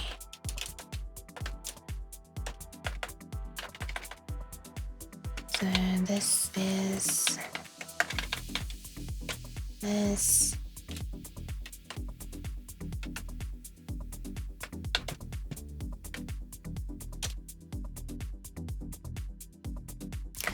For those who don't know, that's because of the version of C that this compiler is complying to. I actually wonder if it's yet become stable. The versions, or like a newer version of it that they're working on to try and get it up to a newer C standard. I think it currently conforms to C89 and some features that are newer. And I think they're trying to bring it. Well, I don't know. What is the next newest standard? C99? I don't know. Like the next common standard.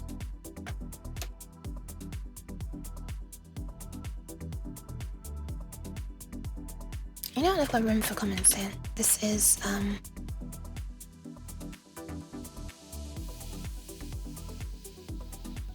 flags of allowed tiles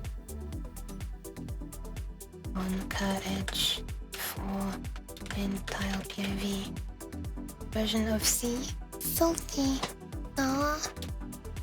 This is start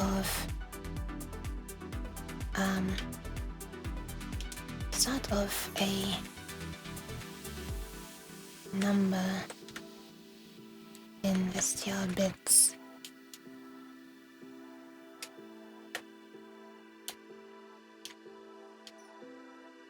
Yeah, so address of start of a number, I guess, yeah, pointer to start of current number.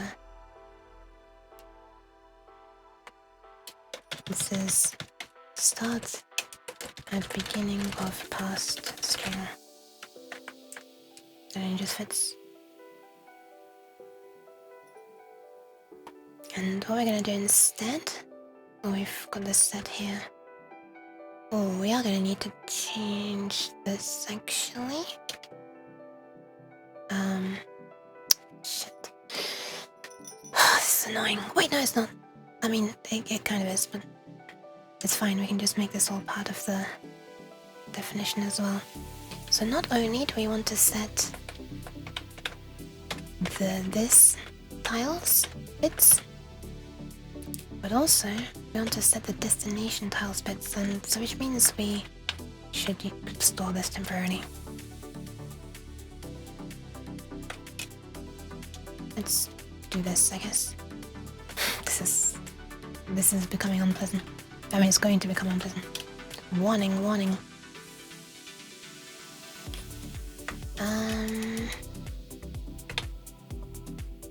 So I only need this to be a macro, by the way, because I need it to be done here and here.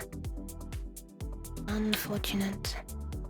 It's probably a better way to do it that doesn't do that, but yeah, basically. Wait a minute.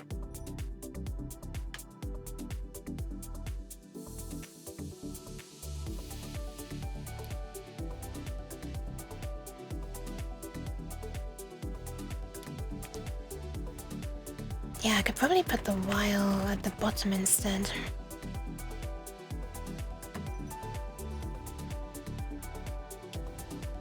And this happens if it's a comma or a 0. Actually, we could do this with a switch case, and we switch on comma, and we do this, and it falls through to a case where it's already 0. And we do this. We wouldn't need this at all.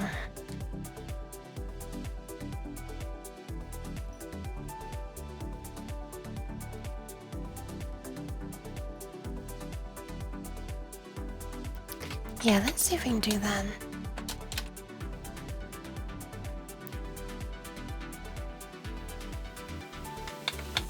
Let's see if we can do that instead.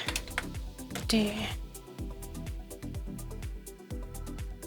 And then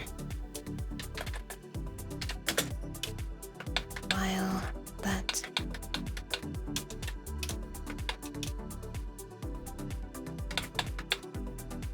repeat if not at start end of string, or loop if not at end of past string.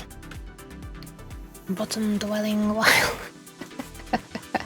I know, I didn't often do that much because I was hoping that I wouldn't need to do anything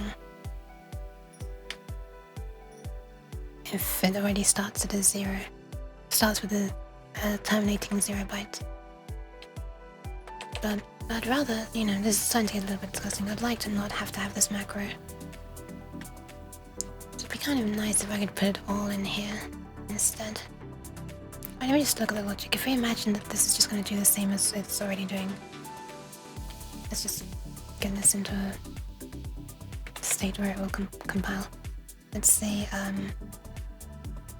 this is the index of the other index tile other, so this is the other tile.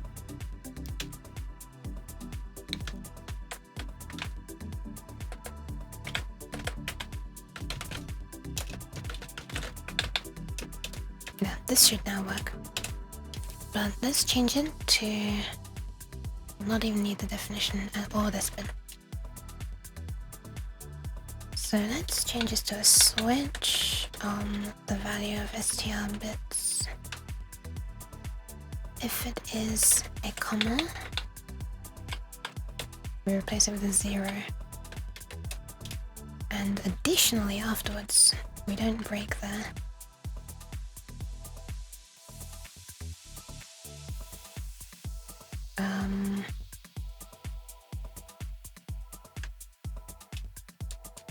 And can break there, I guess, but we don't. I mean, it's the end of a statement. Oh my goodness, my tummy is rumbling. I wonder if that's audible. Probably. And this is the thing that we do only in this circumstance.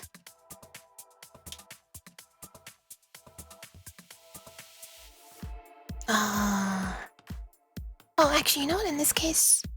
Yeah, no, in this case, we actually need to break out of the while loop.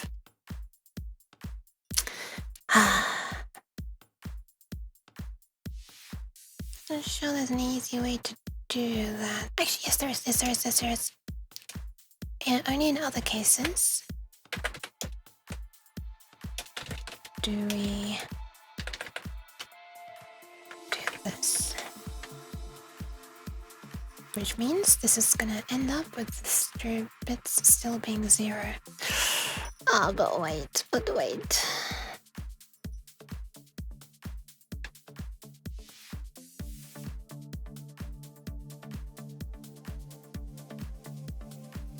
Yeah, go to, but I've just realized this isn't even gonna work even if I do break here.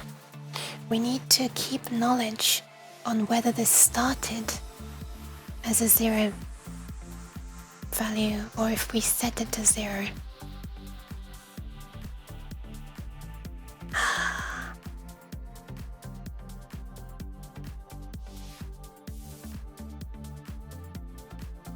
And that naturally just happened with the logic as it was before. I'm putting it back. I don't know how long the undo history is, but... Oh, it was long enough. Wow. Thank you for the hydration and the posture check. I'm keeping it as it is. Oh, this isn't quite as it was though. I will do that in one sec, Stu. Let me just put this back. Let me make this a top while loop again.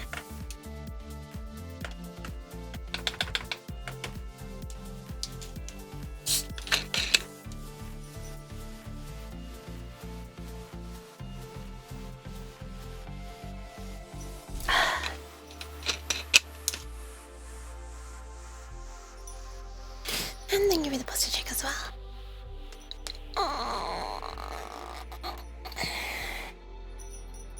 Thank you.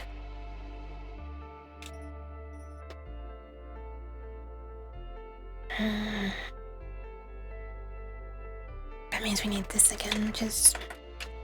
This is how we test to see if... blah blah blah blah. Okay, let's do it this gross way. So firstly we get the index of the other tile and we set the flag in the... in here, from the this one's thingy to be have that other tile's bit turned on. Now for the other tile, we want to turn on this tile's bit. So we want to get a reference to the flags for the... Oh! We need a way to easily flip sides. So what about if I do +2 modulo 4? Or a +2 and then ending it with like the lower 3 bits, I guess. No, lower 2 bits. That way above will always become below, right will always become left. If I add 2 to left, if this is 0, 1, 2, 3, then we add 2 to 3 and we get 5. And we only keep the lowest 2 bits of 5. It's going to be the lowest bit is 1, which is right. Below, adding 2, 0, 1, 2 becomes 4, which is the lowest 2 bits of 0, so it's this. Yeah, okay, we just add 2. We just add 2. It's as simple as that. Okay, so that means we need to... this could be a one-liner, but it's going to be very not self-explanatory. Peep. She didn't do too badly there. Indeed, cabbage though. So we want to get a reference to get flags allowed on edge. This is such a disgustingly long name. This is like a third of my entire line length, or maybe a quarter. Yeah, it's a quarter basically. Slightly over. So get flags allowed. Oh no, it's not this. I think it might exactly be a quarter. 1, 2, 3, 4, 5, 6, 7, 8, 9, 10, 11, 12, 13, 14, 15, 16, 17, 18, 19, 20, 21. Never mind, it's over a quarter. So we want to get for the other tile. I have to be very careful with the numbers that I put in the string to make sure they are not above num tiles. Otherwise this here is going to try to return a, you know, a property of a struct that does not exist, is past the end of the array.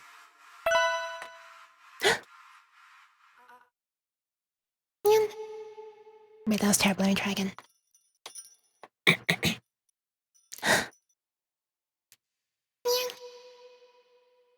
you go. Oh my god, it was in tune with this music!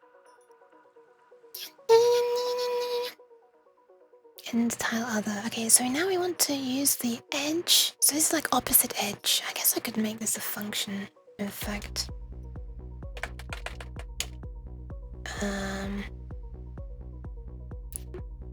Can I inline it? I will. Inline edge enum opposite edge op edge. It takes an edge enum as well. Edgy enum. Does this require a silly amount of coercion in C? I know it would in C sharp. Let me see if I can just do something sensible. Return edge +2 and 0x 3. Yeah, 3 basically. This needs some explanation there. Returns E below if E above is passed, E left if E right is passed, etc. Adds 2 to enum the value and then keeps and oh my goodness, wraps after 3 by looking at only rightmost 2 bits faster than modulo. Okay, oops. What the skippity heck is a monad? What the monad heck is a skippity? Riddle me this. Welcome, Figueira, welcome. Or Figueira, I'm not sure. Both sound pretty fancy.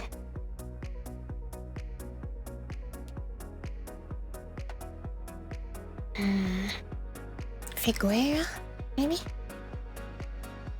Figueira. Am I getting closer or am I getting further away? Okay, up, edge, current, edge. Okay, great. We've got our thing at this point. Now we want to do something to it. We want to or equals. Wait, I guess I can just do this. I can have it way further in like this.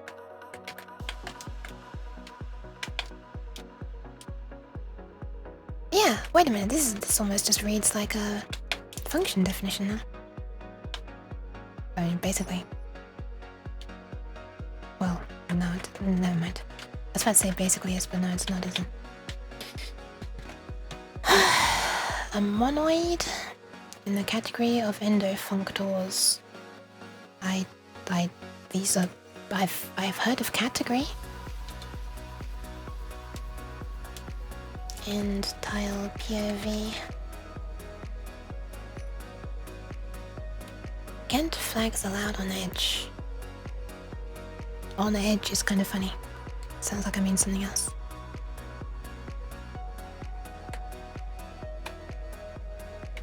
really... Why did I have to use such a long word? Allowed. A on edge, maybe.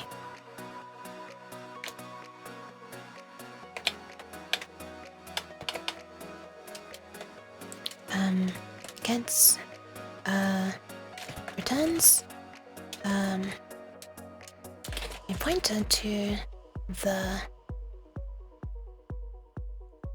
flags. What do I call it? Thank you very much for the follow. Welcome, welcome. Returns the pointer to the bit flags or field, is it? Representing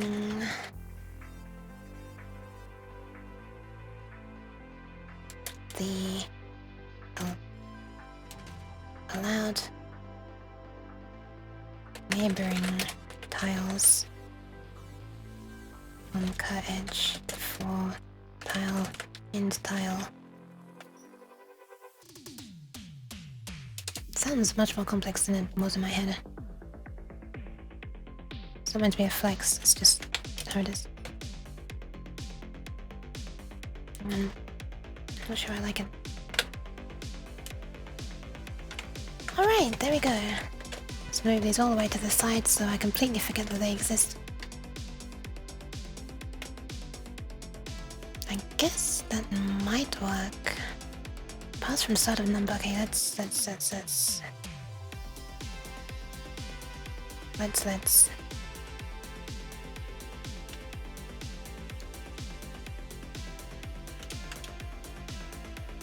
pass from start of blah blah blah. Yep, okay. This, we need a comment up here explaining what the skibidi, what the tuna is happening here. Oh my god! Wow! Thank you for the raid! Hi! Welcome everybody. Thank you for the raid very much. Let me shout you out. What were you up to? Hi, I'm a strange cat. I'm currently speaking quietly because it's just gone 1 AM and people are trying to sleep here. But welcome. What are you up to? Ready to run? Okay, no worries, no worries. Bye! I see an exit drifter emote as well, so that's good. I'm patting this celestial looking body. GPU type system experimentation. Shame Ferris 3D, they could just shame? No worries, I very much appreciate it. Take care of yourself and good luck with whatever you have to do. Bye bye bye bye bye!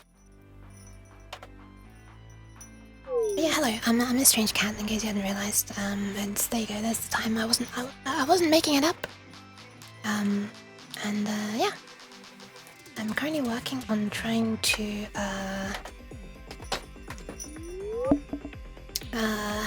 you worked on. Oh no, you got censored. Ah. Twitch thought it was a link. I mean, I hope you went well. Welcome in everybody. I'm trying to make a system that I can define, that lets me define like which tiles are allowed to go next to each other. For example, you can have a blank tile and to the right of it you could have this. But to the right of a blank tile you could also have this. But you couldn't just have this in the middle, for example. It has to start with like a nice curve like that. And to the right of this could be this with eyes. Or it could be this without eyes. Or it could be this which is like an eye and an eye patch. I guess the eye patch should be a darker color, now I think about it. Let's make it darker. Is bucket fill gonna work for me this time? It did.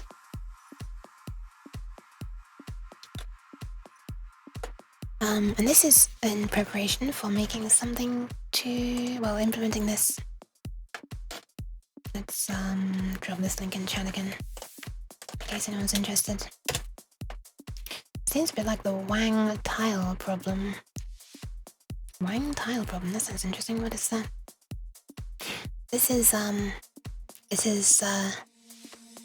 algorithm for like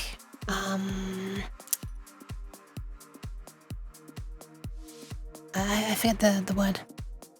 Making a level or tiles like a texture generation at runtime. Procedurally generating was the phrase I was looking for.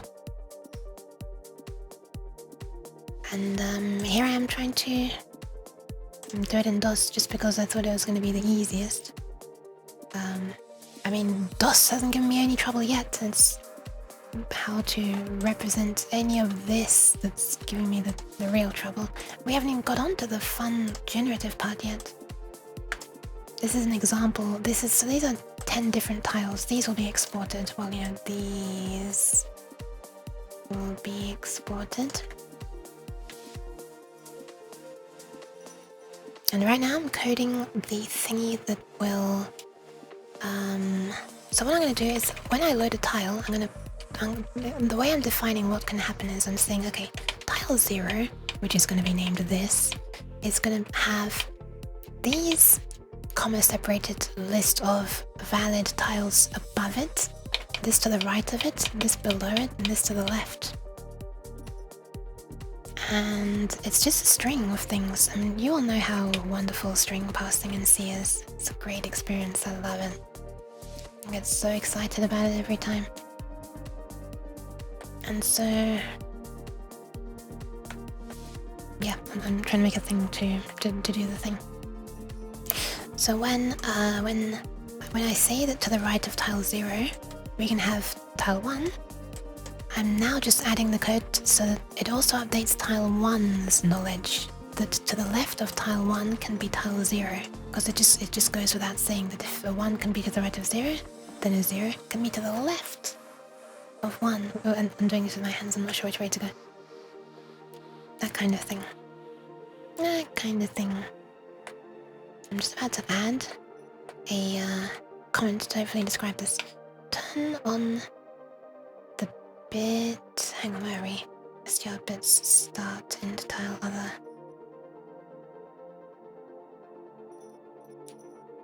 Okay, turn... so, where are we?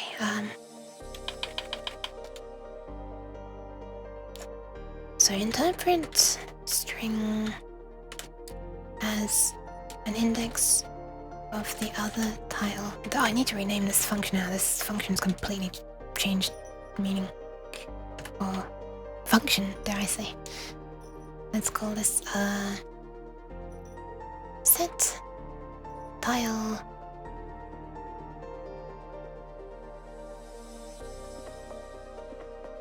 allowed neighbors, I guess. Nay. Allowed neighbors. Sure, whatever. If I were American, I could save a character. STR bits should be comma separated. Yeah, sorry, that's the wrong comment. Interpret a string as an index of the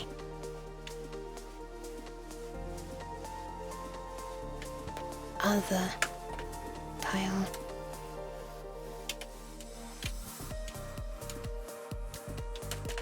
Of an allowed other tile. For this edge.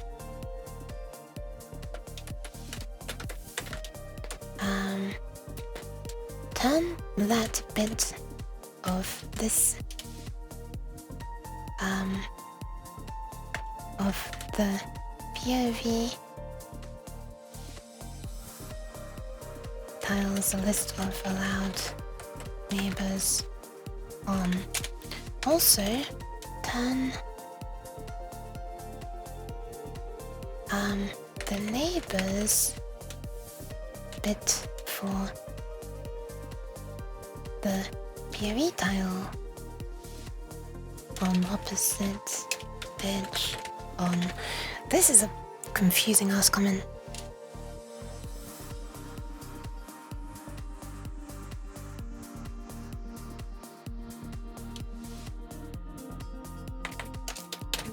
E.g.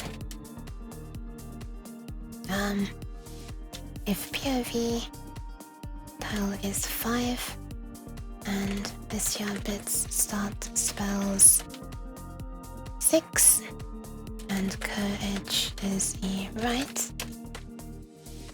turn POV dot allowed right, so turn bit 6 of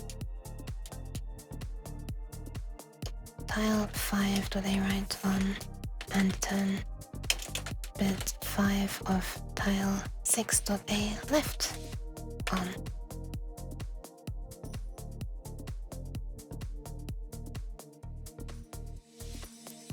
Yeah. Holy pseudocode, Batman. Okay, I think that might work. But boy, do we need to test that. Yes, we do. Oh my god, she's growing! She's growing, Cabbage. Set use 16-bit spice string. Okie dokie. So...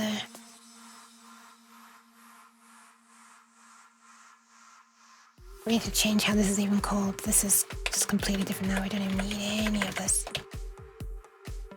What we do now instead... actually, I'll keep that just as a previous version. What we do now instead is... what do I call it? Set tile A neighbors.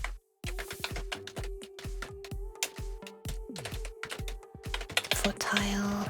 this tile? Oh, we need to know what edge as well. Oh, wait, we decide that. Wait, do we? Yeah, we decide that. We decided. So this is... above, right? Yeah. And the bits of the string of, yeah. Bits is not a good name. Bits is a terrible name. String allowed, I guess.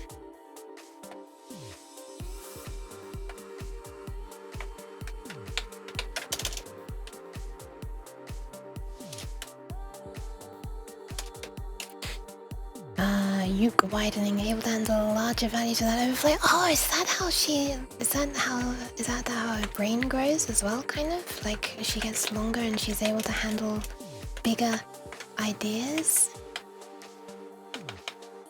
That'd be pretty cool. I need to find a replacer so I don't do this for everything. STR bits, let's replace that with STR A.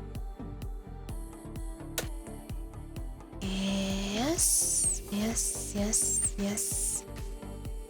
Sure. Yes, sure. Now to fix all these horribly misaligned comments now.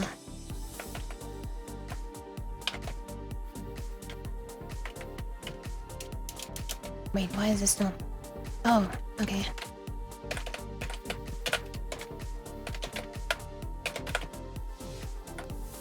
Nice. Oh, not quite nice. Nice. Oh my god, she's getting too powerful.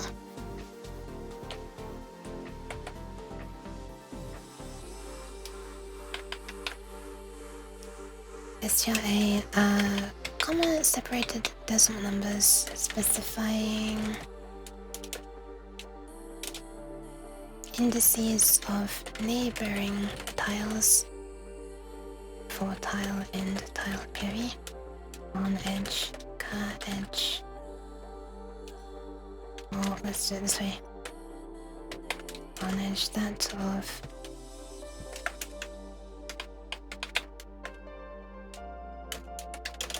I wonder if this is going to be enough comments. This is like a crap load of comments, but they're not good comments. But hopefully there are enough that future you can be able to piece it together. Okay, let's see if this works. So we're going to do this, and then we're going to printf to make sure that we're, doing it correctly.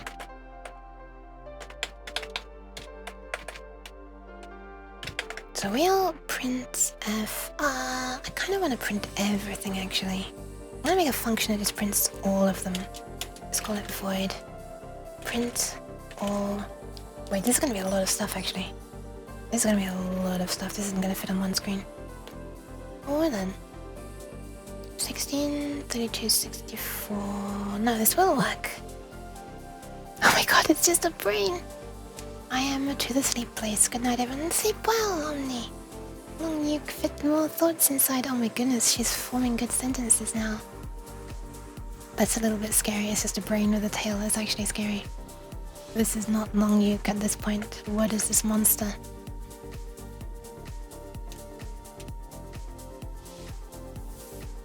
print all... Print tile a neighbors, I guess. Print all tile allowed neighbors. What a ridiculously long function name. This is crazy. This is the longest one so far. We're just gonna go into a for loop. Actually, we're gonna print something out first. We're gonna print let's say, on the left, we're gonna have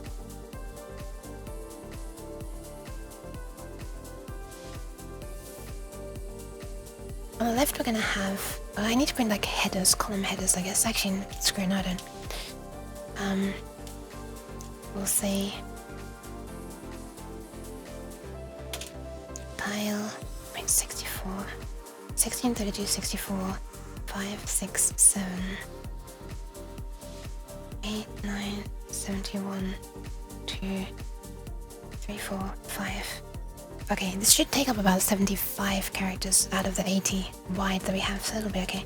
Tile, percent, 0, 2, decimal. So decimal, padded, and printed into decimal number. Padded 2 digits with 0. This is... I'm gonna do percent 016b space percent 016b, the same 2 more times. Boop, boop. New line. I can assist you. Thank you. I actually don't need to at the moment because I went fairly recently again. But thank you very much. Thank you, thank you. I do appreciate it. Thanks for the hydration and posture check as well.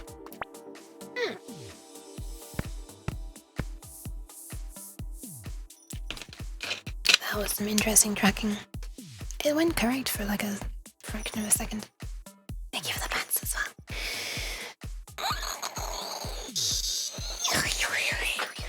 Hopefully that's not too loud and waking everybody up. Oh my god. There you go, a small crack as well. That's not meant to sound loud. Let's have a U8 that is, or just show U8, which is int tile for int tile equals 0, int tile less than, did I call it num tiles? I did. Num int tile plus plus.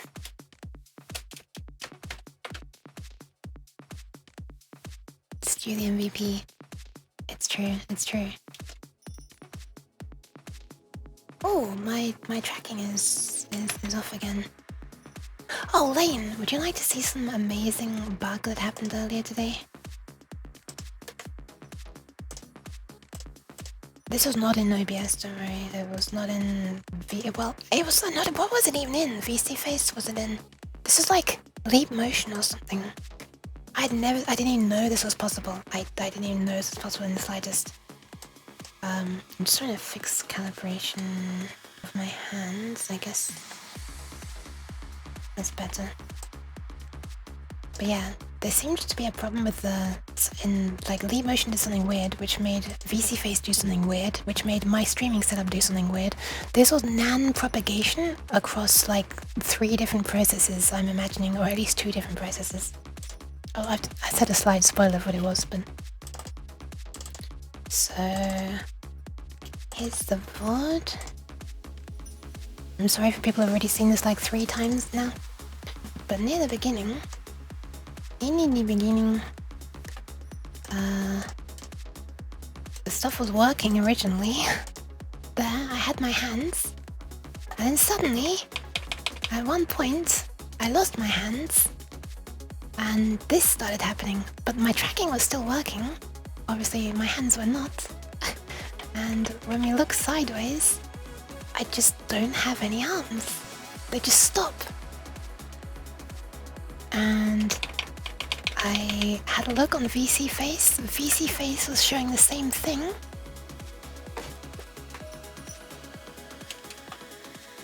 And then someone tried to yeet me. And when they did...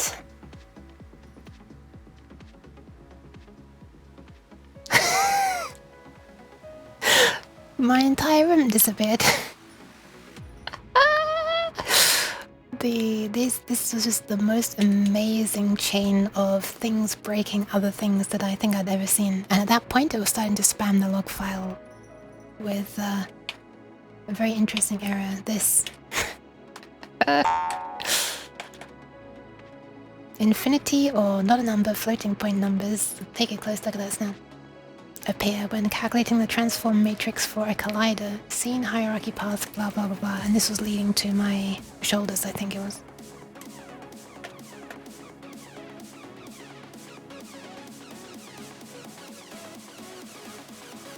Oh, my lower arm. My hands, both hands actually, okay. For some reason my hands were like at infinity position, I guess.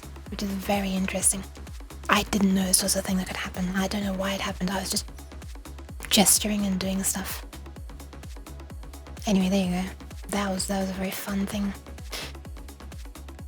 Never had that happen before. Didn't update anything, really. I mean, you know, clearly it wasn't something on my Unity program because VC Face had the problem as well. But I hadn't updated VC Face in ages, or what do you call it? Leap-motion. So, this Leap-motion is the thing I updated most recently, but that was months ago. Hi Supersaurus, welcome. I'm back after some time. Recently moved to Windows 11 after my Windows 10 was acting up. Oh no. Accidentally delete my Arch Linux partition. Oh no! And I've been having issue after issue. I'm sorry, Zipposaurus, that doesn't sound fun in the slightest. Damn. Hope there wasn't too much other data in there that you needed as well. Also,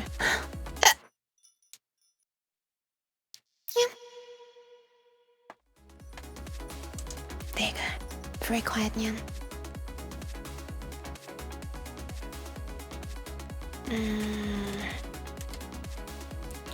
Okay, above is loaded tiles, pinned tile.allowed above. Oh, hang on, we need to show the current tile first. End tile, I guess we can do that there. End tile. Thank you for the pats. Oh, you're patting the extra long uke as well. So this is above, right, below, left. I wonder if this will work. Let's try it. All I should change is so this is the above side of tile 0.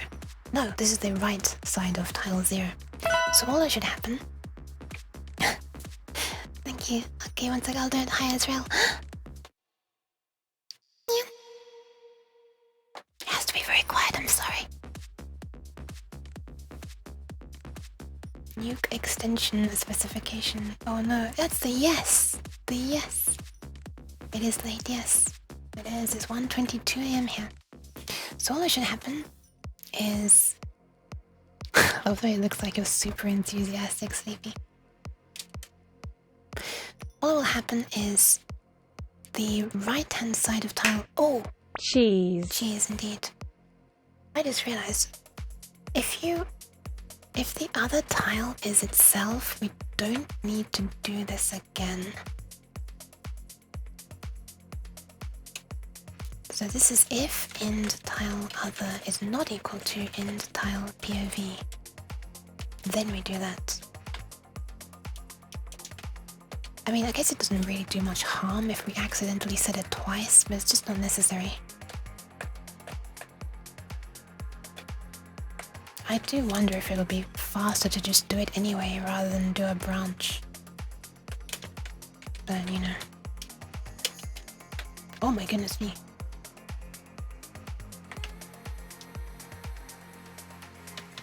Forget that one as well. The main issue is visual errors such as Windows spazzing out a little in terms of transparency or just disappearing, which has since fixed itself. GPU 0 to 100. If anything such as Google is open, causing your 4K monitor to disconnect and what the hell? What on earth? This almost sounds like a hardware problem. But I mean, if it was working on Linux, I guess that's less likely, huh? Run back Figuera. A monad is a functor. Okay, I don't know what that is. A functor is a container of data. This includes both normal values and functions. Okay, like a class. Examples of functors that need flattening are lists of lists, options within options, functions within functions, etc. And a monad is a functor you can flatten. Okay, I think I get it. Thank you. I may have eaten spoiled tuna 30 minutes ago. No! Haven't found out the solution. It's an old 1080, it works, just hates rendering anything but the game. This isn't... Are you sure you only have that GPU? You don't have like a CPU that has like a built-in graphics thing as well? And Windows has for some reason decided to run some things on the integrated GPU that it really shouldn't be doing? I don't know whether that's integrated or not. I'm sorry. Alright, let's see if this works. So what I'm about to do is run this, and if it works, then it should print out that the right-hand side of tile 0 can accept a 1, a 4, and a 0 itself. You can have these in a row side by side. And you can also have this one and this one. And it should have updated the left-hand edge of tile 1 to say that it can contain a 0, and the left-hand side of tile 4 to say that it can contain a 0. So let's see if that worked. This is the first time I'm testing it in a while, so very unlikely. Okay, line 86, current edge has not been declared. Wait, what?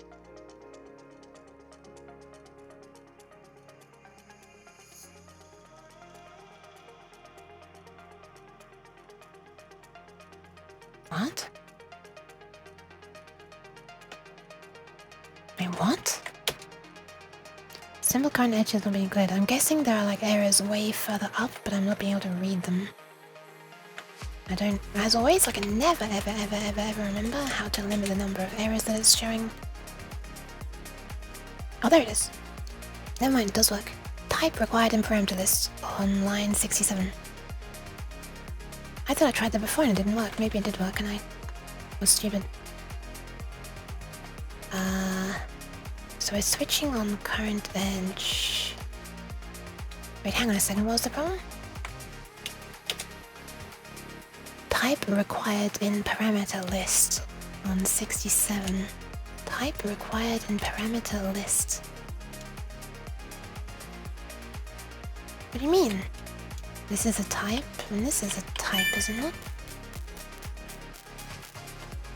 Thank you for the follow up, Google. That's a fun name. Speaking of hardware problems, the repair shop that almost gave up on me quoted a similar price to fix my MacBook. After saying it'd be the first time they ever sourced a replacement mainboard from Apple. That sounds strange. That is the first time they would have done that. Cycle is reverting back to Win 10. Do it! But I've spent so much time debloating Windows 11, just doesn't seem worth it. Oh, I mean, it doesn't sound like it's functioning. That's the thing. Rossman's repair shop. Oh! Louis himself. It also seems very surprising. Ah, right, I guess they might have replaced individual parts on the board before. You haven't seen me in around 6-7 weeks, and in this time I finally managed to get onto the level 3 games design course. I'm not sure what that is. The lecturers don't actually know what they are teaching and just use PowerPoints to teach us. I don't know if that's good. I would say congratulations, but... Is that good? Is that good? I don't know if that's good or not. Is there a problem with me having all this commented out? I feel like I'm making a very silly mistake here. Why is this not working? Is it not no edge enum? Did I correctly not name? I did name it edge enum.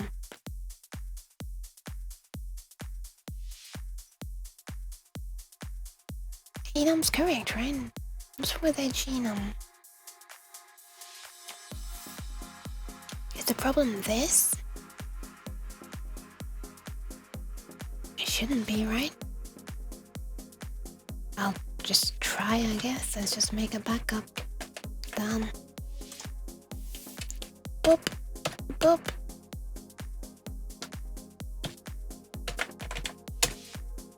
That was not the problem. This line now, line 42, which is less. Which is, I guess, nice. That's stuff to scroll through. I spent 2 years trying to get into it. Oh my goodness me, and the UCAS points will allow me to go to a pretty advanced university. Okay, nice. I assume that's university.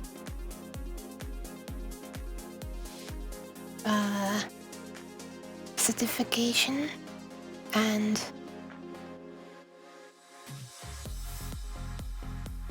the system. I don't know. Alright, so why is this not a valid function definition apparently? U8 is the type, edge enum is the type. I mean wait.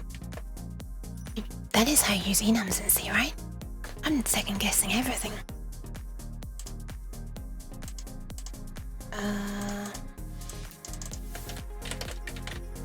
Let's see.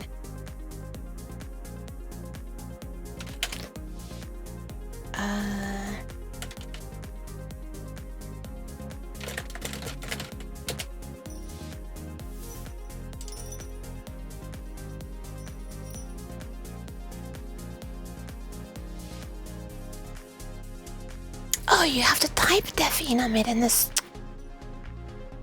Wow, okay, no, you have to do it this way. I was not. You have to do this. Type def enum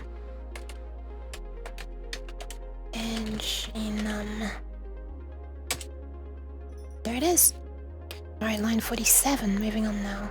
Expecting a close bracket but found semicolon. Oh yeah, oops.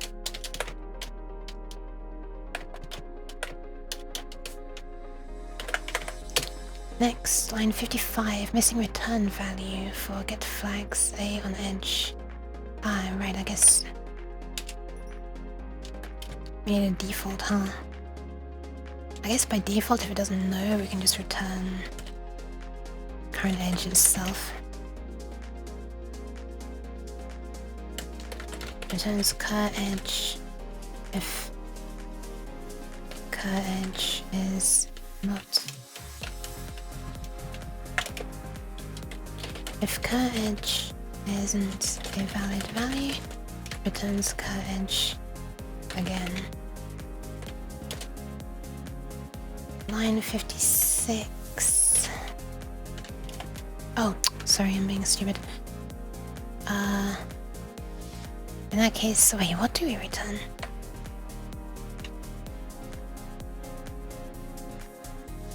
Wait, sorry, I thought this was a different function. Sorry, I was thinking of opposite edge. I was thinking it was the opposite edge function. If it doesn't know what it is, then let's just return above. Sure, it needs to return something. I guess you could return a null pointer, I guess. But that's gonna cause... whatever, it's not... if...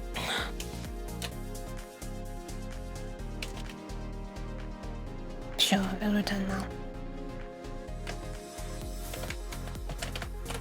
We have to return something, and returning just a random thing isn't gonna make the code work. Line 86, no prototype found for get flags allowed on edge. That's because I renamed it, didn't I? I think I changed it to get flags A.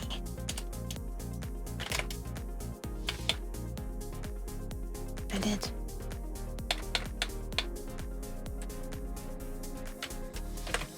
Next. 88, meaningless use of an expression. I really love that one. While star string A. Why is that meaningless? Wait, why is that meaningless? Oh, because I'm not doing this.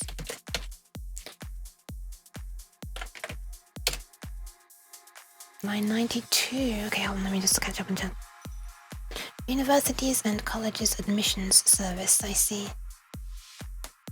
The course I am taking is 2 years long itself. Another 3 years of university afterwards. The course I am taking is 2 years long. Another 3 years of university. Holy crap. 23 when I'm hopefully done with education. Oh my goodness. Well, good luck. It is very satisfying to see the number just go up and up and up. It's gradually getting further each time. Line 92. STR bits start has not been declared. Yeah, I renamed that to STR A start. Which arguably sounds less specific, but the other name was not accurate. I don't know what line it was on, I didn't pay attention. 92. Whoa, it hasn't drawn the file yet. Oh, right. Didn't change it in here. STR A. As in the allowed. The string of allowed. Disease, I guess. 92. Expression must be arithmetic. Wait, what? I've never seen that error before. Ah, it's on here as well. So the problem could be anywhere in here. Expression must be arithmetic. Well, there isn't a semicolon here, which there should be. Oh, I see what the problem is. It did this, and then it tried to do multiplied by, I guess, flags APOV. What's flags APOV? Oh, it's this. And then ORed with or equals. Yeah, I think anyway, the semicolon was the problem. Probably, hopefully. Okay, slightly different error. Left operand must be an L value. This is where using a macro sucks, because you don't get a super close-up view of where you're going on. So this, we define int tile other to be a to I this. That's still fine, I think. Flags APOV, which is this, which is a 16-bit value. We OR it with 1 shifted left, blah blah blah, yeah, that's fine.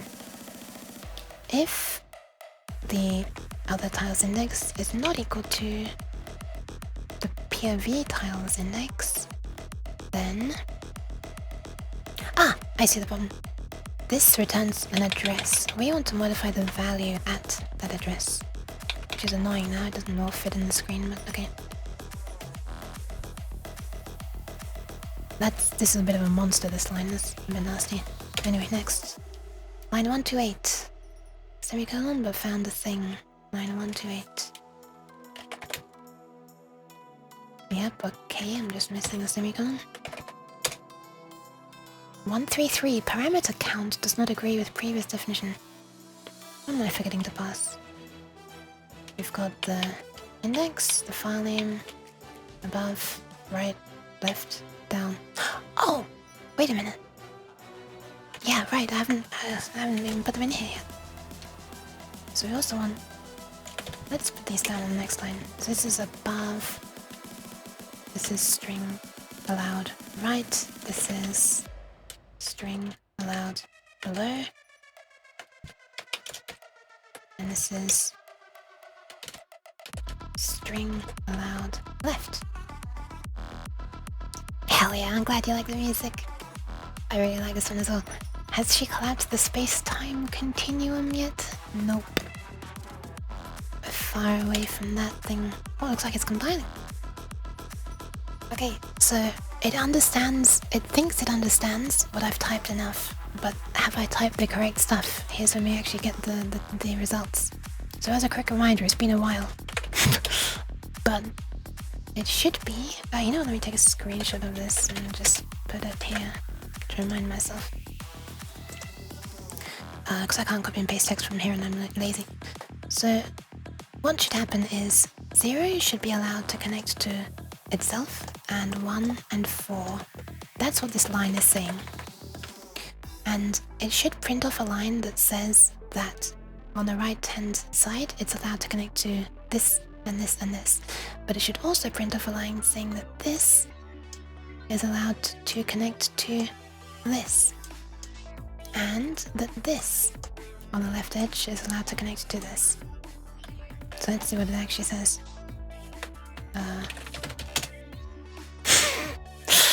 Maybe I should call the function that does the printing. Print all tile A neighbors. What a ridiculous mouthful. Oh my god.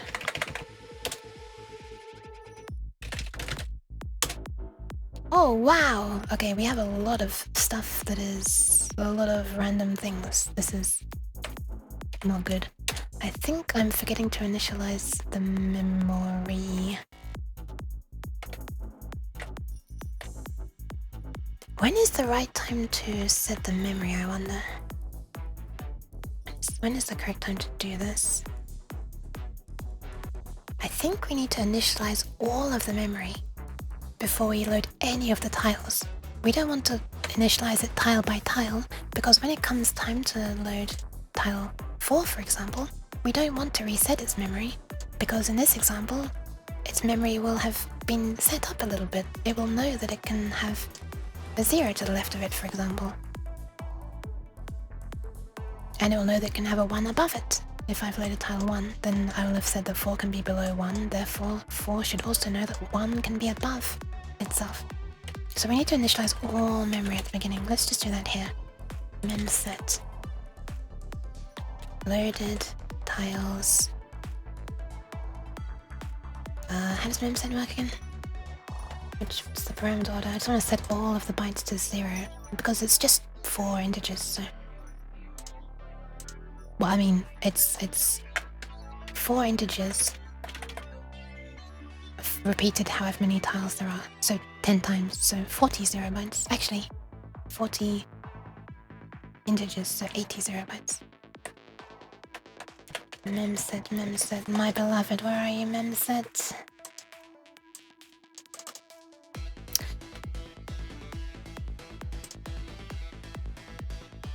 College day in 7 hours. Oh my god, sleep! Please get some sleep. Please. Don't be like me and go to bed at a stupid time. I mean, you know. Yeah, just... Oh, please get some sleep. It's very important. I would have streamed earlier this week if I had not been so silly as well with going to bed late. Okay, memset. Okay, destination, and then the value, and then how many of them in bytes, right? Length characters, I guess that's bytes. So we're gonna set to 0 for the size of tile type times num tiles. I guess I could just define this as num tile bytes. Actually, I could just hash define that.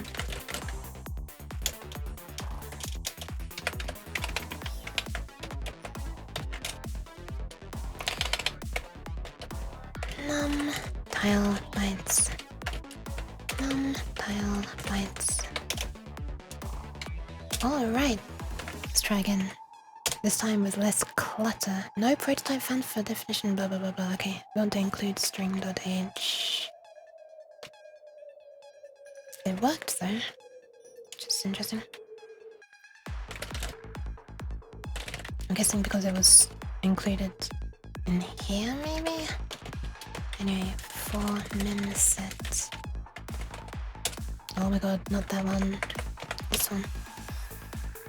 In the middle of recreating Temple Run.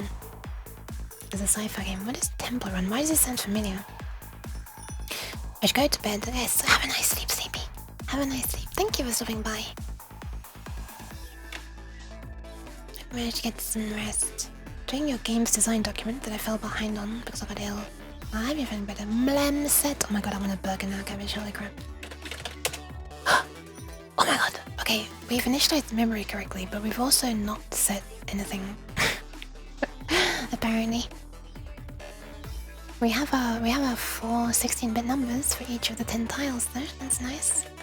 It'd be nice if they actually had some of their bits set. Set my bits on fire.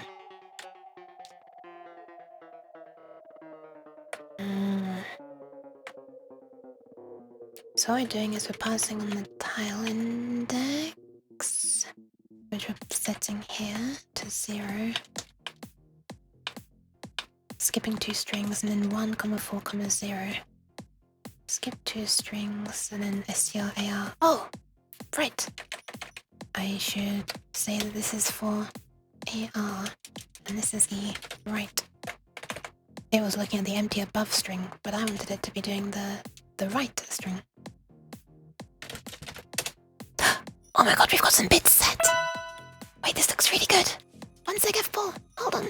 This looks really promising. So it's saying that tile 0, this is above, right, below, left. And it's saying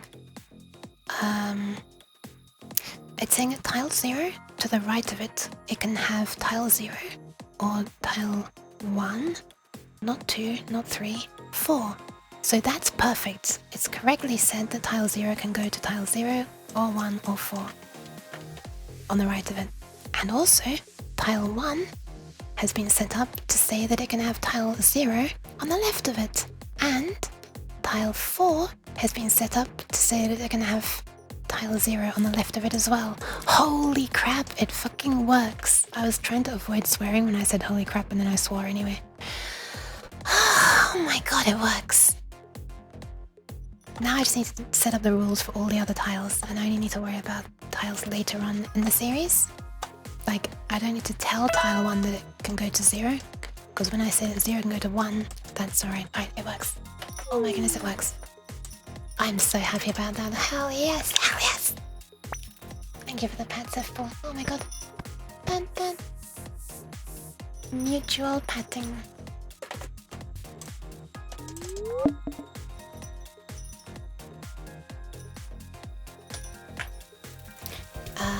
Thank you for the hydration as well. I actually could do with the hydration right now.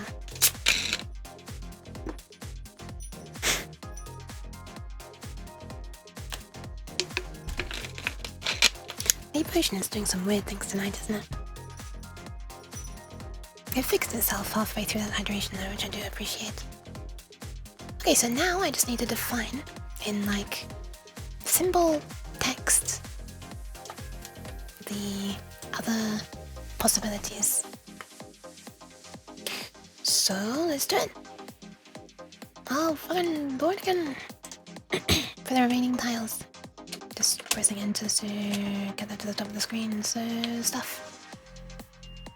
So tile 0 can have above it tile 0 itself, and it can have tile 4 and tile 5 and tile 6 and tile 9. To the right of it, it can have 0, 1 and 4. Below it, it can have 0 or 1 or 2 or 3 or 7 or 8. And to the left of itself, it can have itself or 3 or 6. And that's it. Let's just run it again and make sure it's updated everything correctly.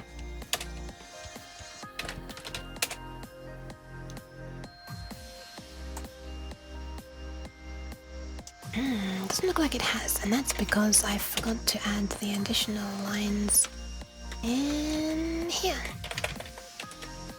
I think. So above A.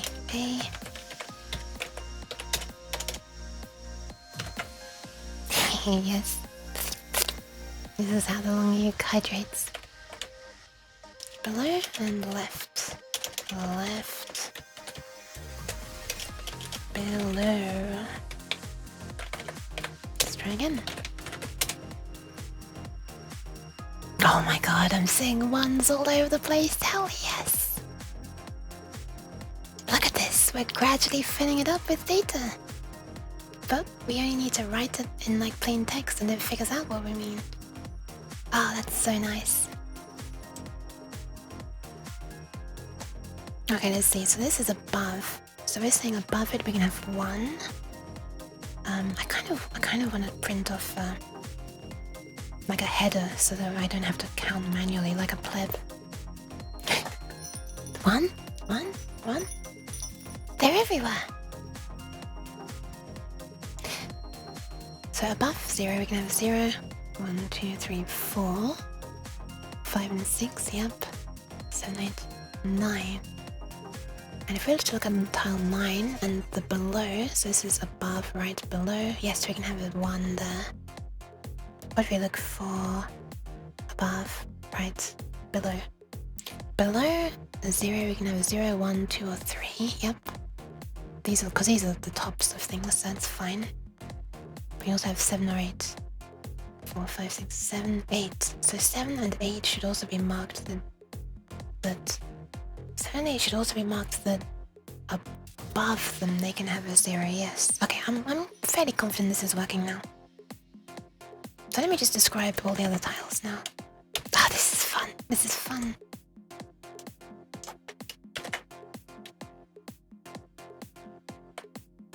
Tile 0. Should I just name these like 0.png? That's plain.png, I guess. No one else to call them though.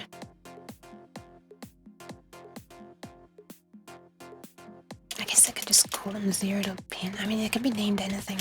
But yeah, if I just number them, I wouldn't even need to pass this parameter in. It'll just look for 0.png. I guess. If I do the... What is the function called? printf? Like print to string. 0, 1, 2, 3, 4, 5, 6, 7, 8, 9 to convert the 0 into a string. Seems like it'd be pretty easy.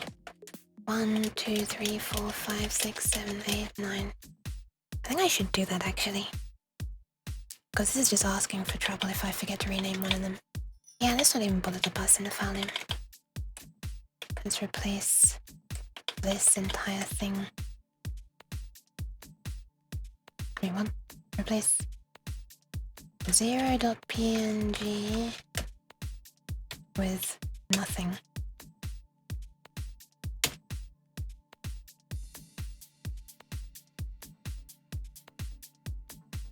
Yeah, that is working. It's just doing a very weird selection thing, but yes, it is replacing.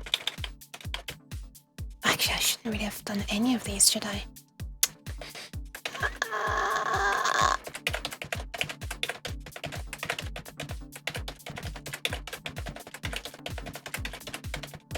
Okay. 1. What can we have above 1? We can have the 0. We could also have the bottom of another one of these. 4, 5, 6, and 9. What can we have to the right of 1? We can have the middle of a face, which is 2. We could also just have the end of a pumpkin with no face, so we could go straight to 3. Or we could have a middle of a pumpkin with no face. Or we could have a middle of a pumpkin with the patch. This wasn't even meant to be a pumpkin, by the way. But since Nova said purple pumpkin pirate, I realized it totally is. What about below 1? We can have 4.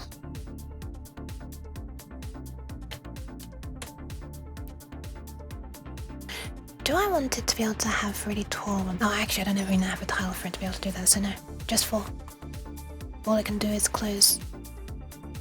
Nothing other than that makes sense. So just 4. And what can I have to the left? Well, it could have the 0. Or it could have any right-hand edge of this, which is just 3 or 6. Okay. I think that'll work. Next, tile 2. This is the middle. Oh, hang on a second. Right, I don't need to be specifying. I don't need to be specifying lower bits. 0 is lower. We don't need to worry about that anymore. 0. Get rid of that. Which might confuse me in the future.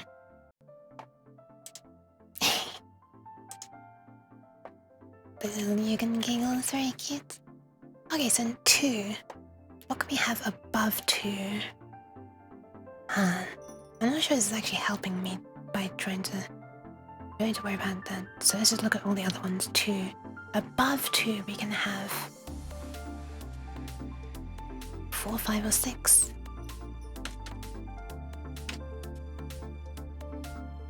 To the right of 2 we can have 3.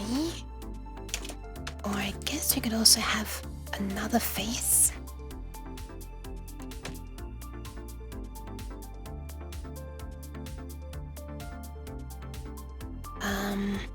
Yeah, I think this will work. We could have another face, or we could have a piece without a face. Or we could have the pumpkin pirate face.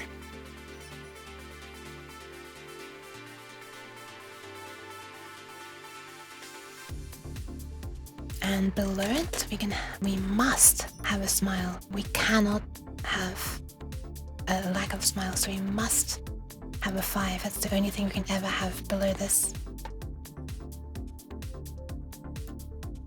So I'm noticing that the mouth is like requiring a lot of things. Hold on a second, I've made a mistake. Tile 1? No, I haven't. Never mind, no, I haven't. This area here, I'm realizing this area here, these 2 tiles are very strict. If there's like 4 can only have a 1 above it. And the mouth, if there's a mouth, then well, I guess actually it's the eyes that are the strict one. I guess it's these 2. Because the eyes must have a mouth here. And this thing must have one of these here. But equally, this must have one of these here. They basically come in pairs. If in that direction, in this direction, they come in pairs. In this direction, there's more freedom. And in this direction, there's even more freedom. Freedom! Okay, 2 can have 5 and nothing else. And what about to the left of it? To the left of it, we can have... What about we're on number 2? Oh, to the left of it here, right. To the left of it, we can have 1. We don't need to worry about that. We could also have 7. And we could have another face as well, 8. Okay. Number 3. Above it. Don't need to worry about any of these. What about the other ones? Above it, yes, we could have the bottom of something. 4, 5 or 6. Or 9. I think I forgot 9 in here. Tile 2 can indeed have a 9 above it.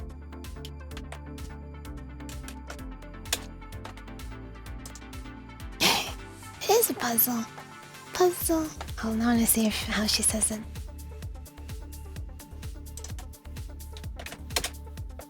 Puzzle. Perfect.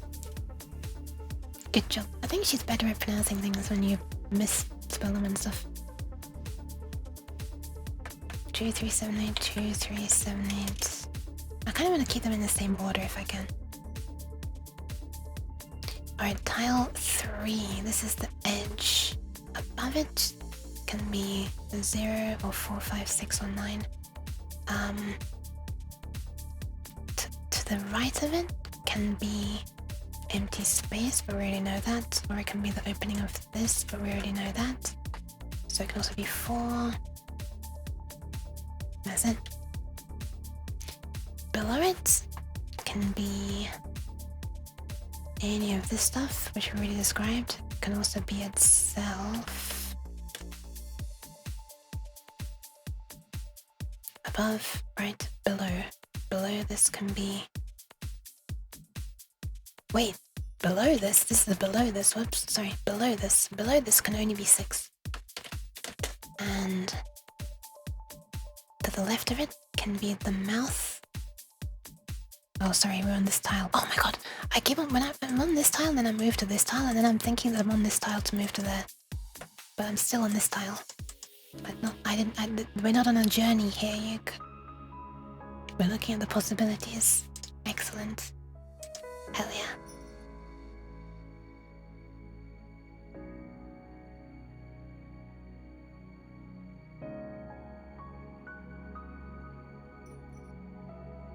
Above, right, below, left. So it's a 2, which we already know. We can also have a 7 and an 8. 4. These are going to gradually get shorter, aren't they? I've kind of realized. 4. Above it, we already know it can be 1, 2, or 3. Well, 1, sorry. 1. Yeah, above it has to... Wait, yeah, above it just has to be 1. That's it. That's all it can be. We already know that. If this could be taller, then we would need some vertical pieces here as well, but we're not doing that yet. Or probably ever. To the right of it is gonna be 5 or 9.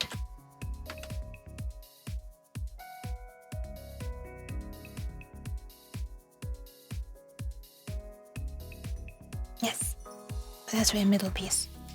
And below it, we don't really care much. It could be empty, or it could be the top of a new one. We've already covered that, so just 7 and 8 are the only ones we haven't covered. And to the left of it, to the left of 4, to the left of 4. We don't really care either. It could be 0, it could be 3, it could also be 6.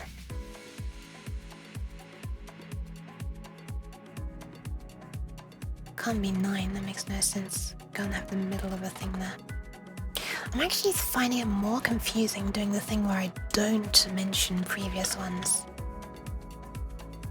Maybe I should just not. Maybe I should just, try to mention all of them. And if I accidentally forget one, then the system has my back because it's already marked the inverse, If 0 can do 1 and 1 can do 0. But this is like proving to be more mental effort to not do things. 5 above must be 2. There's nothing else it can be. Mouth needs a face. Oh, actually it could be 8 as well. Never mind, mouth could be 2 or 8. Yeah, I'm not enjoying leaving these out. Let's not do that. Spag hat. I had spaghetti earlier actually. Okay, tile 1 can go to 0. Or 4 or 5 or 6. Or 9, yeah. Above a 1 can be a 0. To the right has to be stuff. Below it has to be that. Okay. Tile 2. Above it can be a 0. To the right of it cannot. Below it cannot. Okay. Tile 3. I'm just filling in all the things that I skipped before. Above it can be a 0. Can't be a 1 or a 2. Or a 3. To the right of it can be a 0. It could also be a 1. To the right of it... Wait, that was the right of it. Below it has to be a 6. And to the left of it can be a 2 or a 7 or an 8. Or a 1 actually. I'm going off to sleep. Hope you managed to get some... too soon, Yuki. Yeah, thank you. See you sometime in the future. Thank you. Sorry, I just slapped your ear. Have a nice rest, Zip. Hope the education of the type that I've forgotten already. Was it college or university? Goes well. Or school? Hold on, where was it? I will exit myself in this chat for today. Have a good night. Oh, I didn't really mean that, F-Paul. I'm sorry. Old popular mobile game is Temple Run. Oh my goodness, I'm forgetting so much stuff. I'm missing so much stuff. Rose College. 9 AM. Good luck. 3, 4, 5, 6, 7, 8, 9. Well, it is 7 hours. For me as well. 3. Okay, 4. 4 above it can be 1. Nothing else. To the right of it can be 2, 5. No, to the right of it can be 5 or 9. Below it can be 0 or 1 or 2 or 3. And to the right of it can be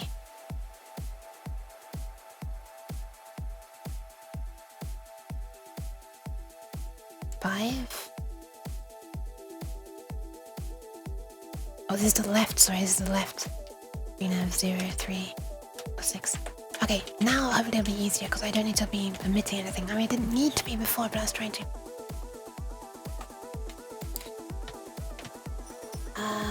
Monsters to wake you up. Oh my. Art and design, level design. That sounds interesting. Level design. I wish I could flipping have one of those. I'm terrible at design. Terrible at level design and stuff, especially. And I will end art, so you know. Bye bye. Go now. Be gone. Shoot. I'm joking. I do appreciate you stopping by. Good luck. Above number 5 must be a 2. To the right of number 5 can be a 6. Or it could be another 5. I guess I'll do 5, 6. Or 9. Nice. And to the left of it can be a 4 or itself. Or a 9. Design level. Wait, what is that? Wait, is that scribbling? Is that a scribble? What is this? What is this? Oh, it's not. It's a map. Okay, it literally looks like a scribble. What the? You can mapping the stream soon? No. I cannot. Thank you for the hydration. Thank you for the postage check. Thank you for the pats.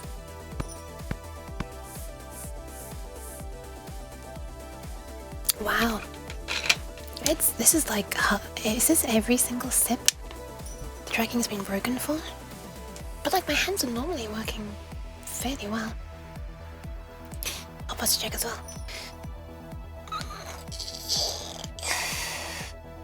When Duke says 5, the world takes pause. A sound so sweet, it breaks all laws. The number sings with perfect tone, as if it danced from her lips alone. Each syllable, a gentle breeze, that floats through time with effortless ease.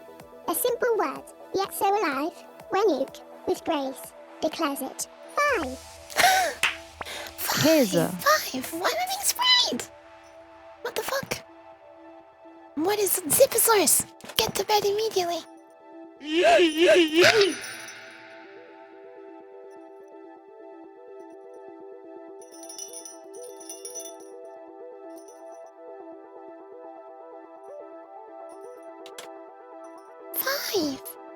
Yeah, Long Uke tried for a while. I don't know why she struggled so much.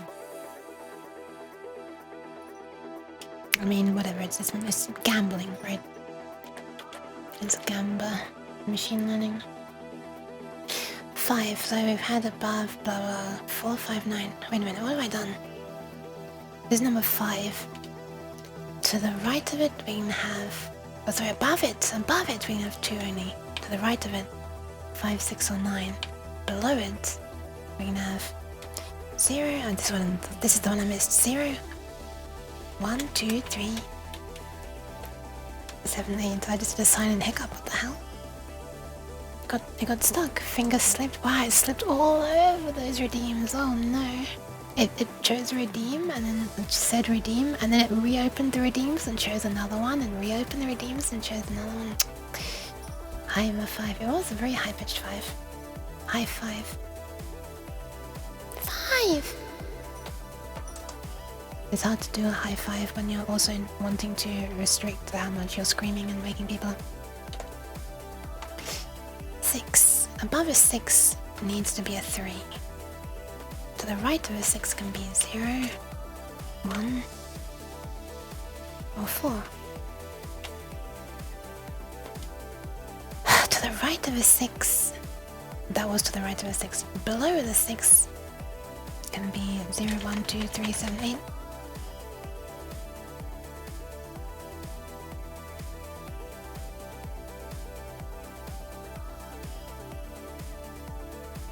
Yeah, this makes sense. So 4, 5, and 6 both have the 0, 1, 2, 3, 7, 8, and so does 0.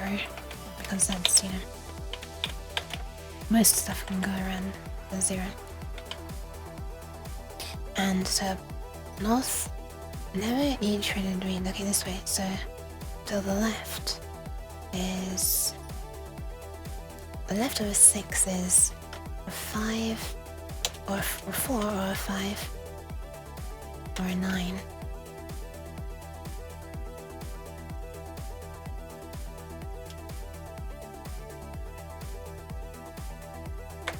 Interesting, I made a mistake here.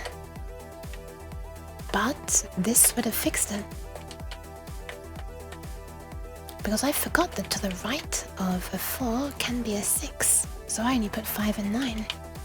But this here is on tile 6, so when I say that 4 can be in this direction, it would automatically understand that 6 can be in the other direction. But let me fix it. Why can't you map your contractual obligations? No, just This looks so confrontational, what the hell? Take a close look at this conflict.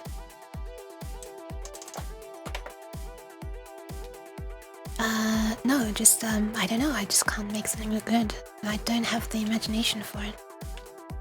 I really don't. 7. Above can be a 0, 4, 5, 6, or 9. To the right of 7 can be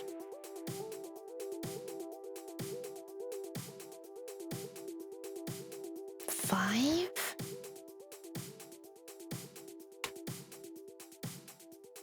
No, I'm sorry, we're on 7. Right, 7, 7, 7. To the right of 7 can be 2, or 7, or 8. Or 9, indeed. This is like, I need to be so switched on for this. This is like really actually mentally intensive for me to not miss a thing. But I do like the fact that if I had missed one here, then this would have fixed it.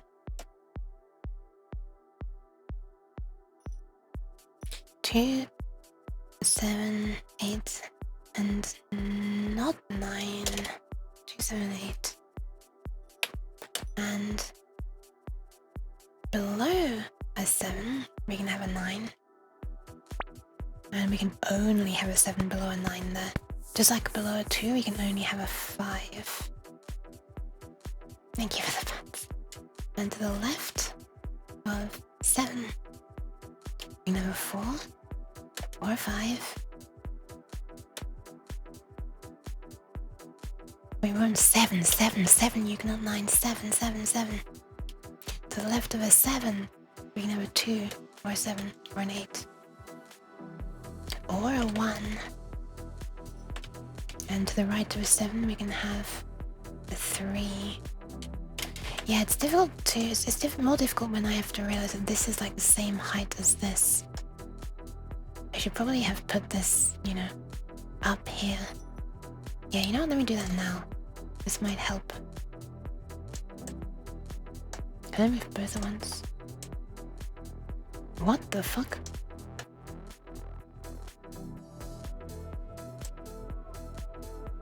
Oh, I see. My right color needs to be something else. Is it this one? No? Oh, my right color needs to be this, doesn't it? Wait. This one?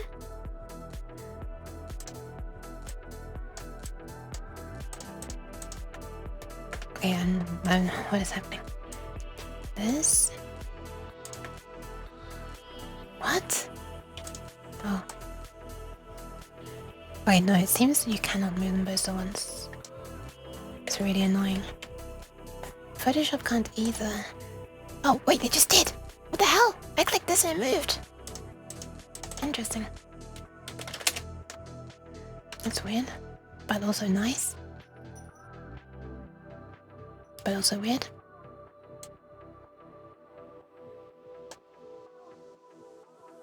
Okay, 7. To the above it, 0, 4, 5, 6, 9. To the right of it 2, 3, 7, 8. Below it 9, and to the left of it 1 or 2 or 7 or 8. Yes, that's correct. Ah! Why the cheese and pants? Why?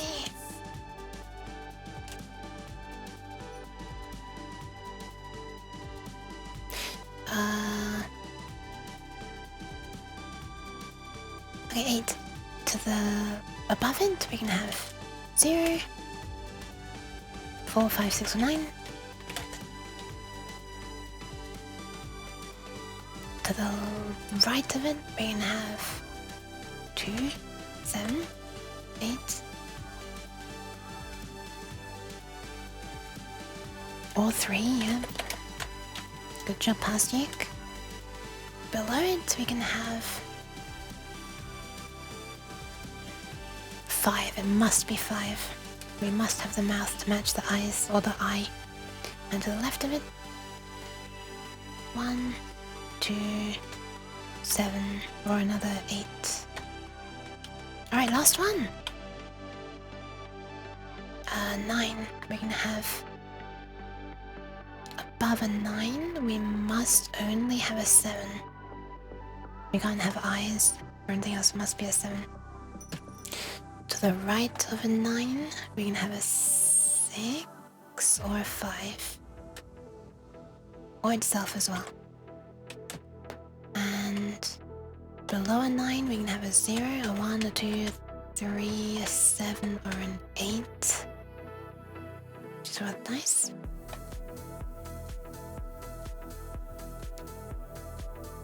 And to the left of a 9, we can have it at the start, or a mouth, or itself.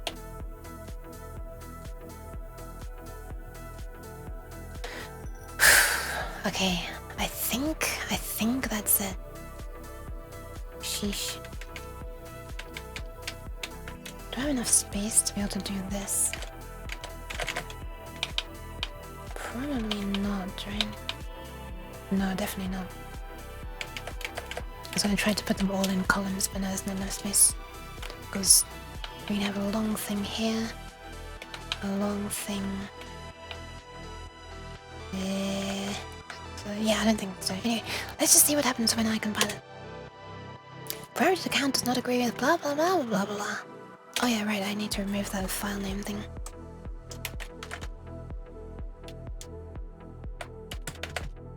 Boop. Wall through. Are you ready for like a load of 1 and 0s all over the place? That's less than I was expecting. Ah, hold on a second. Am I being the silly sausage? Maybe, but I'm not sure. 0, 1, 2, 3, 4, 5, 6, 7, 8, 9. This doesn't seem right. It's saying that tile 1...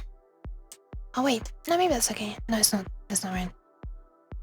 It's saying that tile 1, above tile 1, there can be a 0, which is correct. But there could also be 4, 5, or 6, or 9. Did I make a mistake in the definition? Tile 1. Above it can be 0, 4, 5, 6, or 9. Yeah, that's not right. This is what normal people think programming is. Yeah, it's not normally like this. Hi Clog, welcome, welcome. 0, 4, 5, 6, or 9. Oh, why did that not work when loaded tiles? So I am correctly passing in the tile. Have I like hard-coded something in here? Like did I accidentally hard-code index 0 or something? Because index 0 worked. End tile.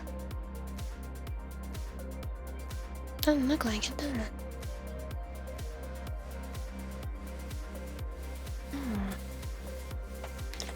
above AA, right AR, below AB, left AL. Hope the clock's doing alright. We are indeed looking at all of the tiles up until num tile. And we're looking at the above and right and below and left. That seems right. Load tile. Load tile, end tile. We pass end tile to set neighbors.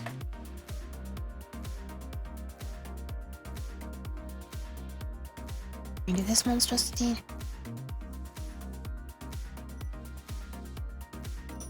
But end tile POV is being used.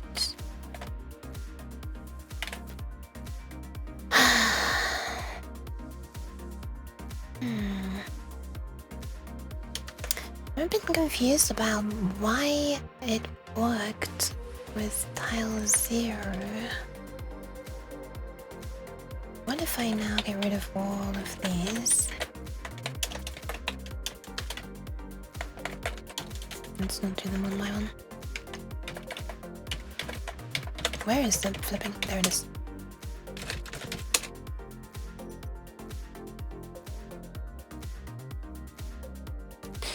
Yeah, for some reason. Oh, wait!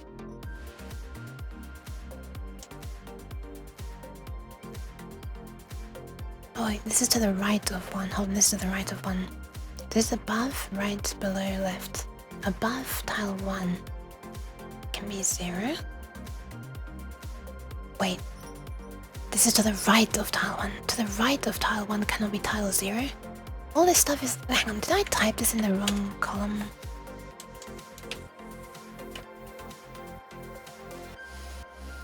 No. This is above.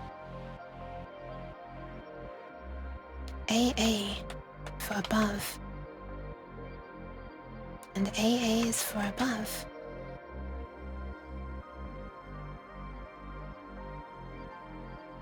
The first parameter is this, the second parameter is above. That's correct. Thank you for the bad spree. And thanks for hanging out as well. Have a nice attempt of a rest. Hope you get some as well. Bye bye.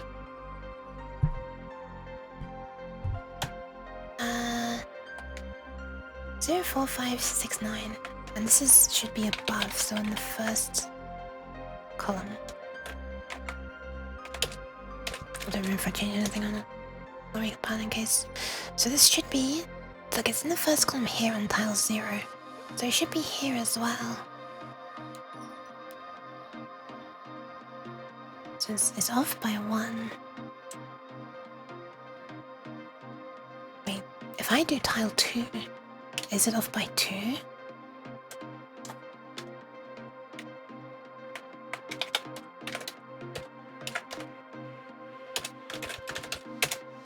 Tile 2 should be able to have a lot of stuff above it as well. No, tile 2 is off by 1. Tile 2 is also wrong.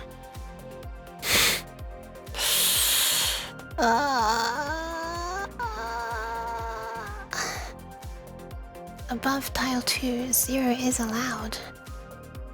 0 is allowed above tile 2.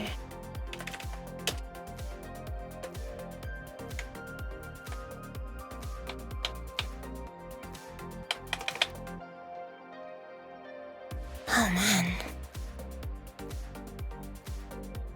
What is going on here then? Tile 2. Let's just only keep tile 2. Let's remove this one and this one. Then compile it and see what happens and follow through the code.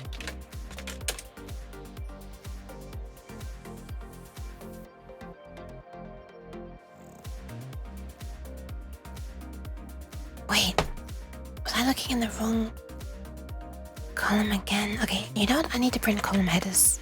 Apparently I can't remember my own code. Okay, hold on. Let's print the column headers. Let's print one hard-coded string for this.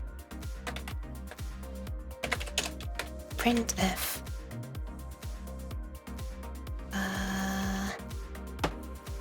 So it's gonna be TILE space something something colon. So this is, oh, I don't even need to worry about TILE space 00 colon space. Then we have a 16-bit value. 1, 2, 3, 4, 5, 6, 7, 8, 9, 10, 11, 12, 13, 14, 15, 16. If I remember rightly, you can just do this, right? I think you can just do this.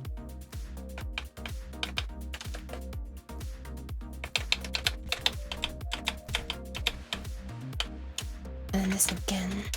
Oh, and a space. This and this and this. Whoa, what is that? I can't make out what that is at all. Pedra. That looks like a really, like an interesting, like marble or something. You see what I mean? It's like something refracting in a marble.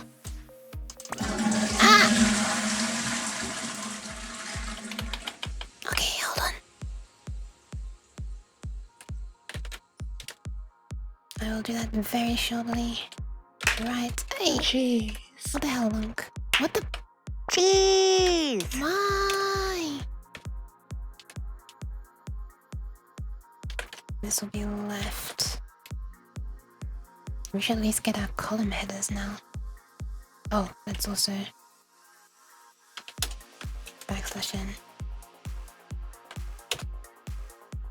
Expecting a semicolon, but found U8. Did I forget a semicolon? I forgot a semicolon. Can I use typedef U8 as a variable? What the fuck are you talking about? Line 138. What? This is line 138. This is line 138. Okay, hold on. I have to fix the thing, sorry. Oh, 132. I can't read them. 132. Can't use U8 as a variable. Okay, so I'm guessing this nonsense error is to do with this. It doesn't like this. Why is what OpenWorkcom so bad at giving me like errors that are relevant? This is really makes life difficult.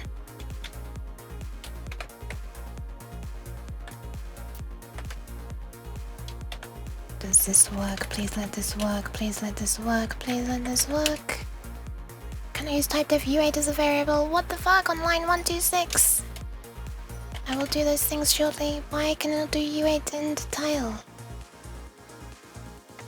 But it can do it. It could do it before, right?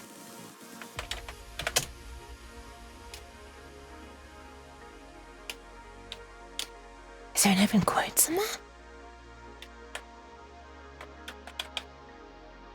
Printf. Spaces. Blah blah blah blah. \n end quote. This. So if I printf, it's fine. Oh my god, it's because I didn't fucking define this first. Which is also still not a good explanation of the error. Okay, right, there we are. I have my column headers. Thank you for the hydration and posture check. I feel like I only just did this.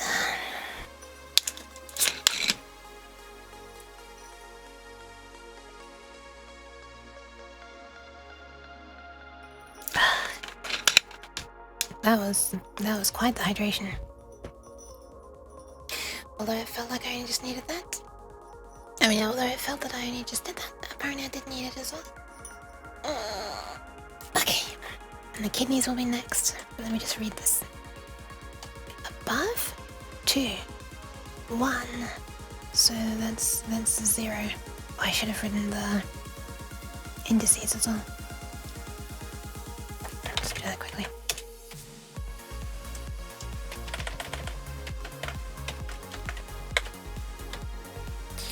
Let's just.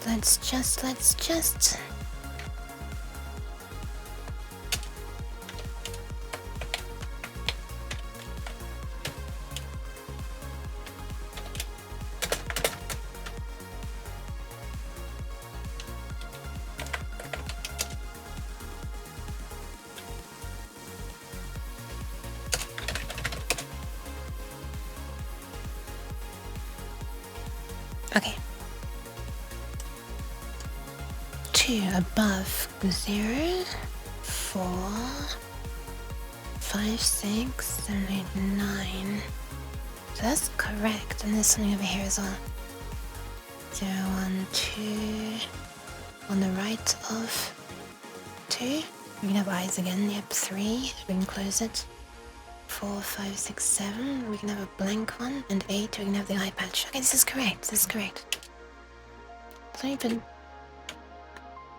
0 and 1 back.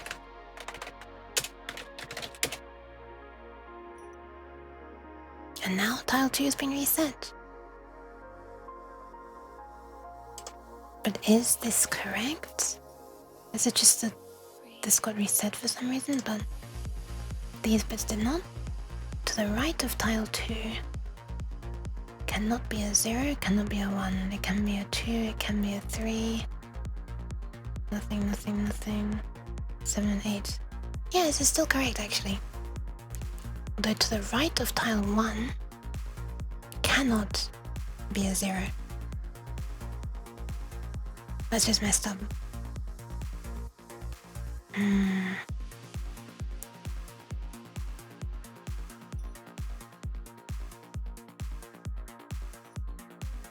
Is something wrong with my...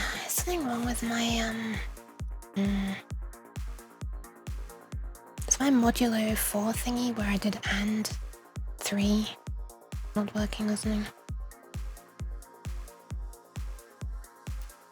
Wait. Did I put brackets correctly? I did put the brackets. Well. I will go and save the kidneys. I don't know if you heard that crack. Above and to the right. Well, that's my problem. I put 0 there when I shouldn't have put 0.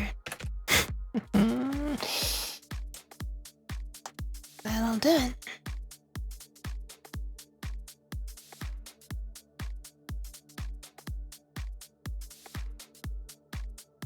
To the right of 3 cannot be 0. Oh yes, it can. To the right of 3 can be 0, sorry. To the right of 7 and 8 cannot be. Okay. I think it might make more sense if I put all the upper ones first. 1, 2, 3, 7, 8. And then 4, 5, 6, and 9. Because they're all gonna have similar things like that.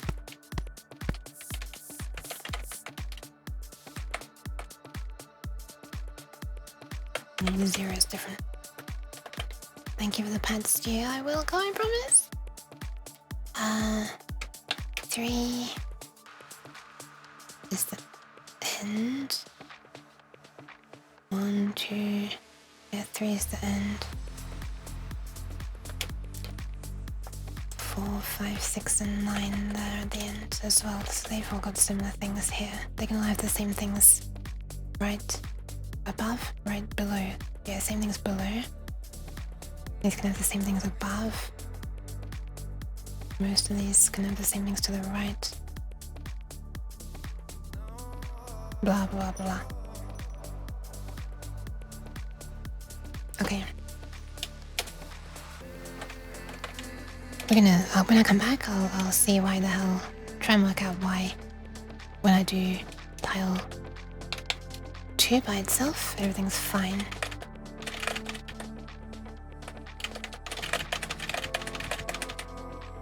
But when I also do 1 and 0, it's not fine. Something's being overwritten somewhere. Which is very interesting. But it's not supposed to happen, so as interesting as it is, I want to nuke the bug. That's when I get back. Friendly reminder, anybody else who needs to go to the toilet, do it. Okay, I'll see you soon. Phew.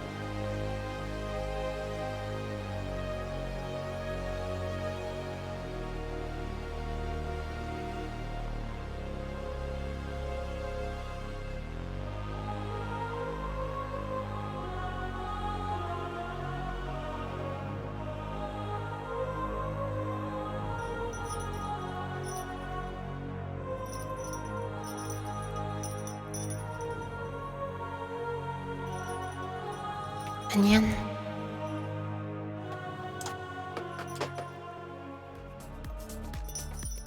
Hi! I've returned. I returned in a non-silly way. Unless you count the reverbed high silly, that's I guess it's understandable if you did. Will. Should. Would. Could. Never mind, I just made it silly.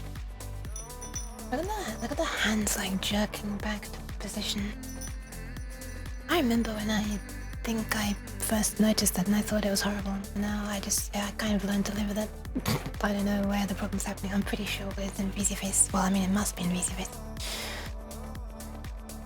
Okay, so let's just as a sanity check, make sure it still is doing the same thing. I move things around, I blah blah blah blah. Okay, this is correct. So let's now make it just do one of these. Let's make it do load tile 1, for example. Wall throw. Okay, I think that's still correct. Let's have a look. So it might be when I do tile 0 that it breaks. Above tile 1. Wait! Hang on a second, I did tile 2 and tile 2 has disappeared now. Yeah. No, it's already broken. Tile 1's correct there. Okay, let me swap tile 1 and tile 2 and see if that then tile 2 survives and tile 1 does not. Oops.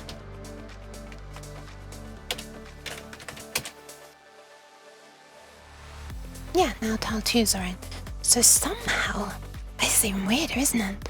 It's not like the last one takes precedence. It's the first one takes precedence. And the later ones somehow don't work? That's a weird way around, isn't it? It's not like something's being overwritten. I mean, maybe it is, but it's not what you'd expect. Isn't that weird? I'm not sure where to look then. I guess I'll just follow it through.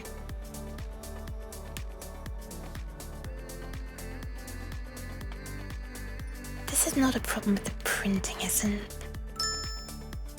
Spooky it is, right? But like the rest of the code is executing because we're getting to here. That's really cool. I love that emote. If that's by the same person who did Dusty's, then I had a look at their VGen thingy. They can draw a lot of really nice emotes. I'd like, hang on a sec, no, just use Dusty's if I still have access to it. No, not that one!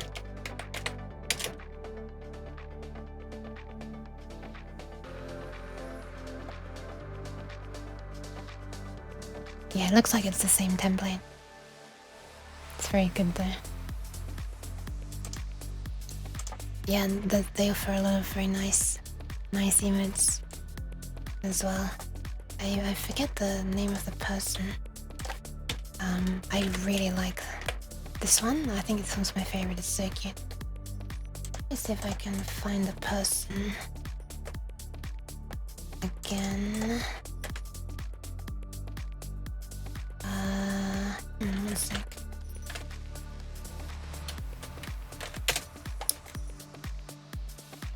Just waiting for Twitch to load.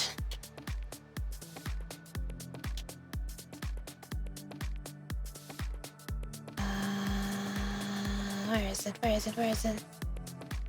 88 design. 88 design.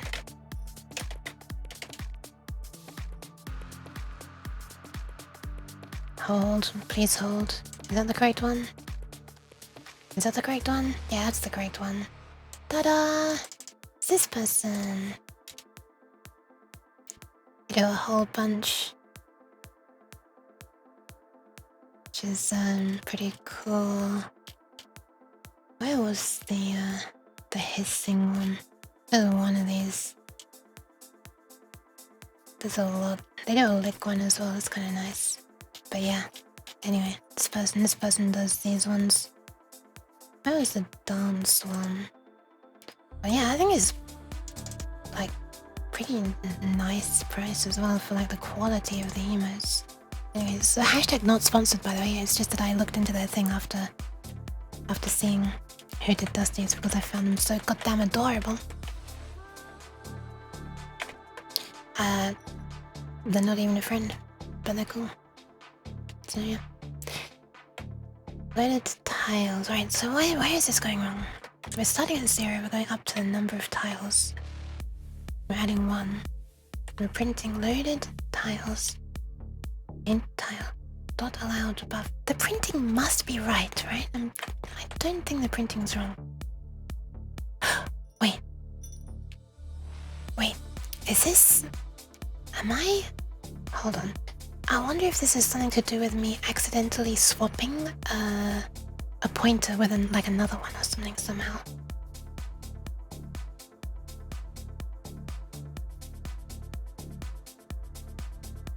Okay, so these are indices and blah blah blah. Again, this is a thingy here. I'm not gonna assume this is still passing correctly. We get the index of the other tile. This thingy, which has been set to the pointer to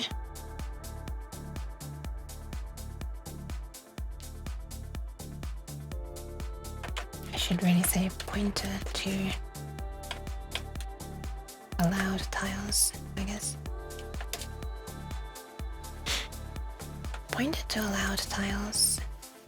This is based on the POV and the current edge. Let's double check how that works. Get the flags A on edge. So based on end tile and edge, current edge, we're returning null if it fails. But I assume we're not doing that. Hi Yemi, welcome. Hoi.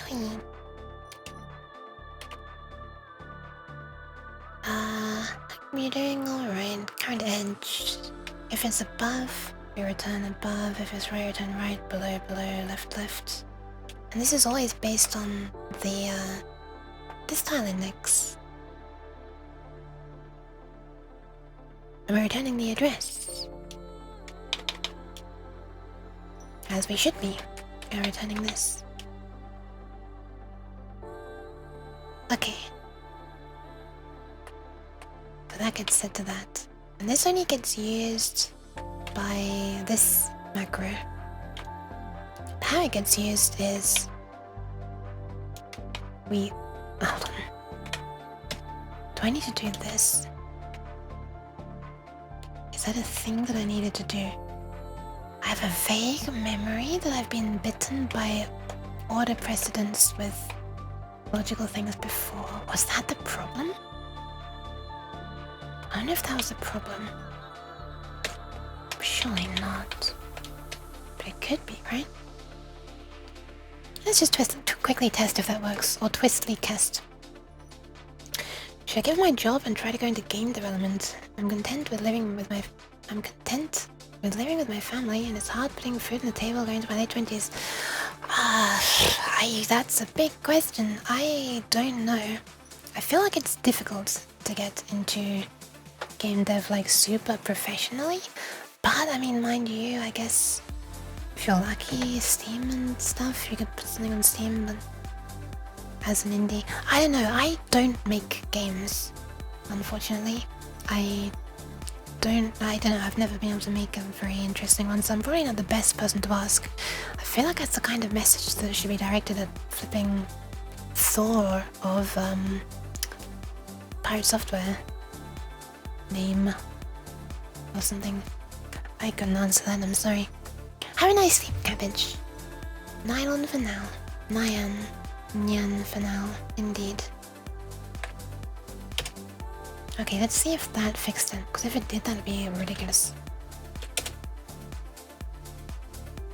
I've forgotten what it's supposed to look like. 2 and 1. Okay, 2 and 1 should both be set with very similar bits everywhere. Just these two columns should be different by the look of it.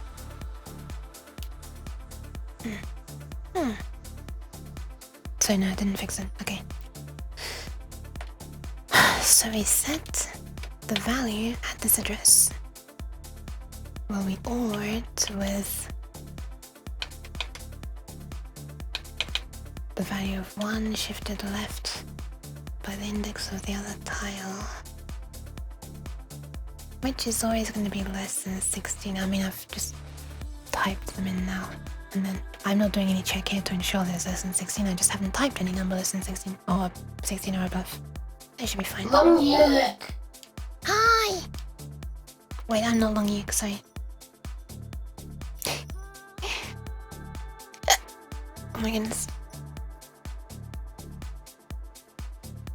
If the other tile is not equal to this tile, so we're not saying that 0 can link to 0, for example, then we get a reference to the other tile on the opposite edge.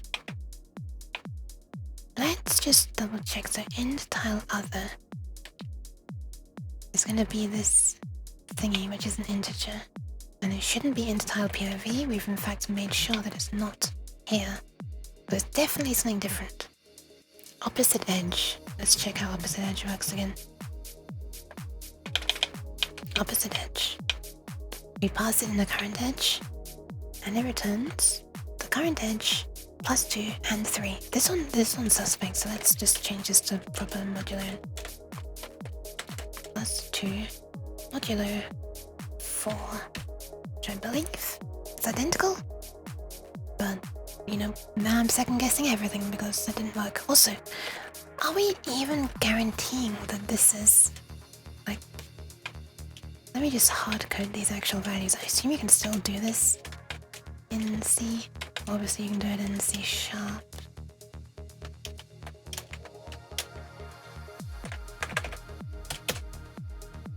Looks like you can do it in C, good. It's the same again, it's the same again. We're just seeing all the stuff on tile 2 having lots of different things in tile 1, which should have basically the same, practically. Does not. Okay, so I don't think that was a problem. I'm gonna keep these all changed until, like,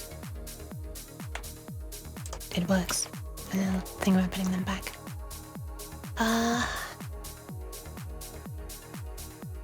Okay, so we OR this with... Wait, no, that's correct. We're ORing them with int tile POV. And here we're ORing it with int tile other.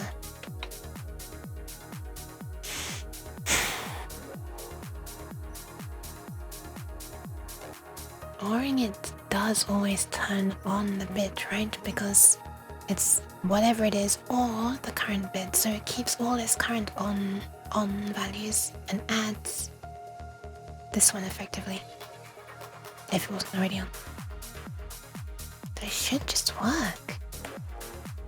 There can't possibly be a problem with the passing of the string that's causing this, because what's happened, the problem is the bits are turning off. And there should be no code that turns off bits. Here's the thing that sets something to 0 though. String A starts as str A start. str A start starts as str A. str A is the string. And as long as it's not 0, if it's something, we set it, the value at there to 0.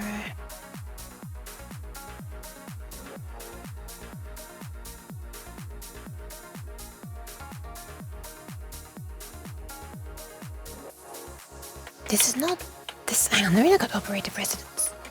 Let's have a look. Order of operations? Is it order of operations? Or is it operator precedence? That's the one. Boop.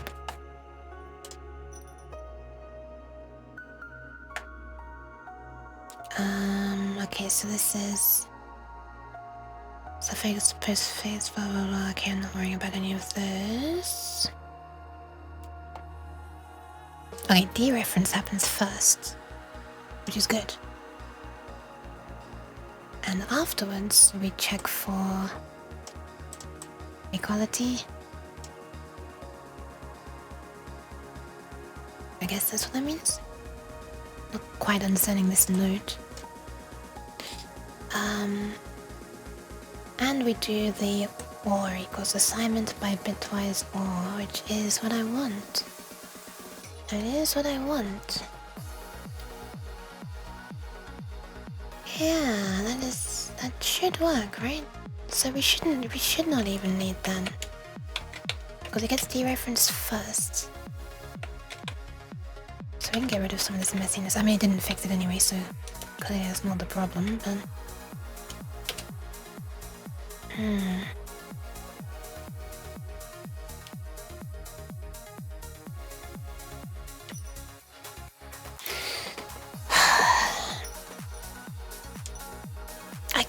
I guess it's time to...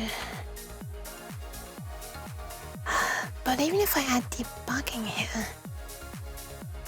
Parent Software says it's best to already have a manager before starting into game dev. Because it's so difficult. And to keep it as a hobby for a while, huh?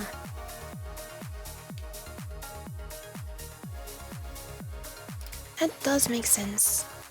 I don't think that only applies to game dev, but I mean, obviously sometimes you don't have the luxury of finding a new place before you leave. That has happened to me.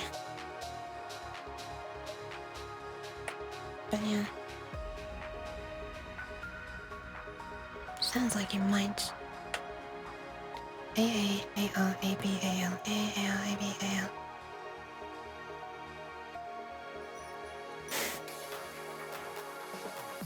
Am I being bitten by like a macro redefinition? I mean, it's not...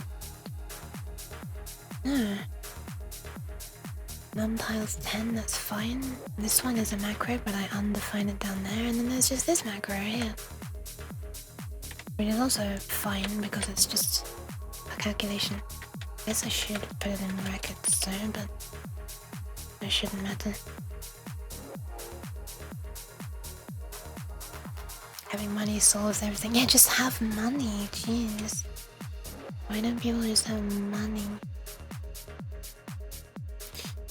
Current edge plus 2, modulo 4.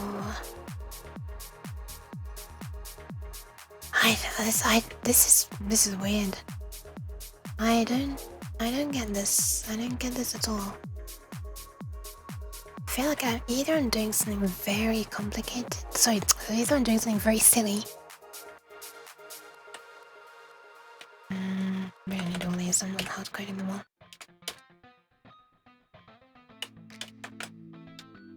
Above, right, below, left.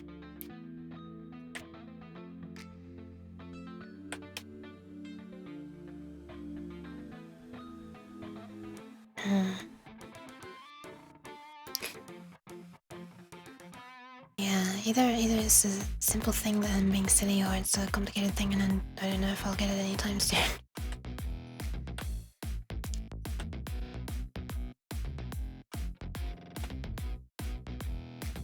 What's confusing me the most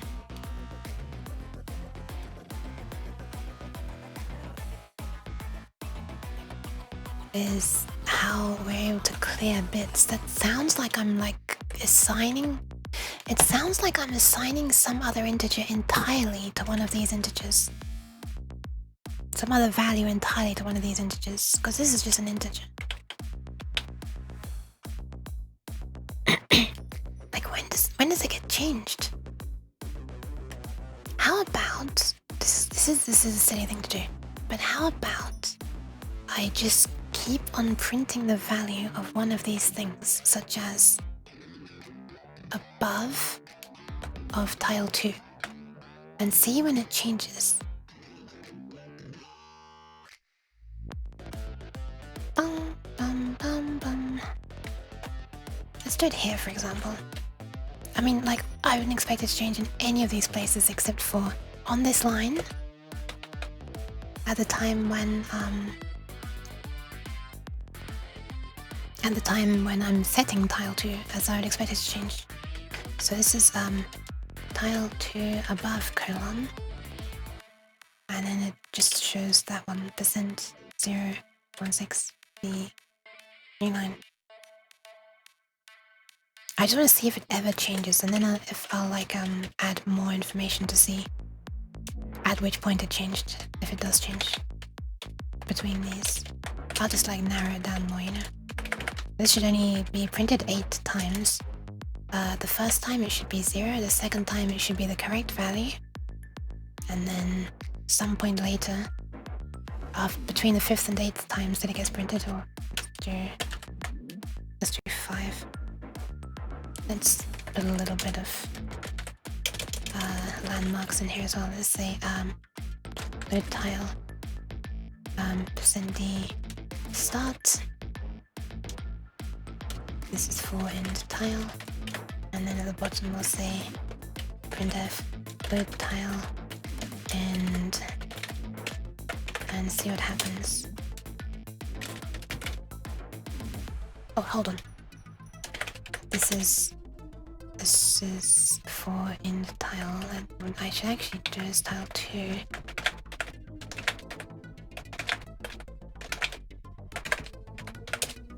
Wall through. Oh, right. It's stop printing that other stuff. Wait a minute, what? Oh wait, tile 2 is the one that always works, of course, because tile 2 is happening first. So let's move tile 2 down underneath. But wait, then it's never gonna happen, is it?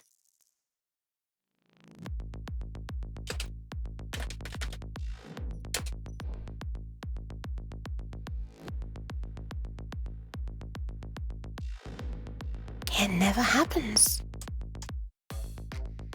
Right, it's not that it's being... Oh, I forgot, it's not that it's being overwritten. It's that it's never happening. Before it processes tile 2 above, nothing is set. Afterwards, one of them is set. But it should be more than just one.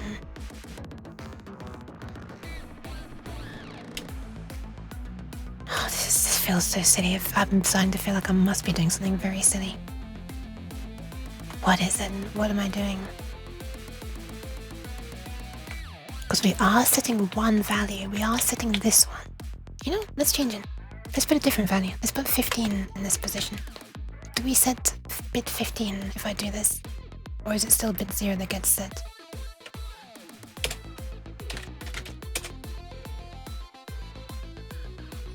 What? Wait, now it works! So when I tried to set bit 15 did get set, and I think all the other bits got set as well. So I guess the string parsing is ending early? Sometimes? What does load tile do? Load tile is what makes it process each of the 4 strings and turn them into bit patterns, and also the likewise ones. Hold on, I'm onto something, Stu, hold on, I'm sorry. So having a number with 2 digits made it work. If I change it to 9, does it still work? Well, 9's already in there, but whatever, 8 then. I mean, it shouldn't matter having a number twice, but whatever. Compile it. Okay, so it's not simply the string parsing having 2. It's not the fact that it was 2 digits at the beginning, because I just changed it to a 1-digit number at the beginning and it worked. Okay, so maybe it's not the string parsing, or it is the string parsing, but it's not. Yeah. Is the problem that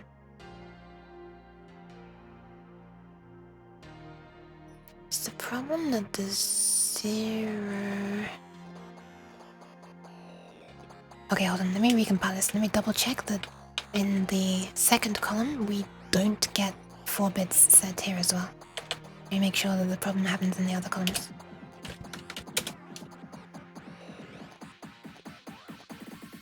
Yeah, this column only has the one in position 2 set, which I think is the first number in the string.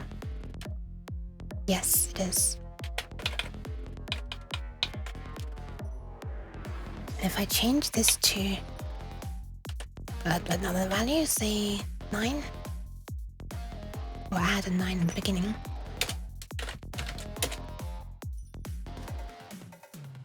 now all of the bits that should be on are on, also 9 is on. But 8, 7, 3 and 2 are also on. And the other column is still broken, so it's only affecting this one column. So 8, 7, 3 and 2, 8, 7, 3 and 2 are also on. What if I say 8, which is one of the other numbers already in here?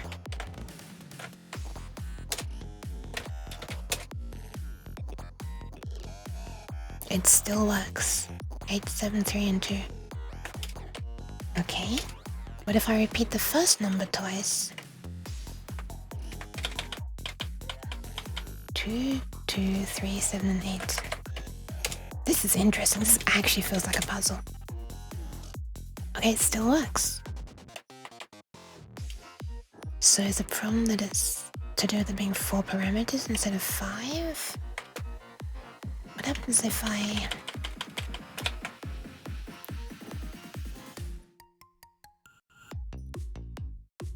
change the 8, the 2 to an 8, so 8, 3, 7, 8. So it's all the original digits, but one is repeated and it's 4 instead of 5. That works. That works. Hi Exia, welcome, welcome. We have 8, 7 and 4. Or 3 I should say. This is so weird.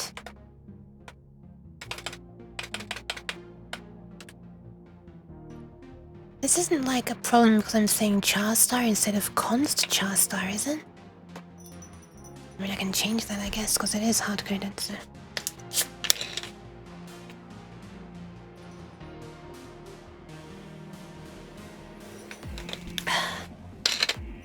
Thank you for the hydration. Thank you for the pants as well. And the poster check.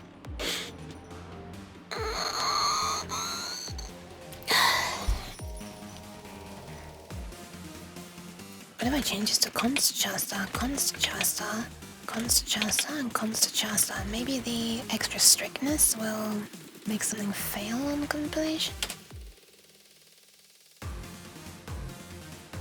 Parameter 3, type qualifier mismatch. Source conversion type is char const star. Oh, hang on, this is just because 113.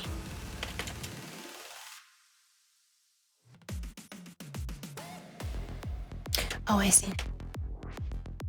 I'm gonna have to do the same in this one. Wait, is this even gonna work? Because this is a char star, not a const char. Okay, whatever, let's just see. Line 80 and 83 and 86, line 80.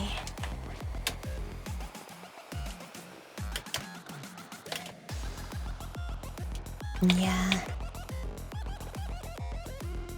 So what is a const char star? Is it a pointer that can't be changed? Or is it a pointer to a thing that can't be changed?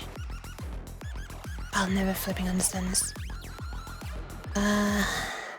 Well, I mean, I guess if I try to modify it, then it'll complain if it's a pointer that can't change. Hi, Adjective Alice, welcome. Yeah, I guess I have. I grew up with it, so now I'm finally being able to make stuff for it. But, I just find it easiest to throw a thing together to work with this, because you can just like set pixels easily and stuff. But I'm far from being able to set pixels in anything DOS specific. This is just C stuff I'm struggling with now. Although I happen to be using an editor that's in DOS because, I mean, it's easier to like test it, I guess. I don't have to be switching between programs when I want to test it. But yeah, I grew up with it, so I'm nostalgic for DOS, and it's really cool actually to be able to make stuff for it now because young Yuk would not have expected that she'd be able to do this one day. I wonder if being a library for the functionality you use DOS for would be a good idea. I do have a uklib. So non-DOS libuke to set pixels. Oh, wait, hang on. Oh, but that would like vary depending on stuff, right? It'd be like incredibly slow drawing pixels to a window and refreshing every time. Right? On Windows? I'm actually not sure. Depends on how you do it.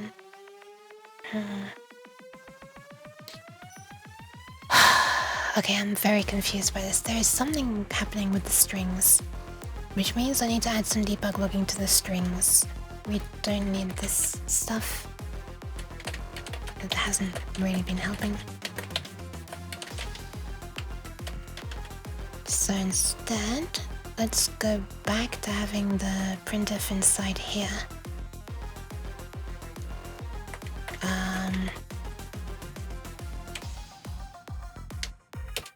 Printf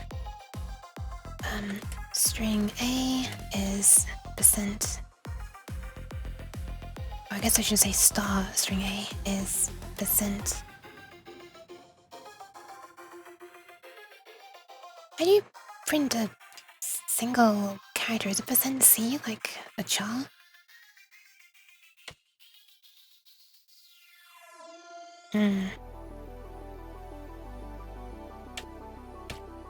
You can have the texture in CPU memory as a bunch of bytes like the VRAM in DOS, and then just send it to the GPU all at once at the end of a frame. I guess so. Radio and DOSBox is doing that already. Yeah, I don't know how DOSBox... I wasn't thinking... Well, I did consider that it's not that slow when DOSBox is doing it, so it must be doing something interesting. What logic is going on inside the function? Why would the repeated numbers potentially bring up the same bug that you're debugging? What is the bug? The repeated numbers fix it for some reason.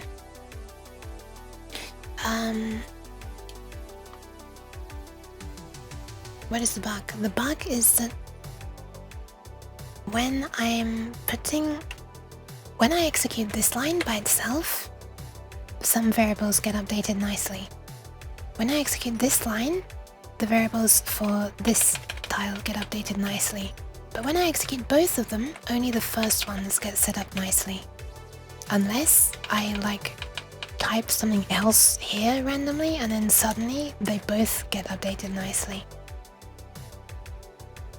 I don't know if it has to do with the fact that these are both the same string.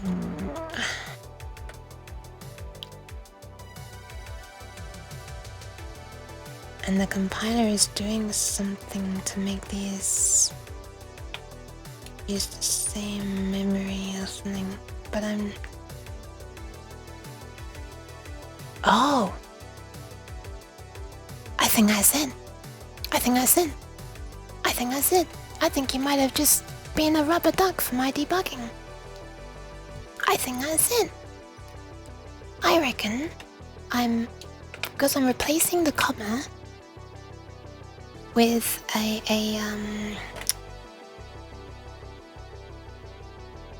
terminating character inside the function. The compiler is just putting this into memory once because it's saying that this one is the same, so it doesn't want to waste memory with the same string. That's kind of nice. But then the code modifies the comma into a null character. And so then when the second tile tries to load, there's already a null character in this position that's been set up once this line was running, and so it terminates after the very first character, because if it sees a null terminator, it thinks it's at the end of the string. And when just modifying the string to something else means that the compiler is not using the same memory for both of these. I don't know, I think I'm probably doing something that I shouldn't be doing. Hi Retro Maximus Players, welcome. I guess I should not be modifying the memory. If I want to modify it, I guess I should be making my own copy of it first. Which is nasty. But whatever. Because when I'm modifying it inside this function, I don't want the changes to be visible from outside the function, and yet what's being passed in is a pointer to that string. Split back, this is how it was originally. I haven't compiled it with const. If I had correctly made this const char though, it probably would not have allowed me to do this. It probably would not have allowed me to modify the const char. Okay, so I think it was not a simple thing. I think it was a complicated thing. Wouldn't that then make the bug pop on the second parameter? Wouldn't that then make the bug pop on the second parameter, the 04569? Yes, it does. It does on that one as well. If I add one thing here, then this one works, and this one does not work. Oh shit, I just accidentally control Z, which is the most stupid shortcut of this program, which makes it exit and save changes. You just made a mistake. Presses undo. Congratulations, your changes have been committed to disk and the program has exited, so you can't even undo them. I hate that so much. Anyway, I think I know the problem now. But how to fix it in a nice way, I'm less sure about. I basically need to implement my own... The nicest way to do it, I think, would be to implement my own A to I, Atoy, AT. Wait, hold on a second. Doesn't Atoy already? I'm pretty sure it already stops reading at the first non-numeric and non-dash hyphen negative character. So it would already stop reading at a comma, right? At least that's how try pass in C# works. I actually don't know how A to I.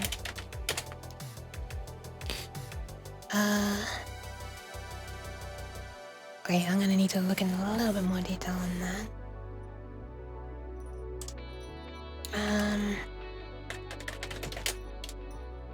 Let's see, à toi. This is not the right page. So this one, it's not this one. So this one, it is this one. The function first discards as many whitespace characters as necessary until the first non-whitespace is found. Then, starting from this character, takes an optional initial plus or minus followed by as many base 10 digits and interprets them. Takes as many base 10 digits as possible. So that implies that it stops when it's no longer a base 10 digits. Wait, I was complicating things, so I don't even need to replace the comma with null terminator. It will just stop at a comma. A string can contain additional characters after those that form it, which are ignored and have no effect. This function's already doing what I flipping wanted to do. You don't need to replace anything. So I don't need to do this. Alright. Let me just add a string here, add a comment here. Interpret string as an index of allowed. Note. Conversion of string to int stops at first non-digit. null or comma. Doesn't quite fit in one line, that's annoying.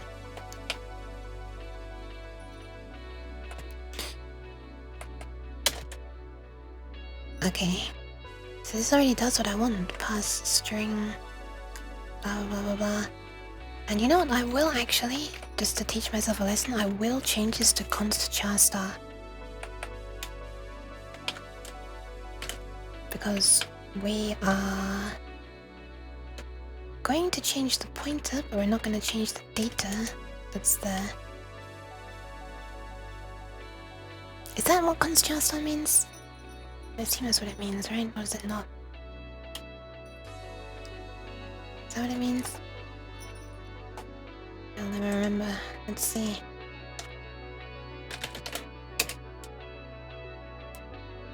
Const char star, constant pointer, constant data. How do I even phrase this?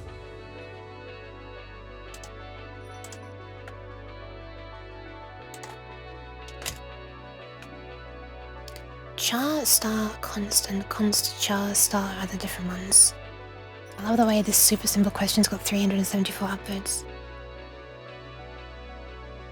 Const char star is a pointer to a const char. Okay, so the pointer itself can be changed. While char star const is a constant pointer, so you can't change the pointer. Okay, the value being pointed to can't be changed. That's what I want. But the pointer can be, yeah. So I can move it on to the next character in a constant string, if you like. Okay. Oh, this was a fun one. Just think const char star versus char star. Yeah, I guess so. You need to either copy memory or change the way I'm modifying or something else. It's the only way you can infer the memory is for sure the same. Yeah, there is actually. You know, out of curiosity, I could do that. That would be so... You know what? I'm gonna do that. Just for fun, I'm gonna do that. I'm pretty sure this is what's happening. But I want to do it because it's gonna look so cursed if this works. I'm gonna try to print a constant string, as in like a literal string, and then I'm gonna try to print the same literal string after modifying it, and it shouldn't print the correct literal thing.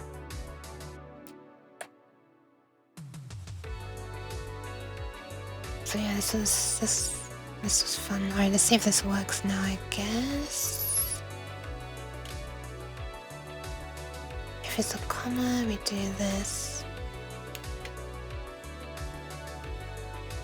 Okay, let's see if this compiles for a start. Looks like it does. Nice, it works now. We've got stuff on 1 and 2. Okay, let's see. Thanks. I'm gonna make a really horrible test. Well, I mean, it's a cool test if it works, I guess. Void. Break my string, please. And it's gonna take a char star, which is not really a char star. It's a const char star, but it's gonna accept it anyway. It's gonna take my char star and deal with it. My string, sure, because it's called break my string. And we'll just say that star. Yeah, we'll have to modify this character by character, I think. I'm not sure an easy way to change this. So if we just look at the character here, we'll just set this to like a... We'll just move this pointer on by 1 each time. Or, no, hang on, how do I do this again? Let's move this on by 1 each time. This equals... O. So it's going to print O, space, and no. And we're just going to do this. We're going to say, we're defining a thing here, okay? Actually, we don't even need to define it. We're just going to say, let's just print the same thing twice. We're going to say, nyan. That's 5 letters with an exclamation mark. New line. And then we're going to do the same, oops. And then we're going to do the same thing. But between those, we're going to say, break my string. Nyan. I think this will work. If this works, hold on. Nyan. Wait, that was terrible. Let me try again. Never mind. That was even worse. I'm sorry. My nyans I've got defective nyans, so you need to take them back to the shop. Okay, if this works, this is gonna be the most cursed thing I've ever written. I break my string. Wait, what? Oh, I typed plus. Okay, I'm gonna be less polite. Nyan. I can't believe that compiles. Hi, Devil. Welcome, welcome. It is the Nyan Can.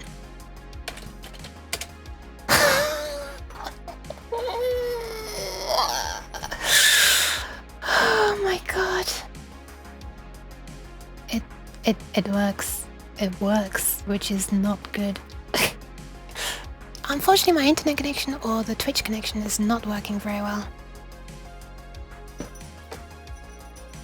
Nyan and then oh no. Stew. I don't know if you saw this. This is a fun one. My connection is not even be able to withstand 3 megabits per second now. It barely is. WCL is Whatcom, compile and link. Open Whatcom is the name of the compiler I'm using. That's a fun one. Printf nyan. Break my string nyan. Printf nyan. And then it's nyan followed by oh no. No, I'm looking down here. I'm looking at this bit here where it says nyan and oh no. It's meant to say nyan and then nyan. Because the code is... How many empty lines are there? The code is printf nyan and printf nyan. But if the string were different at all... Oh, you know what? I wonder if the concatenation... When the concatenation... Oh, the concatenation must be done some other time. This isn't an official compiler, it's some random one. It's the Whatcom compiler, which is now known as Open Whatcom. I wouldn't say it's a random one. This one was around, like, I don't know. I would guess over 30 years ago. I guess around over 40, maybe around, yeah, over 40, or around 40 years ago. Let me see when Whatcom was made. I'm very curious. Whatcom compiler. Whatcom C/C++.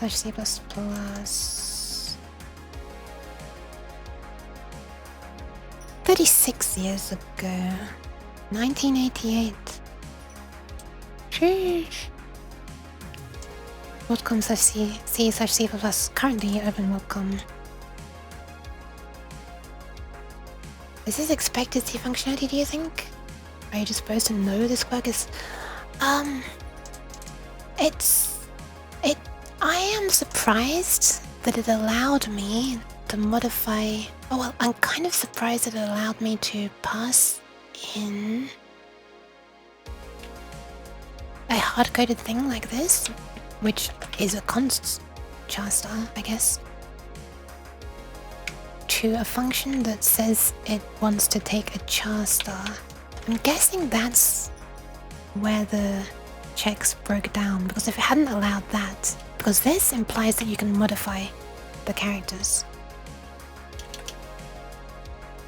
Although to be honest, it would have been like annoying. I would have thought that it was annoying.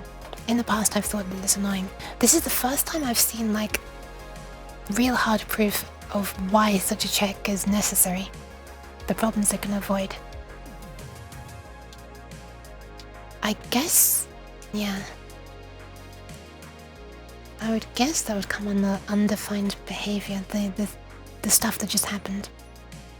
But whether it should be catching that I'm passing a const char star to something that wants a char star and not allowing me to do that is, yeah, I guess it should. I guess that would be the safer thing for it to do, huh? But I haven't passed any parameters. I'm actually kind of curious. I've seen in the past Visual Studio complain when I'm passing a... Yes, Visual Studio doesn't let me do that. Visual Studio forces me to cast if I really want to do that. which is probably not a safe thing for me to do, but I've done it. But I wasn't modifying the string in that case. Like, I've written a function in the past that takes a char star, because in the past I wanted to have, or in the future I was planning to pass in a file name that was provided by the user, so it wouldn't be constant. And during testing I was just hard coding a file name, and so it was like, you're passing a constant one, I'm wanting a non-constant one, so I was just like, okay, fine, let me just cast this constant one to a non-constant one.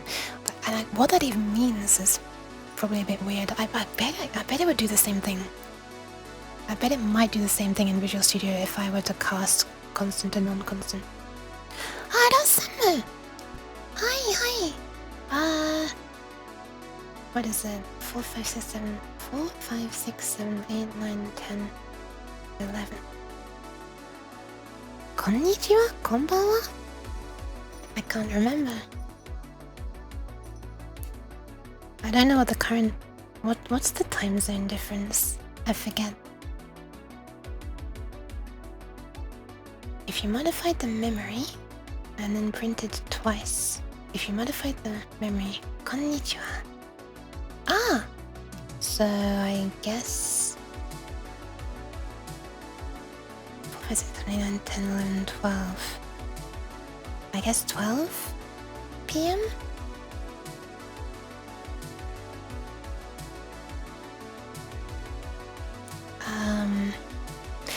Let's see what happens if I do it in Visual Studio. Yeah, your stream was very, very comfy earlier. I'd seen you showing up in my recommendeds for a little while, but I finally checked you out. I'm glad I did. Oh, okay, 11:29. Oh my goodness. I just stumbled upon a bug in my code that was confusing, and I realized...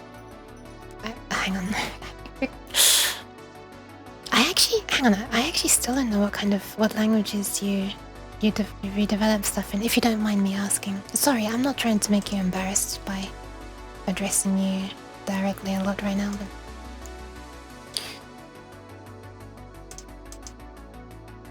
I was gonna show you a weird C bug I just caused and discovered is even possible. Ah, no worries. Ah, right. You've slept since then, of course. It's funny to think. I have not yet. I should. It's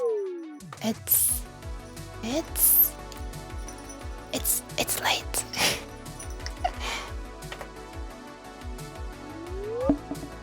It's the middle of the night. That's why I'm speaking quietly.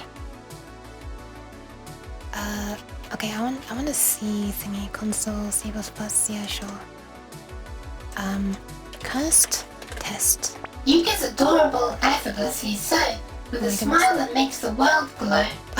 Her presence, soft yet full of cheer, turns the quiet moments dear. In every step there's warmth and grace, a gentle joy lights up her face. Adorable Yuke, like a sunny day, brightening life in her own sweet way. Thank you, Nuge. I don't deserve this kind poetry, but thank you very much. Thank you. This is like a streaming setup that I've made in Unity. Oh, by the way, this avatar started as my VR chat avatar. Thank you, Retro. Okay, let's see if this works. I don't care. I'm gonna try a thing quickly. But yeah, this started as my... It was originally the Unity project for my VR chat avatar. I think that's right. I'm pretty sure that's right. I mean, this avatar is certainly my VR chat avatar. Yeah. Although I've modified this version more now. They've kind of branched off into their own separate things. There's the VR chat avatar project and then this one. They sort of forked like 4 years ago or so. Some stuff got added to this one, some stuff got added to the other one, but it's different stuff.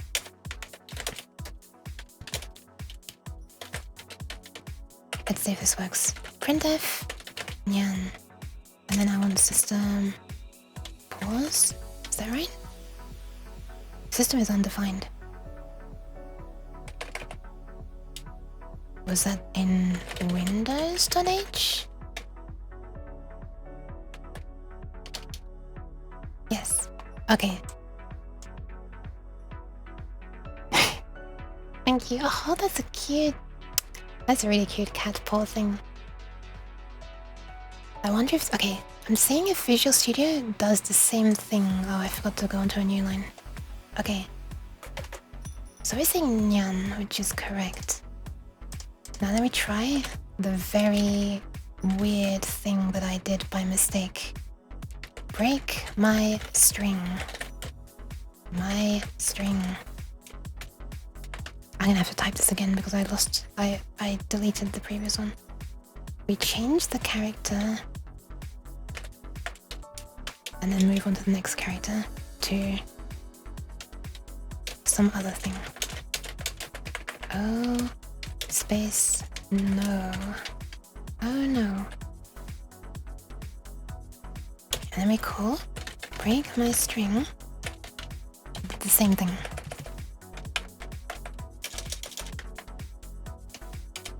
And then we print the exact same string again. It's probably not gonna let me... Yes, okay. So Visual Studio is doing what is the useful thing to do here. It's saying you're passing in a constant string, but this function doesn't want a constant string. Maybe it's gonna modify it, which it is. It is modifying it. But let me see what happens if I tell Visual Studio, relax, it's okay, just pretend it's not constant.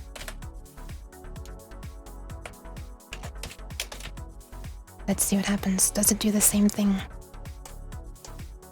Does it print nyan and then print oh no? Like looking at this code, it looks like it should print nyan and then nyan. But let's see if this happens. It might just crash as well, I guess. Oh! Okay, it doesn't let me do it. Nice. It crashes rather than corrupts memory. I guess that's the safer thing to do. I guess that's the safer thing to do, right? Yeah, it is in a read-only section.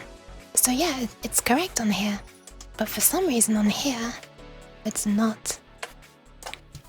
Let me remake it. Hold on. I'll make a small version. Break my string. Just my string. We'll just change one character.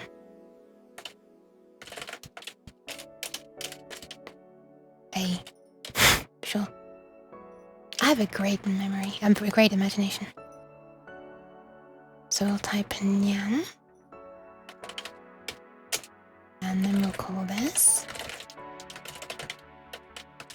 And then we'll call this again. Whoops.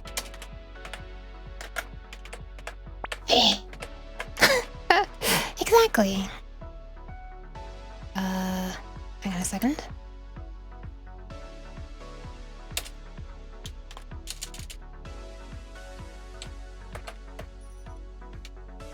Wait, what's the, wait a minute. Is it noticing something this time? Oh, hold on. This should be... Oops. Single quotes, because it's just one char, it's not a string. And now, instead of seeing nyan and then nyan, we get nyan and then ayang. Oh my goodness. Ah! Okay, thank you for the saving of the kidneys and the hydration and the posture check. I will do that in just a moment.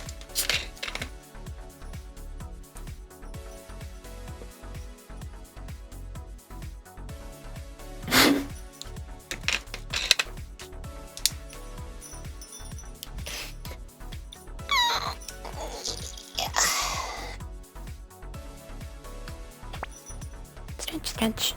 Wah! Wah! Ah! Jeez. Why? Just because I'm corrupting memory. Jeez. Jeez.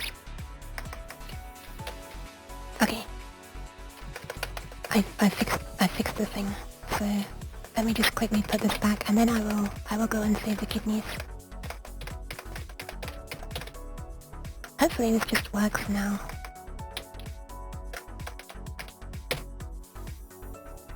What? Wait, what? Huh? Oh, line 154. Sorry, I'm blind. 154. Oh.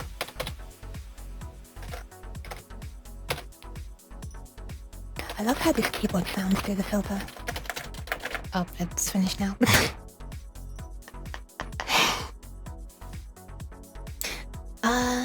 Yeah, that effect is also one that I made, all with some help from Stewie. Crazy Stewie in the chat. But yeah, that one's a shader. Oh my god. No!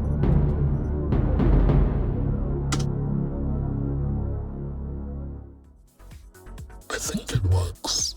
I think it's working.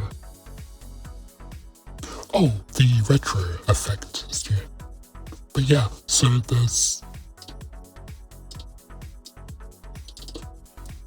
this program is, oh my god. Everyone wants to demonstrate. But yeah, when this is not my program. Hold on.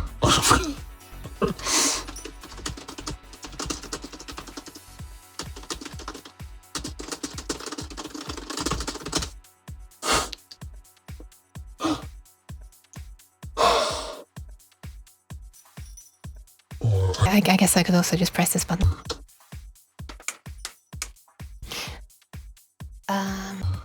What? Where did It turned itself back on. That was weird.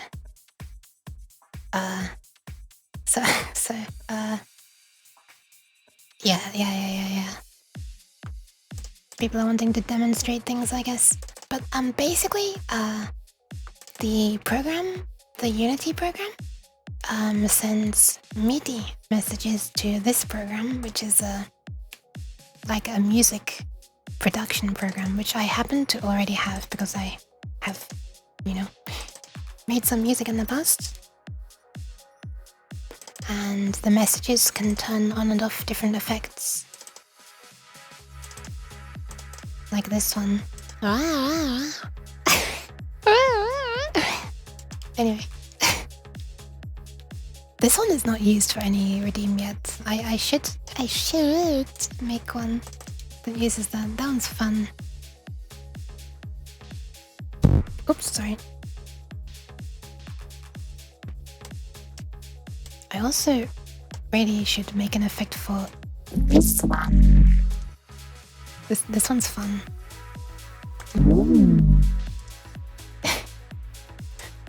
I should. Okay, I should go and save the kidneys as well. If you're interested, I can show you the because I've just got this working now, and it's late, so I don't think I'm gonna go and I don't think I'm gonna go any further with this program tonight because like it's nearly 4 AM. I still have to eat something, but if you want, if you're not in a rush, I can quickly show you the. Let's close all this stuff. I can show you the Unity project if you want. There's so many programs I've got loaded, I need to close them all.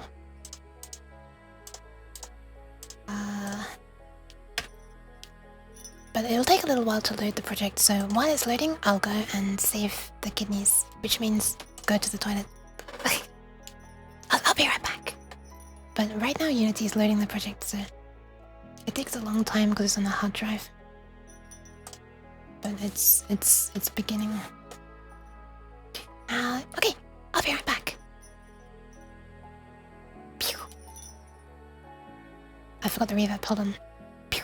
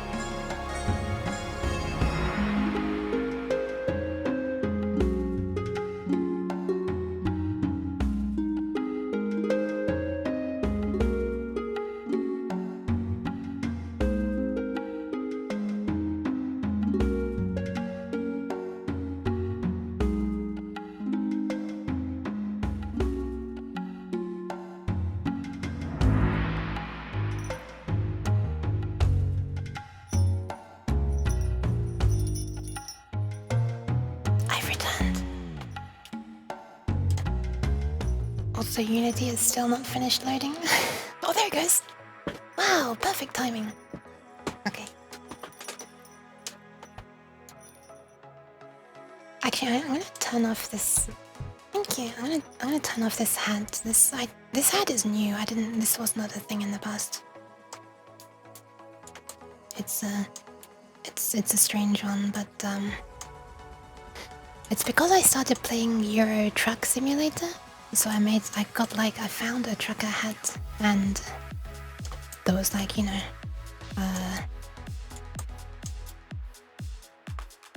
you are allowed to use it for stuff. Not like a paid or licensed thing. And pretended that my trucking company was called Long Uke Deliveries. This is a long uke. It's one of my. It's this. It's. I can't. This combination. Show the long uke. Okay, I will do that. Eventually. Hold on, let me just. Avatar. Hips, spine, chest, neck, head, hat. Go away.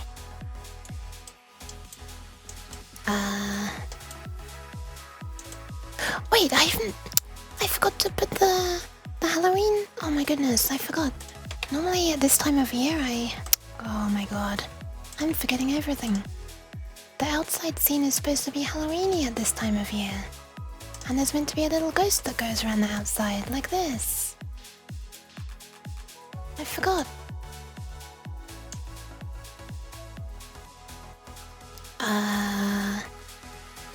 I spent a few months making it before I started. I don't know how many months, several months. But it was not like this when I first started. But it was enough to begin.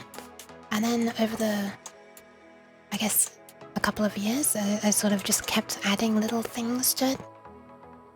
And it sort of grew from there. Although this is just a tiny room I'm in, but outside is the notifications and stuff. This is, I'll show you this in a sec.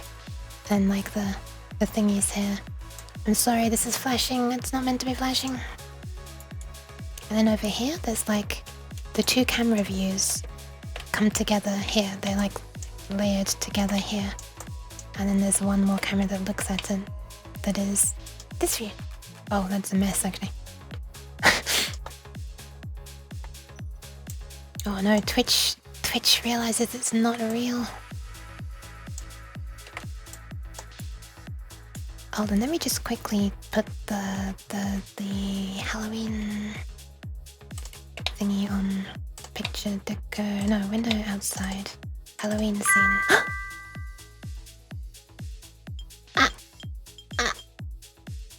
Thank you very much.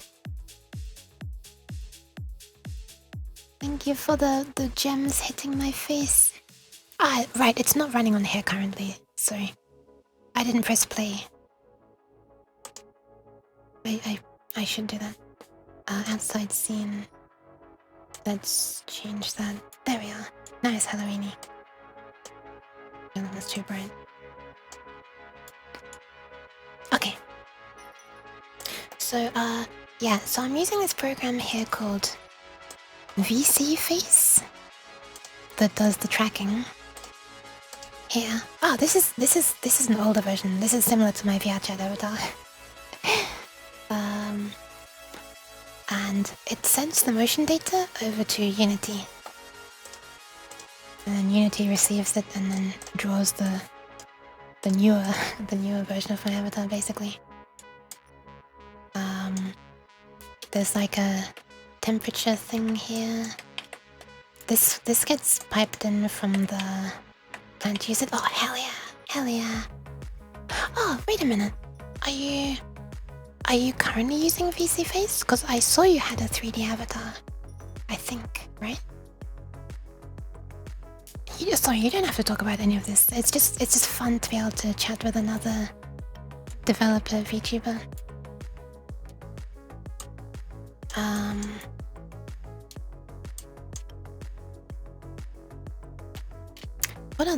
What silly things are there? I guess I can press play. Although it won't be able to move. Because only one program can receive the motion data at a time, so this version of me is currently receiving it. Oh my god, this is taking ages. Nyan. Okay, there it is. When it initializes the speech, it says Nyan. You mean... Oh, yeah, I thought it was I thought it was a VR chat after. Wait, bad auth? Wait, what? Interesting. My Twitch token might have expired.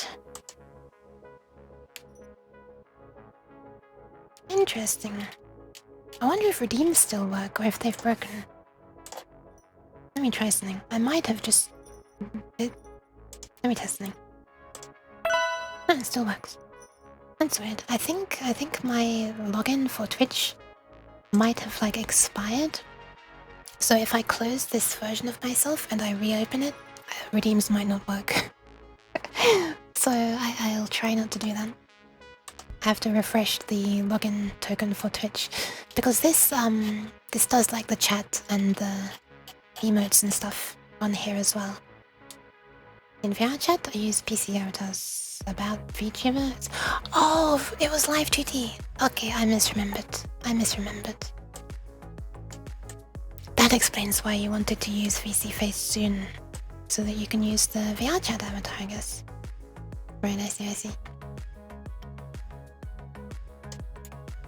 I see.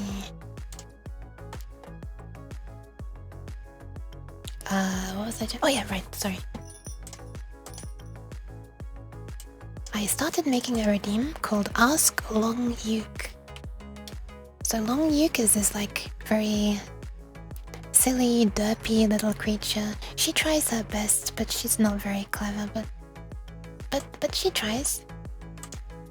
And I made a redeem, a Twitch redeem. They're called rewards on Twitch. Like in the API for Twitch, they're called rewards. And I guess in the backend, but everyone calls them redeems. It's weird. I have to start a program to make it work. This is normally in the background, but it's here now. It takes a while to start. Takes ages actually. So this program is a Tengunami. Hi, welcome. Thank you. This is a thing that lets you run a large language model on your computer without needing to like use, you know, an internet connection or something. It sort of uses the GPU, but it's yeah, the memory usage goes up. But yeah. Now, if on Twitch's side, if this is the wrong window. If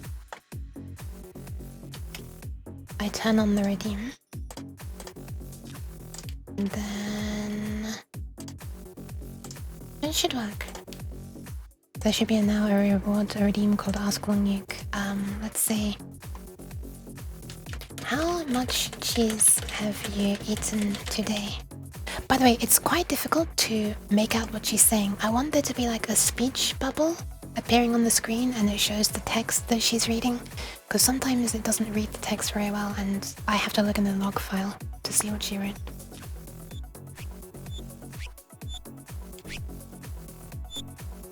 How much cheese have you eaten today? You cute little cheese. You cute little cheese. Why is she confused? It tries to think of an emotion like a this just controls the face, because the faces are just my emote. I don't know why that confused her. Gives the long yolk some cheese. I want her to do the excited animation because it's really cute.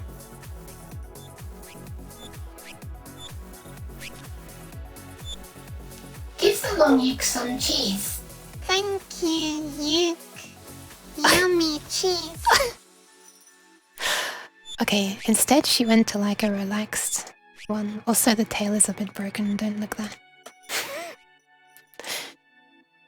What makes her excited then? Oh wait, what the hell? She was 100% excited, 100% happy, 100% comfy. Okay, it just chose one of them. I wanted to play the excited animation because it's really cute.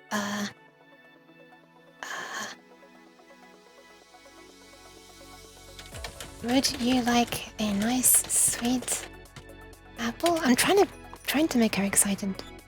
It's different. She forgets like the previous thing each time. Whoops. Would you like a nice sweet apple? You like apple, okay? What? You like apple, okay? Wait, what did she say? You like apple, okay? That's weird. Okay, never mind. I'll just force it to do the excited one. Dot. Nyan. Hold on. I'm failing to make her excited. That's unfortunate. Redeems? Where is Oscar Muke? Is it here? Oh, there it is. Okay, hold on. Let's see. Let's see if I can do it. So we do 0.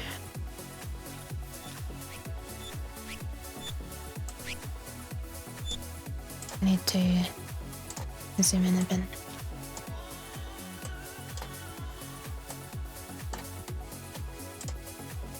And then if I say the emotion, which one is it? 1, 2. It's comfy, confused. Excited is 0 apparently. 2. There we are. It does little Unfoxing server 0. No! Exception. No! Systemnet WebSocket's WebSocket exception explodes. The remote party closed the WebSocket connection without completing the close handshake. No! UG is greater than Systemnet Shush. WebSocket's. Shush! Shut up! Oh my god. It also breaks sometimes. Hi Aaron, welcome. I think that was this one. I think that was this one sending that message. Long Yuk saying some smart words. That was not Long Yuk. Never could be. Thank you very much for your kind words. I usually use Unity to develop games for jobs, but never developed a tool, so I still don't know how to connect to Twitch and get... So, hold on, let me just see what this says. What is Yuki doing streaming for so long? How does she have the endurance to stream for almost 8 hours? You no understand. You sleepy now. Okay, so she doesn't understand anything about me. She doesn't know that she's on a stream. She doesn't know anything about Twitch or anything. It's like you're just going up to her. She's outside in the garden. And you're saying something to her. Yeah, I'm sorry. I'll turn it off after this one. Hold on, I want to respond. Oh my god. Do you want to make pretty pictures with wave function collapse? You see pretty pictures. You want pretty pictures. Wow. So I thought she was gonna get confused. But pretty pictures is super... Wow, okay, that's adorable. Thank you for hydration and posture check. I am really bad at making games. I don't think I've ever finished a game. I started trying to make one in Unity, but I just don't have a good imagination for making an environment and how to make it fun to play and stuff. Cheese.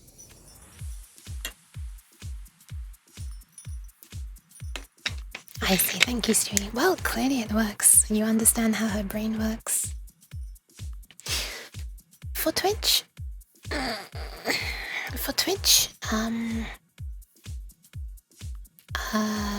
I'm using a library called... wait, what is it even called?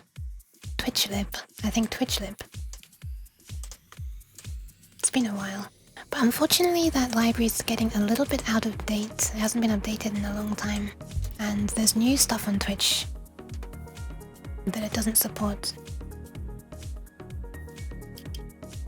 Oh, lib. Like library. Hold on, I'll get a link. TwitchLib. I think it's this. TwitchLib. .unity. This. I think if you want to do it in Unity, this is still the best thing to use, I think. But for some other engines, there's like more up-to-date stuff. A lot of people around here use the Godot engine. Godot. And there's like quite a lot of like other dev VTubers. And they've sort of developed their own libraries, but it's for Godot, not for Unity. But maybe some of them could be ported to Unity because Godot can also use C# in the same way you use Unity can. Oh, I guess there's one more silly little thing I can demonstrate. I'll stop now. I'll stop showing off in a minute. But there's one more thing that I'll show just because it's fun. I'll close this. And this. And this. And this. And this. And this. Okay, I'm trying to load the Ubisoft launcher and I'm hoping that it's not going to destroy my stream. I think it's working. Because there is a game called Trackmania. Oh. It's loading on the other screen.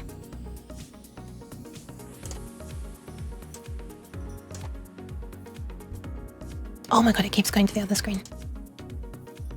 Hold on. It doesn't want to be on this screen. Ah! I think my computer might be struggling a bit. Okay.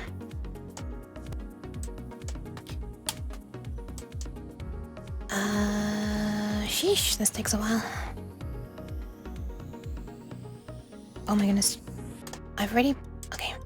So if I do this... Truck Mania? Nah, this is not truck. No trucks. Oh wait, there is a truck in this game. Ah. Yeah, you're right. They did add the truck that I don't like. But if I drive... then my avatar... responds to the forces. Which is funny if I crash.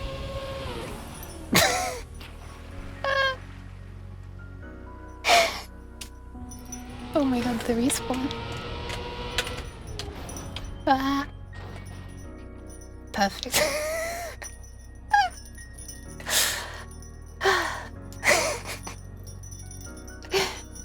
Oh my god, my bell is making such a loud noise. Ah. Okay, nice. Yeah, it's a fun thing. I was really happy when I got this working. Again, Stewie helped me with this. Stewie helps a lot of people. There was some stuff about rotations that was very confusing to me. Why are rotations so complicated? I don't know.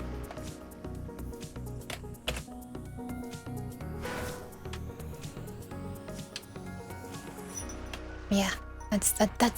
That's all. Wow, this... Wait.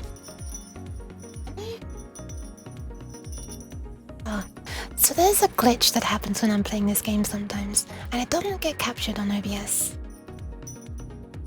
And it doesn't get captured in screenshots. It's only visible on my monitor. And There's like, it looks like a 3 at the bottom of the screen. I'm moving my mouse there, but you can't see anything. I could take a photo with my phone, but it looks like a flashing number 3. It's so weird. And it's happening now. Anyway, I'm gonna close this and hope that it goes away. I think it's gone. Hey, I'm sure you do cool stuff. I'm sorry, I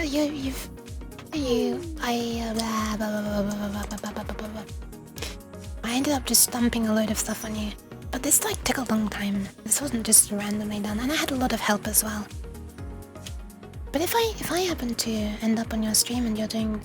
Wait, so what kind of dev stuff are you doing? Is it like game dev stuff? I guess I could show you the terrible, not anything interesting with game dev. And you'll probably feel a lot better about yourself. Because there's not much to do in this game. You're very welcome. Thank you for spending time while I just... my connection. I think my internet connection is... Oh no. Is it back? My internet connection might be dying. Oh, it's coming back? It's back. For some reason tonight, my connection keeps on going bad. I already reduced the bitrate, but it's still dying.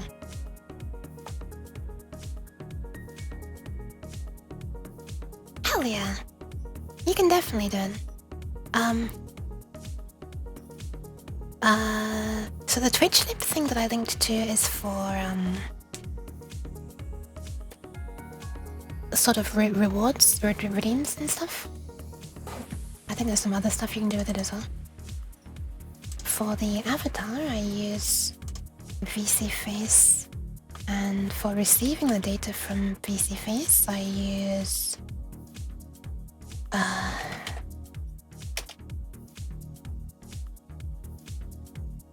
think it's actually a Japanese thing, or they have English translations as well. This. Maybe you know it already if you wanted to use VC Face. Right now I worked on custom debug tools and log system. Also working on addressable asset manager system for the addressable asset manager system. Addressable asset manager system. This sounds big brain and I can't understand it.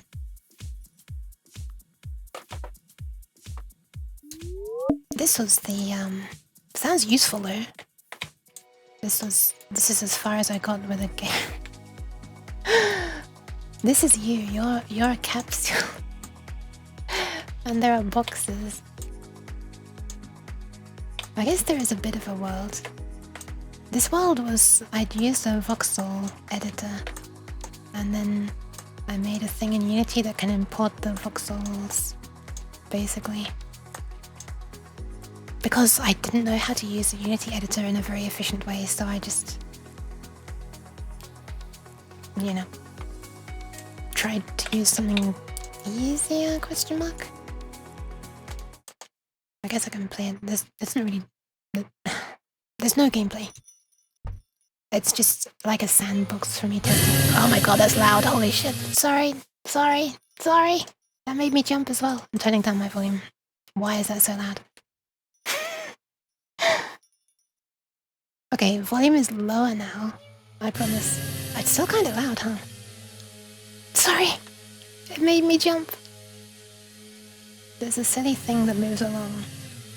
This thing is just a test for pathfinding. Yeah, sorry.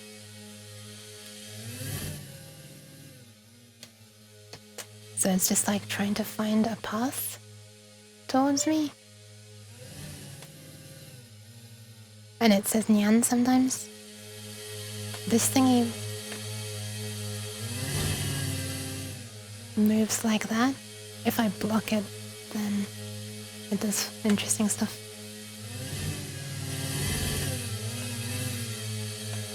Oh, it's not really that interesting actually.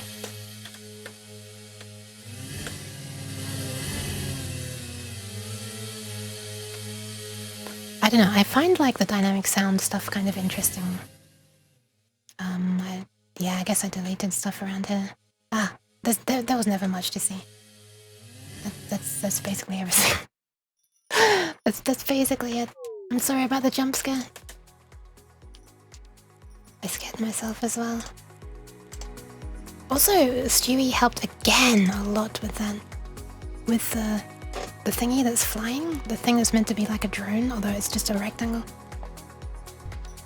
Okay, I think I'm gonna end stream though because it's very late at this point. Yes, you, Stu. You helped me with that. You. Ah, hold on. There we are. Thanks for the Stu.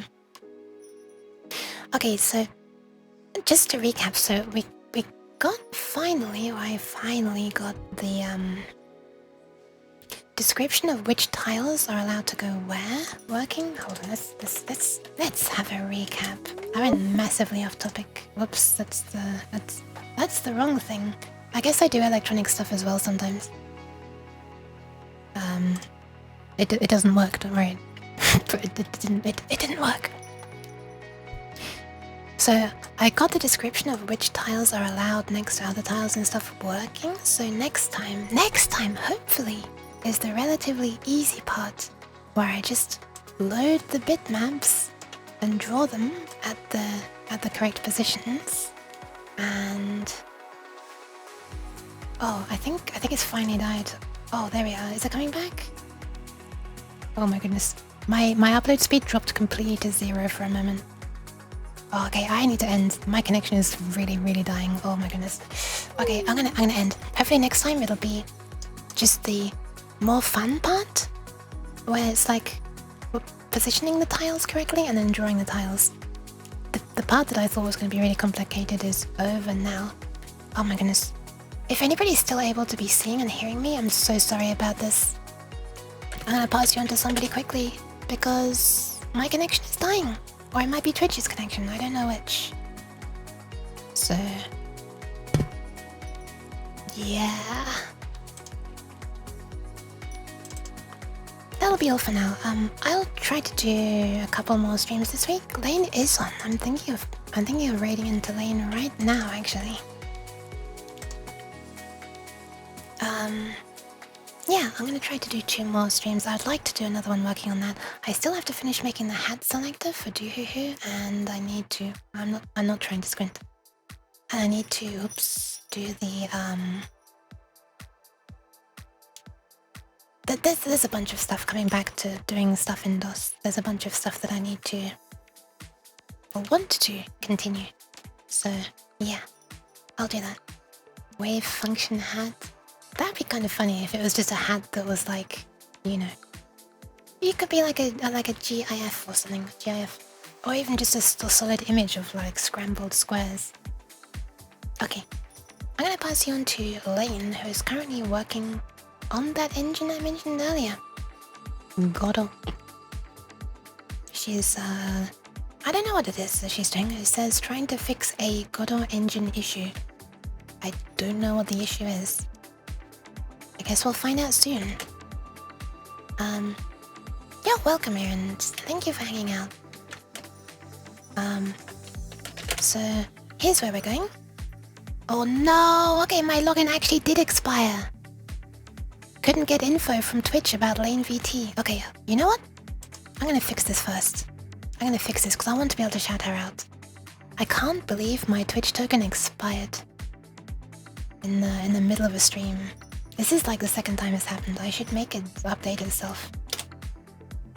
Adding BGRA support. Okay, I'm gonna quickly refresh my Twitch login token so that I can, like, you know, do things like shout out people correctly.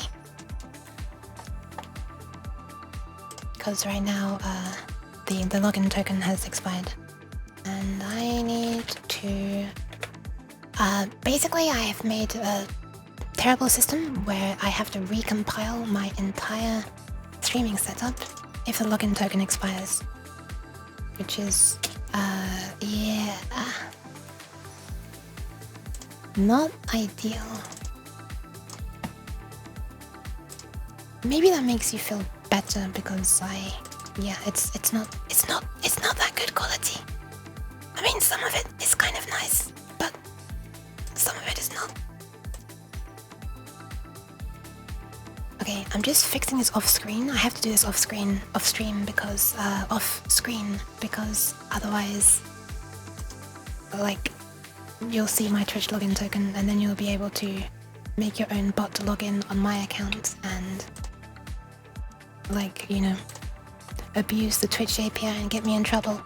So I'd rather not show that code on stream.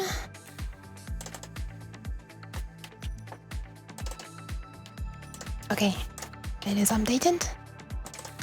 Now I need to recompile. I just need to compile something on Unity. How long will it take? Go ahead and hardcode the tokens. What could go wrong? I mean, I'm not sharing this on GitHub, so yeah. Okay, it's compiling. I can show you it compiling. It's not interesting, but I'll show you it anyway. We put the uke in jail. Wait, what? Why? Oh, right, you can't... Yes. You can't do that at the moment, actually. Wait, hang on. Do redeems still work? Or do they not work? Let me just... They do still work. So it's like new connections that it can't do. I guess it's got an existing connection for the redeems. But for the... Hey, there you go, look, it's Scuttle. I just saw this. I think it's done. Okay, I'm gonna restart myself. I'm gonna disappear for 1 moment. No! I need to restart myself, devil. I'm sorry, just imagine that I'm still in jail. I have to restart though, I'm very sorry. I'm restarting, it's loading. I'm coming. Nyan. I broke out of the jail. Okay, I should be able to do the shout out now. What?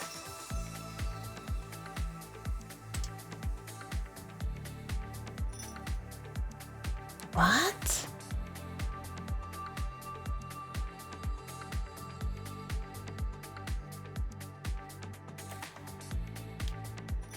Hang on, this is very confusing. What is that all about? I'm looking at my log file.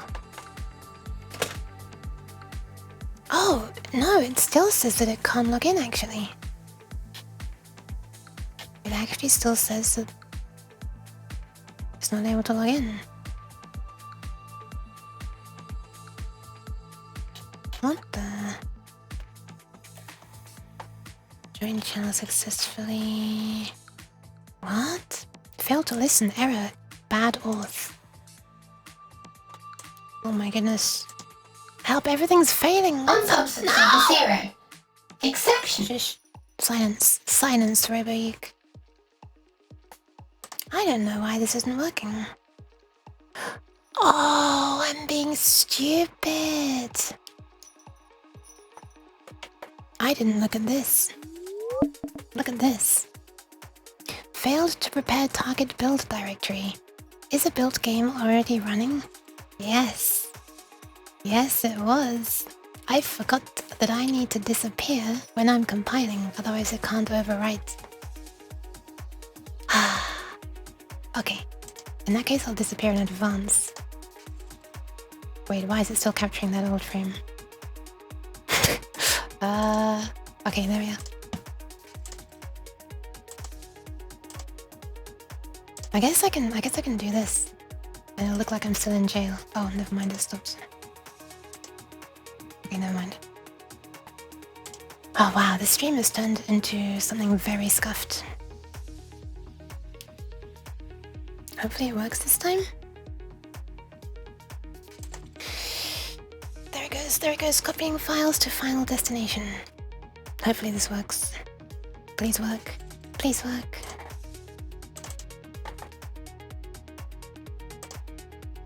Oh! Nyan.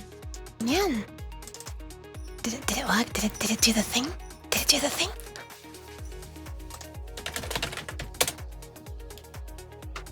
Yay! There we are. This is where we're going. Normally this shoutout works, but it doesn't if I need to refresh my tokens. Here's where we're going. We're going to Lane. She's doing software and game dev. She's hatless. She's hatless now, though. Hatless. Oh, I am. I removed my hat for now. It's getting very hot on my head. Okay, let's get the raid going. I got it working in the end. Third time's a charm, one could say. Alright, thank you all very much for being here. Hi, sorry my ending was a bit strange. But, I mean, that's me, right? So... makes sense. I'd like to maybe do another dev stream this week. I'm looking into getting the circuit boards made. I'm really scared to order the circuit boards because I think that there might be something wrong and they won't work and it might be a waste of money, but I'm gonna try anyway. Yeah, maybe I'll also play Voices of the Void for the first time. Yeah, that's all for now. Bye. Thank you for being here. Bye, Devil. Bye, Stew. No hat in Hatoba. Oh, that's true. I should probably put it back, huh? But bye, Jockeyber. Bye, No Sunman. Bye, Tengunami. Bye, 32123. Bye, everyone. Otsukare-sama. Phew. Wait, should I be saying Otsukare-sama myself? I'm not sure if I should. 見てくれてありがとう